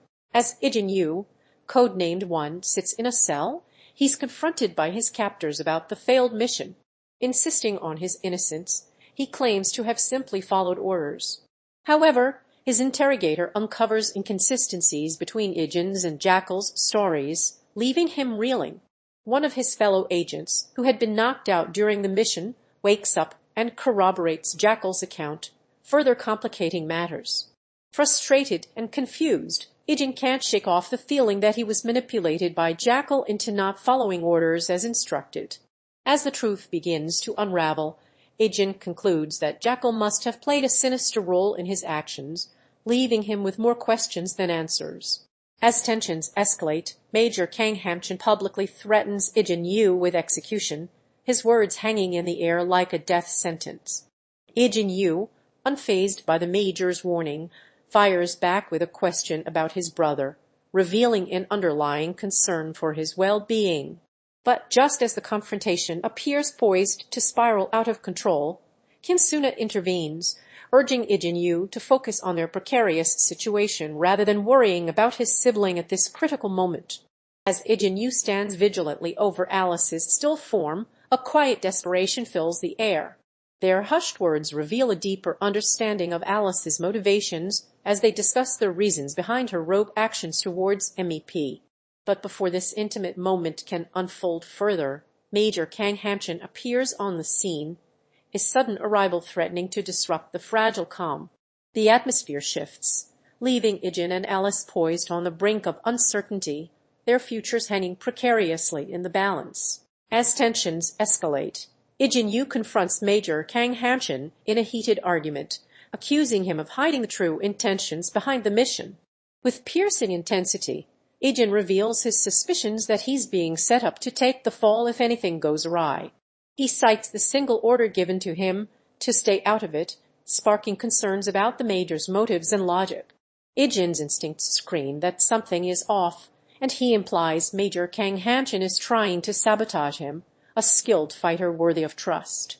The Major's response only fuels the fire, revealing his plan to record an example of failure even from someone like Ijin. This explosive confrontation marks the turning point in the story, exposing the deep-seated mistrust between these two characters and hinting at the conflicts to come. As the cryptic message "the truth is hidden in the past" flashes on his phone, Ijin Yu's world begins to unravel. His trusted friend Suna offers little comfort as Major Kang Hamchan bursts into the room, revealing a web of secrets that threaten to upend Ijin's very identity. The more Kang shares his findings, the more Ijin's agitation grows, questioning the authenticity of his memories and his loyalty to those around him. Just as tensions reach a boiling point, Yuna appears on the scene, her intentions shrouded in mystery. But just when all hope seems lost, Dayun, Ijin's younger sister, arrives, seeking to help him uncover the truth that has haunted him for so long. And lurking in the shadows, whispers of Grandpa Yu's involvement hint at a deeper connection between Ijin's past and present. As the enigmatic Alice makes her brief appearance, the air is thick with tension as Ijin Yu's quest for answers begins to take shape. Ijin Yu, codename 1, stands face to face with Major Kang Hamchan, who's holding his sister Dayun captive. Ijin's instincts scream at him to attack, but his training and experience tell a different story. The Major taunts him, warning that if he lets emotions cloud his judgment, his sister will pay the price. The weight of this ultimatum hangs heavy as Ijin's emotions conflict with his rational thoughts, causing him to flinch in indecision. Dayun tries to reason with her brother, urging him not to give in to instinct and to consider the consequences of his actions. As Ijin Yu receives a chilling message from an unknown entity, his world begins to unravel. The ominous warning reveals that he's powerless to save someone, as their whereabouts remain unknown.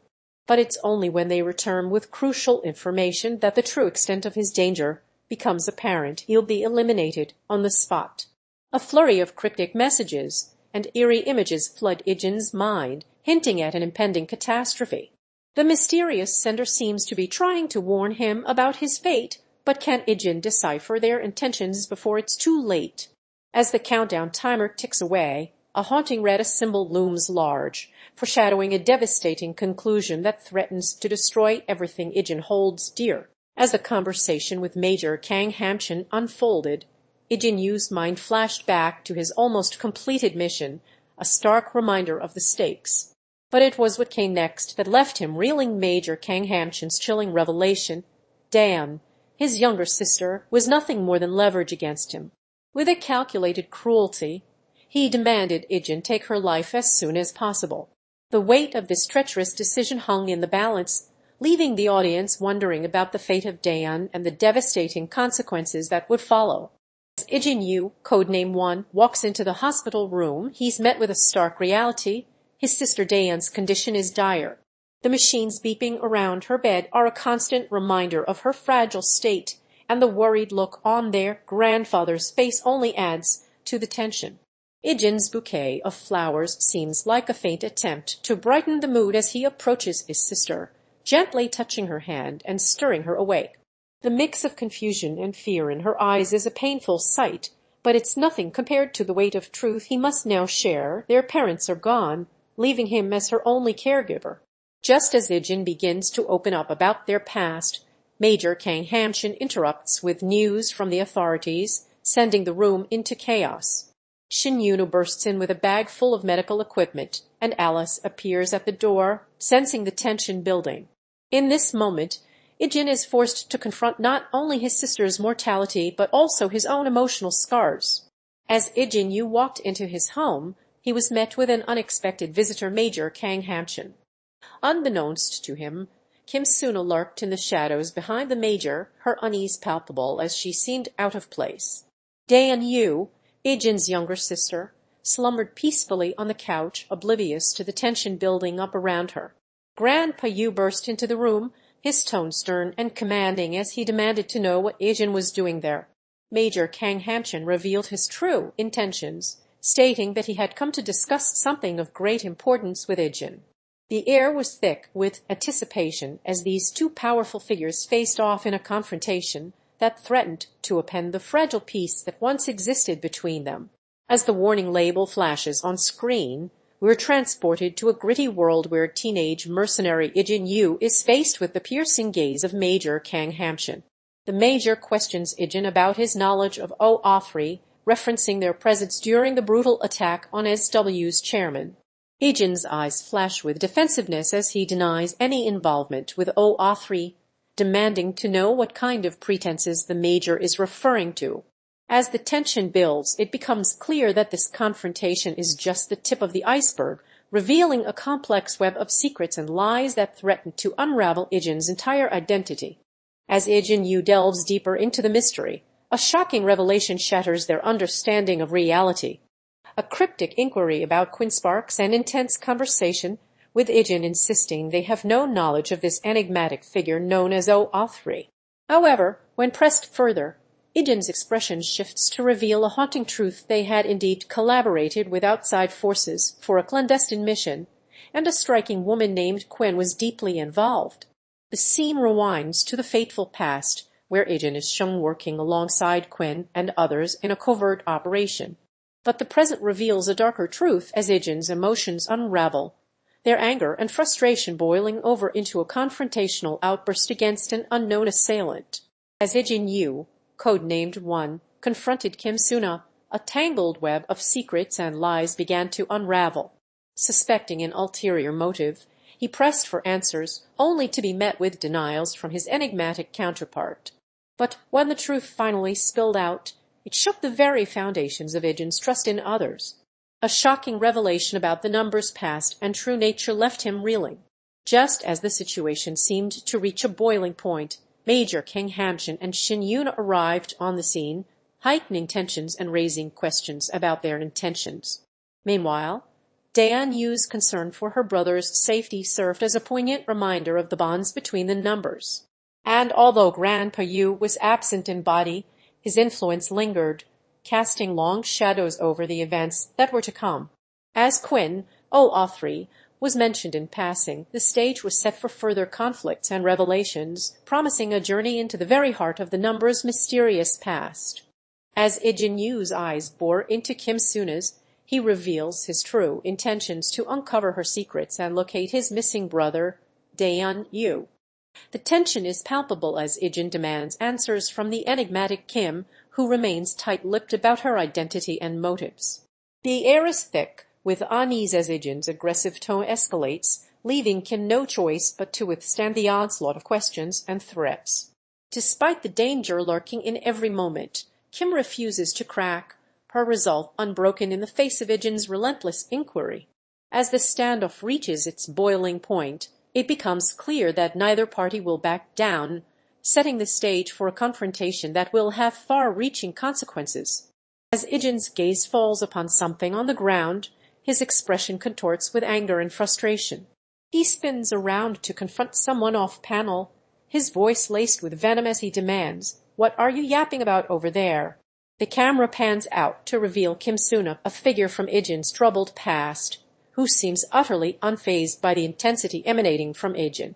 As their confrontation escalates, Ijin's anger reaches a boiling point, culminating in a blistering diatribe against his nemesis. But just as it appears the tension can't get any more palpable, Dayun enters the room, blissfully unaware of the turmoil surrounding her brother. The scene then jumps forward in time, and Ijin's focus shifts from fury to determination as he receives a message from Major Kang Hamchan regarding Team Bravo's signal, his expression transforming from rage to resolve. As Ijin Yu's thoughts drift back to his past, a sudden interruption shatters the silence. Major Kang Hamchan and Shin Yuna arrive, announcing an unexpected visitor who has requested a meeting with him. The group makes their way to the designated location, where they encounter Kim Suna, a mysterious figure with ties to Ijin Yu, Ijin's younger sister. Her cryptic message hints at secrets hidden in Grandpa Yu's past, and her mention of Quino A3 sends ripples of unease through Ijin's mind. As the truth begins to unravel, Ijin's concern for his family's safety becomes palpable, casting a dark shadow over their already precarious lives.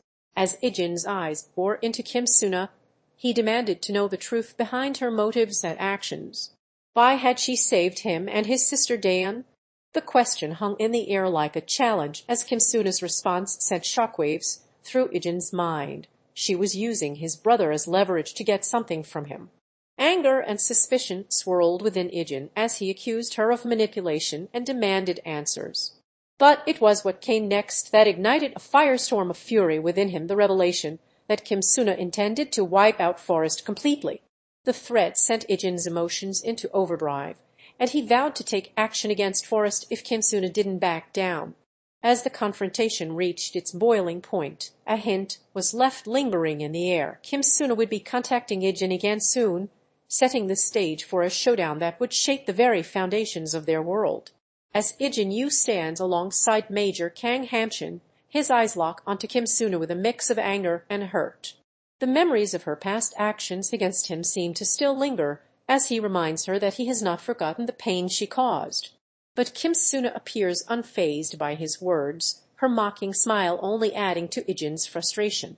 With emotions running high, Ijin makes it clear that he wants nothing more to do with her, warning her to stay away from his younger sister Dayun and their grandfather Grandpa Yu.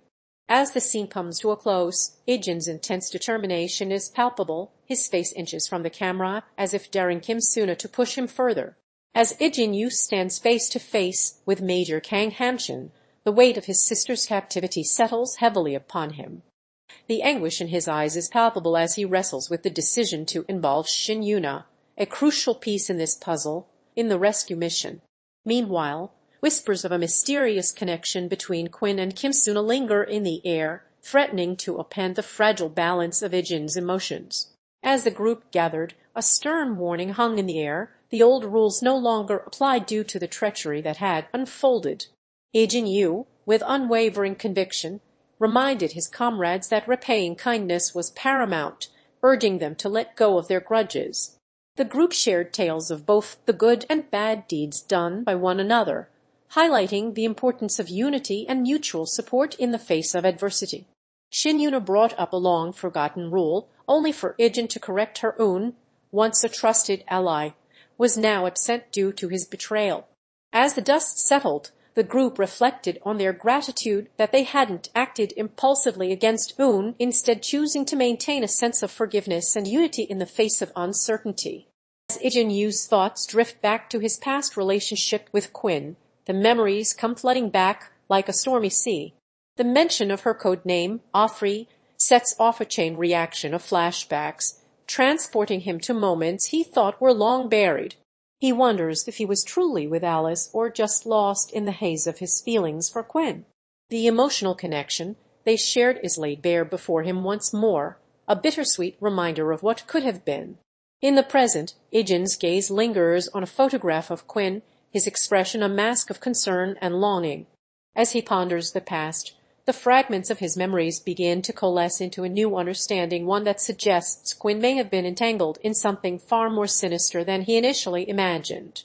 As the briefing on a successful mission unfolds, Ijin Yu's frustration simmers beneath the surface.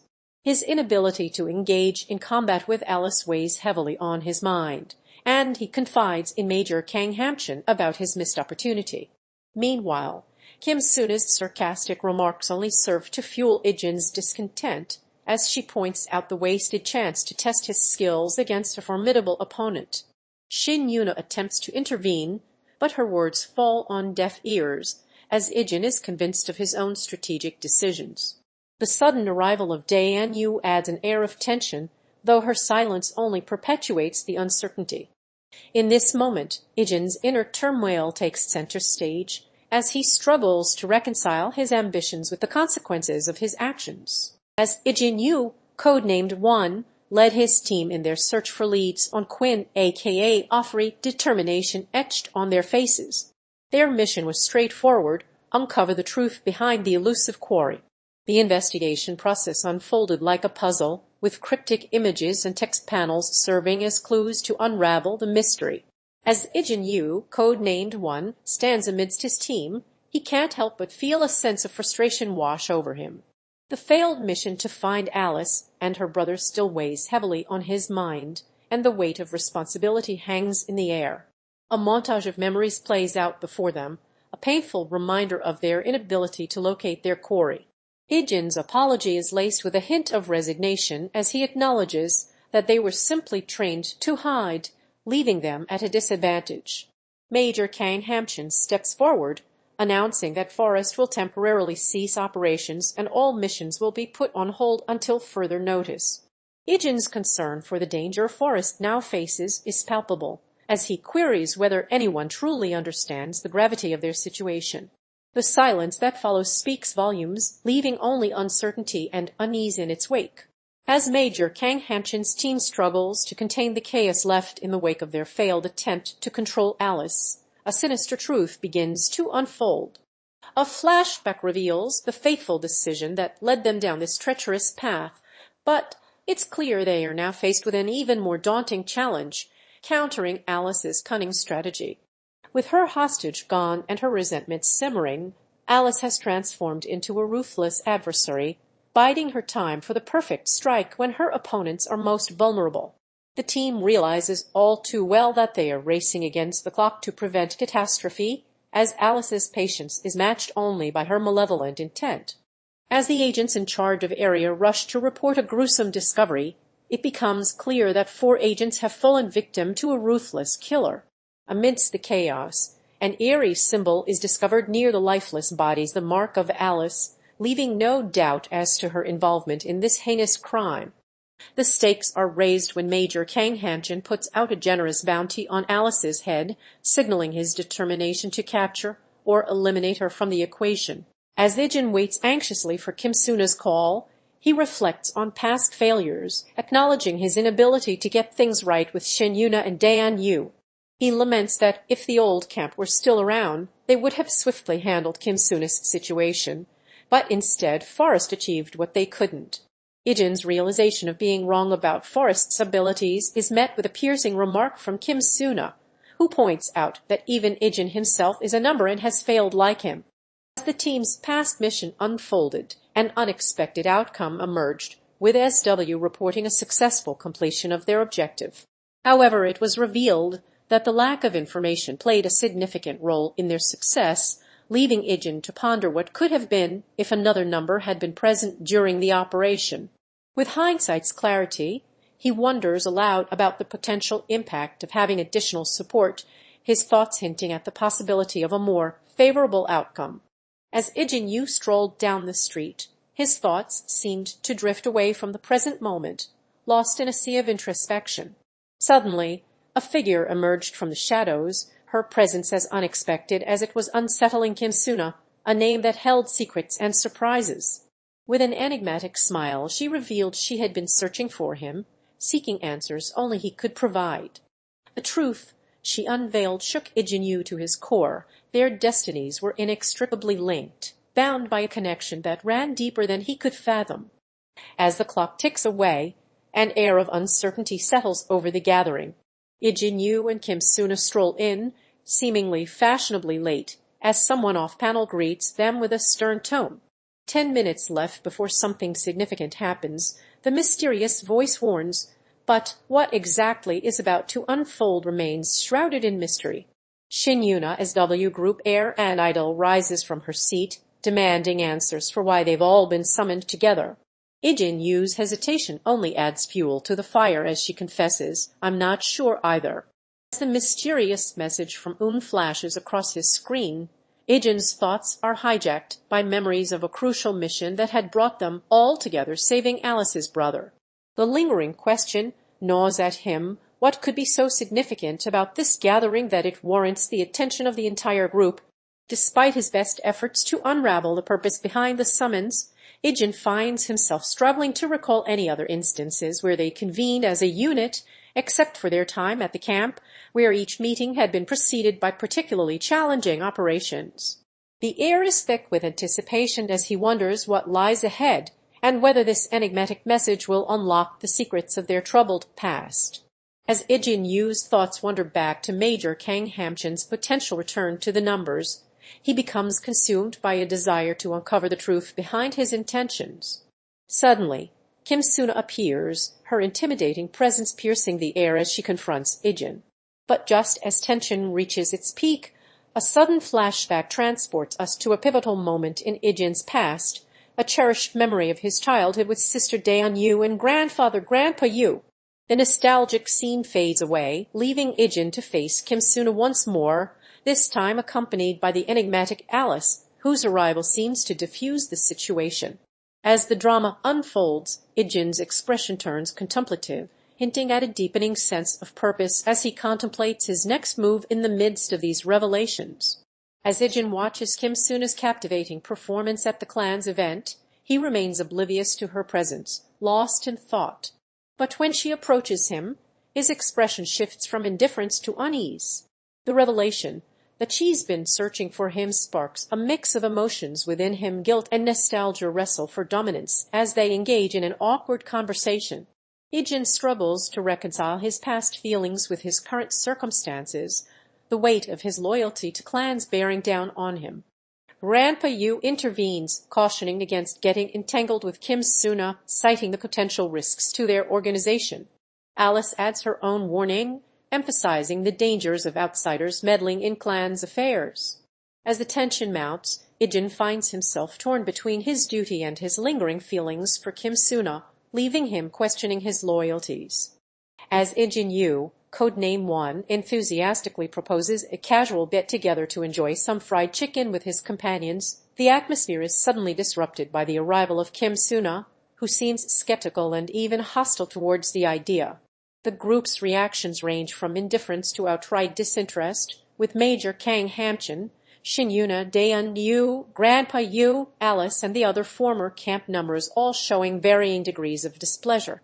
Ijin's attempt at fostering camaraderie is met with resistance, leaving an air of tension in its wake.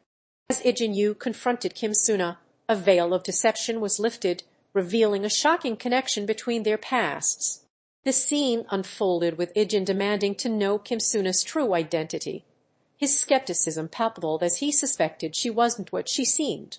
And then the truth came tumbling out. Suna was none other than Yuna, the SW Group heir and a former idol. Ijin's shock gave way to curiosity as he learned that Yuna had been forced to flee her past life due to threats from her family and the SW Group. But as their conversation delved deeper, Ijin discovered an unsettling connection between Yuna's past and his own, specifically his younger sister Dayun Yu, who had also been entangled with the SW Group. The revelation left Ijin torn, his anger towards Yuna's past actions warring with his sympathy for her troubled situation. As Ijin Yu's anger and determination boil over, he sets his sights on taking down Kim Suna with ruthless precision. With a fierce determination etched across his face, he declares his intention to eliminate the perceived threat once and for all. The air is thick with tension as the anticipation builds, fueled by the ominous presence of Kim Suna's looming figure in the background. As Ijin Yu approaches Kim Suna, she reveals her deep-seated concerns about trusting her own security measures. The recent incident where she was pushed while shopping, with her team failing to react promptly, has left a lasting impact on her. She implores Kim Suna's assistance, citing the need for additional security personnel from the SW group. However, Kim Suna is skeptical, questioning Ijin Yu's motives and pointing out that the SW group already has its own security team. But Ijin Yu persists, sharing a chilling anecdote about being shoved while shopping, exposing her vulnerability and desperation for help. As Shin Yuna's suspicions grow, she begins to question her top-notch security team's true intentions. A sudden fire in her building forces her to confront the temporary absence of her guards from their posts, leaving her feeling vulnerable and late for evacuation. Frustrated by the recurring strange incidents despite her best efforts to hire reliable personnel, Shin Yuna can't shake off the feeling that her security team is watching her rather than protecting her. She turns to Major Kang Hamchan, seeking his expertise to investigate these unsettling occurrences and put her mind at ease. As Major Kang Hamchan announces a new addition to the team, the dynamics of the group are poised to shift. Ijin Yu, code-named One, makes his introduction with a humble thank you, but Kim Suna's surprise and discontent over not being informed earlier hint at underlying tensions. The lack of communication within the team is palpable, setting the stage for potential conflicts that may arise from this new development. As the stakes are raised, the question on everyone's mind is, what role will Ijin Yu play in the team's future? As Ijin Yu receives an unexpected order to take a teenage boy into custody for a background check by the SW security team, he's thrust into a situation that will test his professionalism and judgment. The boy, an apprentice bodyguard in training, is brought before Major Kang Hamchan, who assures Ijin Yu that this young individual poses no threat after conducting a thorough background check. However, tensions rise when Kim Suna expresses concerns about the boy's presence on the scene, prompting Ijin Yu to reveal the truth. The boy is an apprentice bodyguard learning the ropes under his mentorship, Shin Yuna. As the dispute subsides, Ijin Yu must navigate this delicate situation while staying vigilant for any potential threats or complications that may arise from the SW group's involvement. As Major Kang Hamchan explains to Kim Suna, he's chosen a young and inexperienced bodyguard, Ijin Yu, for her protection, citing it as a training opportunity to help him hone his skills. The Major reveals that sending a veteran bodyguard would only lead to complications, a notion with which Kim Suna agrees, acknowledging Ijin Yu's potential despite his youth. Notably, the Major hints at Ijin Yu's advantage being his good looks, making him more suitable for the task. With business awaiting attention at the office, Major Kang Hamchan excuses himself and asks Kim Suna to join him, leaving her to ponder the unexpected choice of bodyguard. As Ijin Yu's gaze lingers on the message from Yu Jong, he hesitates to leave the meeting early, weighing the potential benefits of staying against his personal relationship and professional collaboration with Yu Jong. He rationalizes his decision by recalling their past shared experiences, weighing the importance of building trust and rapport with his colleagues. After some contemplation, Ijin Yu agrees to rotate out with others after an hour-long meeting, seemingly prioritizing his relationships over immediate gains. Meanwhile, a trainee bodyguard reminds him to take a break, which Yu seems to accept, hinting at his growing awareness of the need for self-care amidst the demands of his role. As Ijin Yu and Kim Suna sit together, they reflect on their tumultuous conversation with Major Kang Hamchan, where trust issues were laid bare. Amidst the tension, Suna expresses her gratitude towards Yu for his efforts in navigating the treacherous waters of their mission. Her words hint at a growing bond between them, as she acknowledges that today was rough, but appreciates Yu's unwavering trustworthiness. However, Yu remains concerned about Suna's reaction to their conversation with Major Kang Hamchan, prompting him to ask if she truly trusts him. In response, Suna reveals her surprise at seeing Yu praised by others, implying that she values his opinion and may be developing feelings for him. As Ijin Yu sips his coffee at a quiet shop, he can't shake off the feeling that Kim Suna's kindness is just a faux-pas, a mere pretense to gather information about him.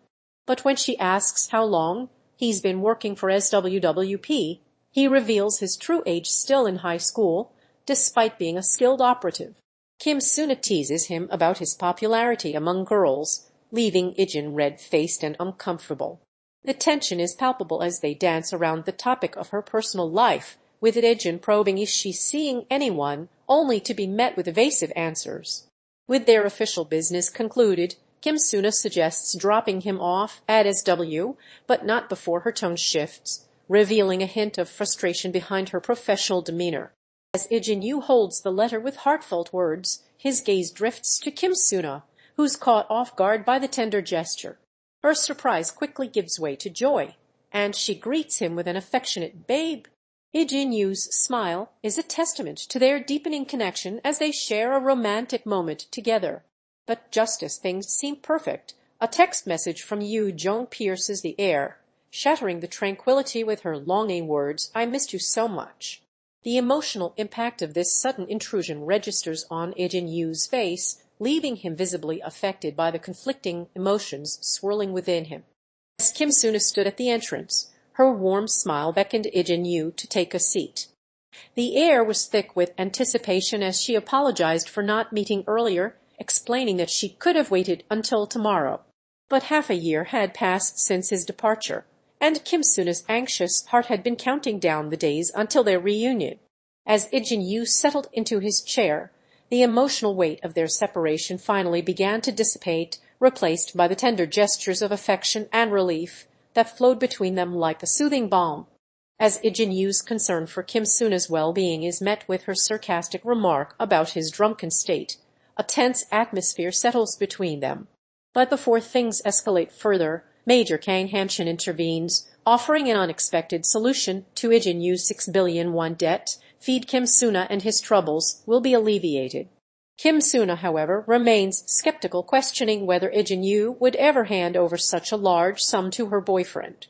With the stakes high and emotions running thin, it becomes clear that this deal may come with more than just financial consequences for Ijin Yu. As Ijin Yu arrives at the designated location, he's met with a surprise. Kim Suna is already there, her appearance far from innocent. With no visible signs of intoxication, Ijin Yu's skepticism grows, and he approaches her cautiously. "What are you doing here?" he asks, his concern evident in his tone as Kim Suna responds with a disoriented question, leaving him to wonder what's going on. As Ijin Yu goes about her day, she's suddenly caught off guard by Kim Suna's unwarranted closeness.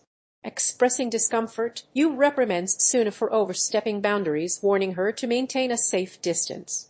But before tensions escalate further, Major Kang Hamchan intervenes, inquiring if everything is okay between the two women. Meanwhile, Shin Yuna observes the scene from afar, her interest piqued by the developing situation. The trainee bodyguard remains quietly present, choosing not to intervene as events unfold. As Ijin Yu attempts to get Kim Suna drunk, their conversation takes an unexpected turn with the sudden arrival of Major Kang Hamchan. Initially, Ijin's intentions are met with confusion by Kim Suna, who questions the purpose of getting intoxicated. Defensiveness sets in as Ijin reveals he just wants to talk to her, but his words are interrupted once again by the Major, who seeks clarification on the situation unfolding before him. In an attempt to salvage the situation, Ijin accuses Kim Suna of being drugged, hoping to deflect attention from his own behavior. As tensions escalate, Ijin Yu finds himself in a heated confrontation with Major Kang Hamchan, who accuses him of spiking someone's drink. Taken aback by the sudden allegation, Ijin expresses his outrage and surprise, demanding to know how Major Kang Hamchan obtained this information. Shin Yuna rushes into the fray, attempting to intervene and calm the situation, but her efforts are in vain as Major Kang Hamchan becomes increasingly agitated and accusatory towards Ijin. The atmosphere grows more intense as Major Kang Hamchan orders Ijin to leave the area, leaving him feeling angry and frustrated as he exits the scene. As Ijin Yu stood amidst the tense atmosphere, Kim Suna approached him with a mixture of apology and regret etched on her face. She expressed remorse for bringing an unknown figure into their meeting, unwittingly putting them in harm's way. But Ijin Yu was unforgiving, his frustration boiling over as he rebuked Kim Suna for her reckless decisions. The air was thick with tension as she promised to take responsibility and stay by Yu Jong's side until she awoke from her mysterious slumber. Meanwhile, outside forces began to stir as Major Kang Hamchan, Suna, Dayun Yu, and Grandpa Yu converged on the scene, drawing Ijin Yu's ire as he demanded to know what they intended to do next. As Ijin Yu stands before Major Kang Hamchan, he pleads his case to accompany Suna to the SA Group's press conference, citing concerns for her safety and ability to handle the situation alone. However, the Major remains unmoved, citing risks to Ijin's own safety as the reason for his refusal. Just as it seems like the conversation is at a stalemate, Ijin's younger sister Dayun appears, her worry etched on her face as she implores her brother to reconsider his decision. Despite this new hurdle, Ijin remains resolute, reassuring his sister that he'll take care of himself and promising not to put himself in harm's way. Meanwhile, Suna watches the exchange from outside the office with growing concern, her eyes fixed on Ijin as if willing him to be careful. The standoff between Ijin and Major Kang Hamchan continues, with Dayun's anxious gaze serving as a reminder of the high stakes involved. As Ijin Yu's determination ignites, he confronts Kim Suna, his eyes blazing with suspicion as he demands answers about her alleged plot to kidnap Ms. Kim. Despite her denials, Ijin Yu remains resolute, his anger simmering just beneath the surface like a pot on the brink of boiling over. The tension between them crackles with electricity as Kim Suna's defensive outbursts only fuel Ijin Yu's determination to uncover the truth. As Major Kang Hamchan led Ijin Yu, codename 1, into a secure room, a sense of unease settled over the tense atmosphere. The security personnel flanking them seemed to amplify the tension, their presence a reminder that this was not a casual conversation. The Major's piercing gaze bore down on Ijin as he began questioning him about his involvement in the mysterious events plaguing SA Group, zeroing in on his connections to Kim Suna and Suna. Ijin's denials rang hollow, claiming only a brief encounter with Kim Suna and an unfamiliarity with her that seemed too convenient. Major Kang Hamchan pressed for more information, but Ijin remained tight-lipped, refusing to budge from his stance of ignorance. Just as it seemed the interrogation was reaching a stalemate, Dayun Yu burst into the room, injecting a spark of tension between the characters. Meanwhile, Grandpa Yu watched from afar, his calm demeanor a stark contrast to the turmoil unfolding before him. As Ijin delves deeper into his suspicions, he begins to unravel a web of deceit surrounding Kim Suna's security personnel. His recollections of their failed attempts to secure evidence of strange occurrences within the organization only serve to solidify his doubts. He concludes that his so-called protectors are not genuinely there to safeguard him, but rather to conceal something sinister. As Ijin Yu, codenamed 1, grows increasingly concerned for Ms. Kim's well-being, his suspicions unfold like a web of intrigue.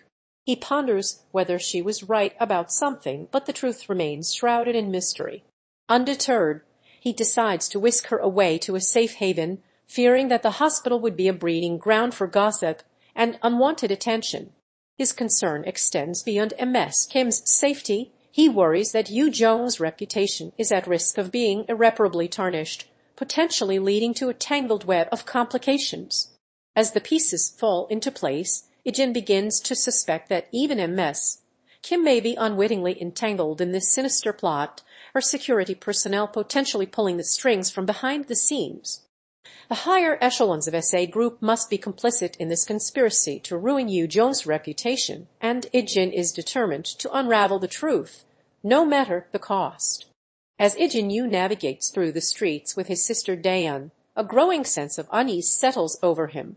He's convinced someone is lurking in the shadows, tracking their every move. The first sign of trouble comes when he spots a car driving towards them, its occupant eerily familiar yet impossible to pinpoint. His alarm escalates as he yells at the driver to stop, but Kim Suna's response only adds to his growing paranoia.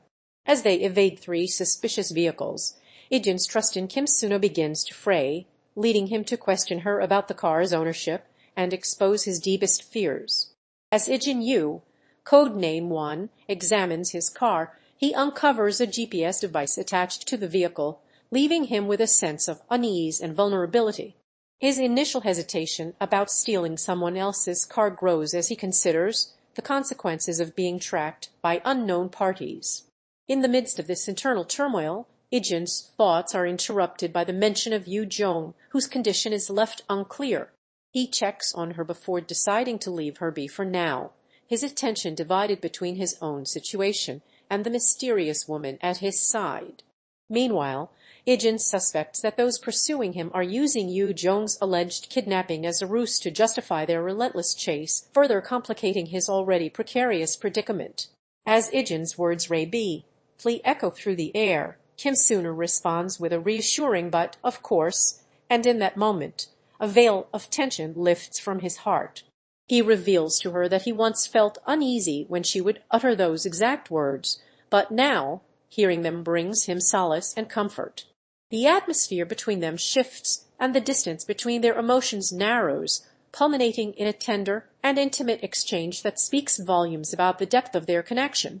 As the tense atmosphere hangs heavy in the air, Ijin Yu sits calmly amidst the scrutiny of Major Kang Hamchan and his security team.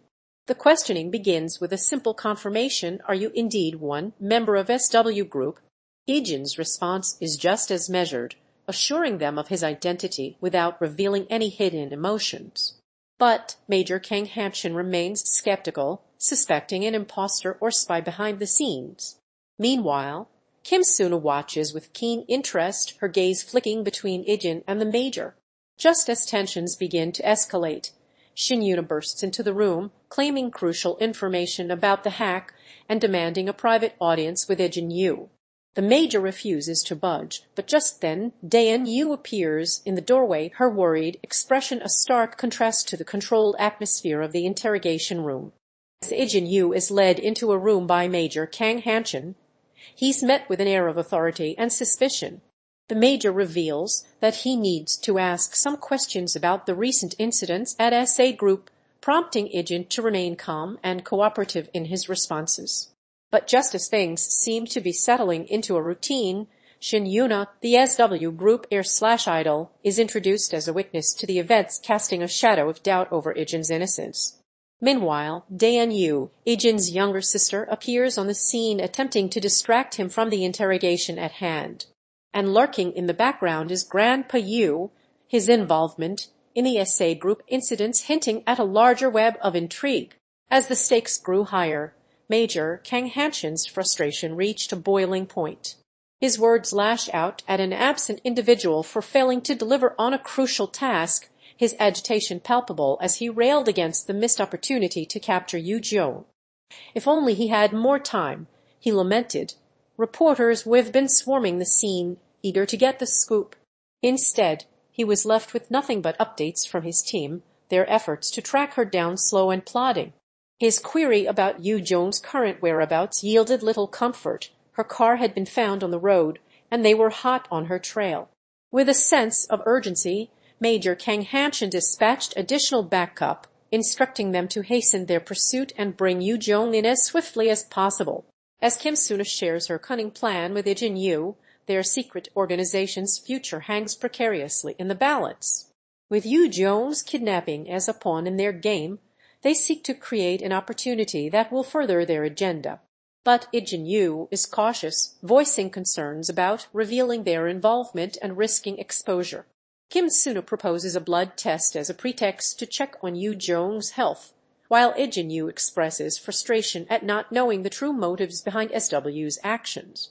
As they navigate this treacherous landscape, Kim Suna emphasizes the need for secrecy to avoid jeopardizing SW's plans. Will their strategy pay off, or will it unravel the very fabric of their organization? As Ijin Yu's eyes blazed with intensity, he confronted the kidnapper of their executive director, his words laced with outrage and disdain. "Unacceptable," he growled, his voice low and menacing. The kidnapper, unfazed by Ijin's ire, countered with a sinister smile, claiming they were merely protecting her from harm. Ijin's expression contorted in shock as he demanded to know if the kidnapper thought they were trying to shield her from her own security personnel.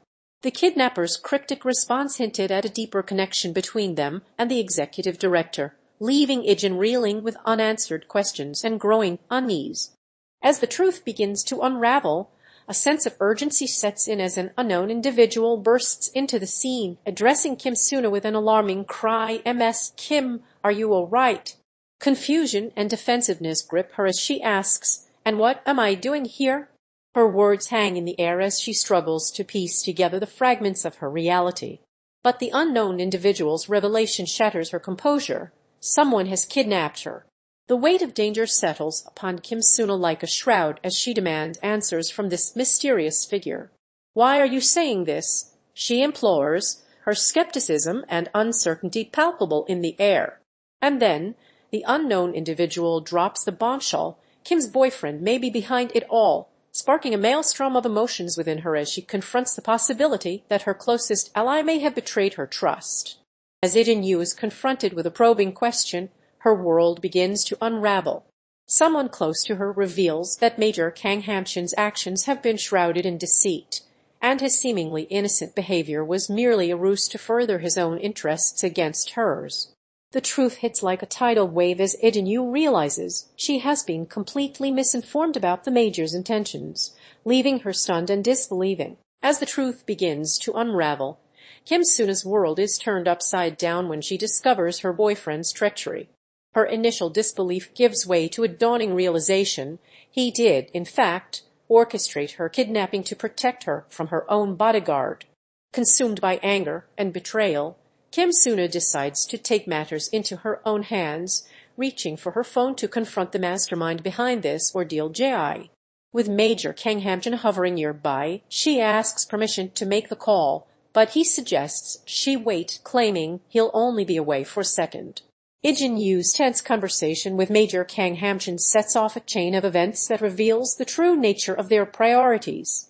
As Ijin Yu confronts Major Kang Hamchan, demanding to know if he didn't hear what was just said, the Major explains that they can leave only after Ijin Yu has spoken to someone called Oi.